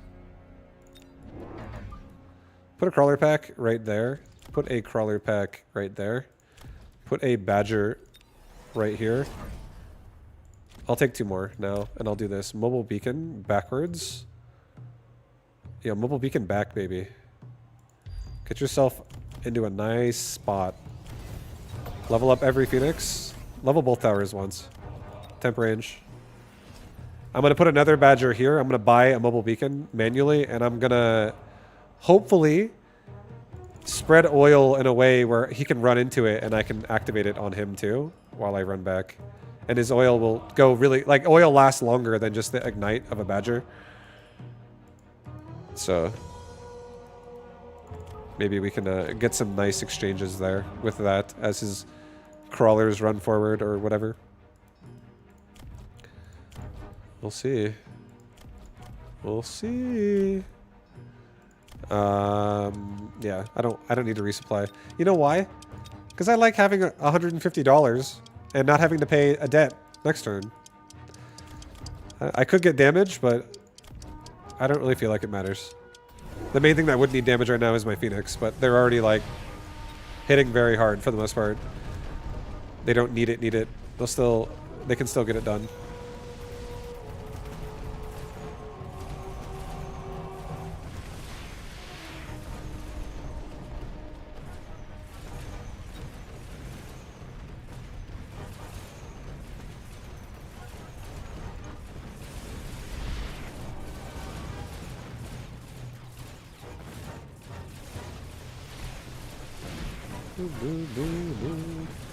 Thank you, Hacker Man. Thank you for hacking the code, man. Oh, yeah.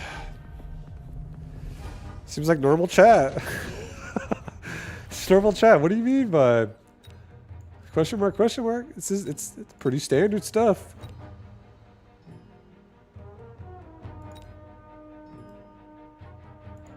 He's got forts in front of Rays. So let's do 2 melters. Screw it. Put a melter right there. Put a melter right there. Put a badger right here. Put Fang Squad like there. Put another Fang Squad like right there. Level the Phoenix. Get temp range. Level the Phoenix again. Get a mobile beacon. Another one. Pull back. Pull back. No, don't do that hard. Like this.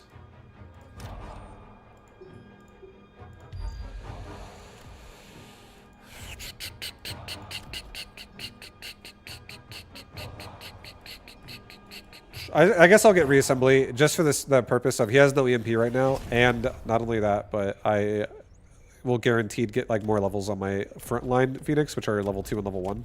They're kind of lower, so they're most likely going to die. They get shot first, and they also die in 1 hit. I don't like that. I guess we'll resupply. It's fine. It's around 10. I'll get damage. I'll throw a barrier on this dude right here. I'll also throw a missile right there. Clear out that middle badger. Nice missile actually. Killed a hound and that badger squad. Trisha, thank you for the raid. What up? Welcome everybody. Hello. Welcome to my mechabellum game. Welcome. Hope your stream was good. Thank you very much for the love. This is probably, I think, my last game of the night. Swarm. There's a game I was playing called Here Comes the Swarm. It's like They Are Billions-esque. And I was thinking about playing it tonight, but then I ended up playing mechabellum all day. As one does. So probably no swarming tonight. Swarm is probably off and canceled tonight. But next time. Smoke bomb? Smoke bomb's alright. But stream's been good. Oh wait, I don't need smoke bomb. He's got sprinkler systems. So I take that back. I don't actually want that. Let's just do this. Let's try to smoke bomb the center and maybe hit those Mustangs.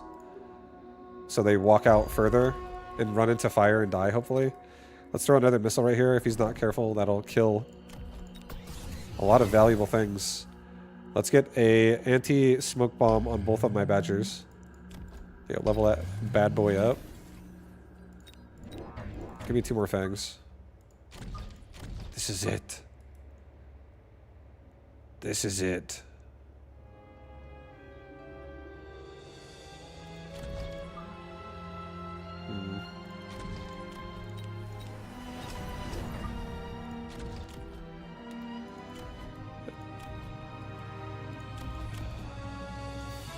I'll give my melters range. That's what I'll do. Back it up. Back it up.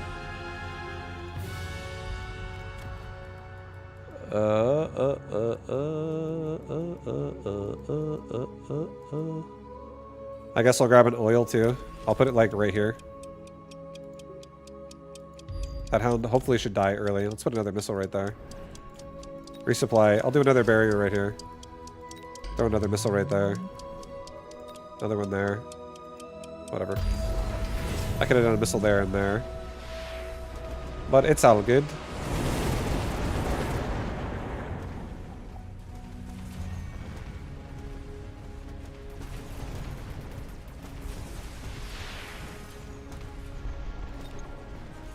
Sports Hellfire. Fire everywhere!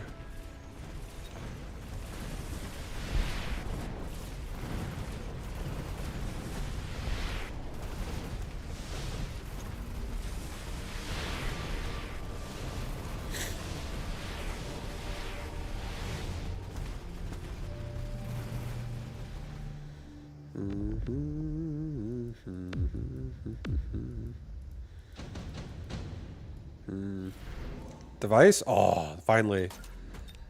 Oh yeah, finally got a device.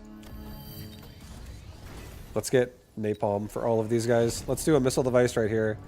Missile device right here. Missile device right here. Missile device right there. Missile device right here. Try to kill as many of his sprinkler systems immediately as I can. Back it up again. Yo, back it up. Range and speed. Level the Phoenix. Backline fangs. Cover it.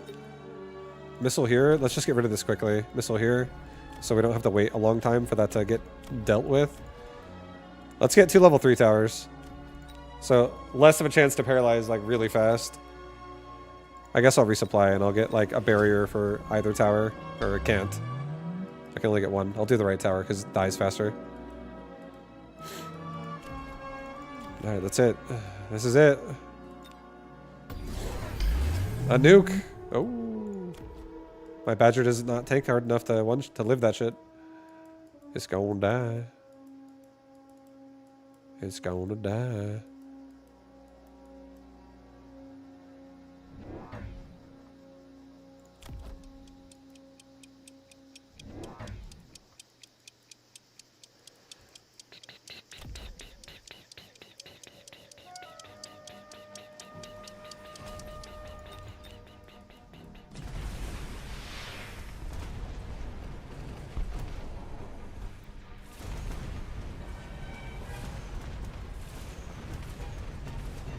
These Badger and Melting Point beacon pullbacks, they don't even move like an inch.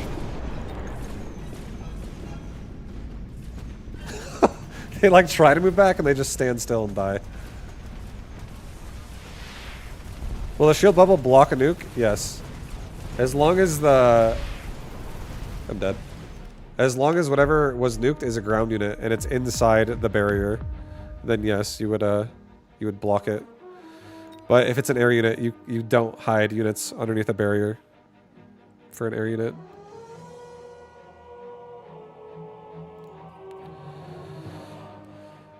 All right. Well, guys, I think that's going to be my last one tonight as well. Ooh. But thank you for hanging out. Much love on the raids. Cats, Trisha, and the Humongo raid earlier from Bonjour. Thank you very much for all the love. I appreciate you guys. I hope you all have a good night. Hope everyone has a good day. Hope you're all doing wonderful. I'll be back. Today's Sunday, so tomorrow's Monday, which means that's my day off. I normally do not stream on Mondays. But if you guys want to know the next time I'll stream, I usually stream Tuesdays through Tuesday through Sunday. Each day starts around 2 p.m. Pacific time, California time. The only exception to that is Sunday. Sunday starts a bit like more in the evening, like 4 or 5 hours after that. Is usually when I'll start on Sundays. Usually. So like today was a little bit of a later start. But thank you everybody for hanging out. I hope you guys enjoyed the stream. Hope you all had a good time. Thank you for the follows and the subs. I appreciate all you guys. And until Tuesday, take it easy. Much love. I'll see you then. Peace, everybody. Good night.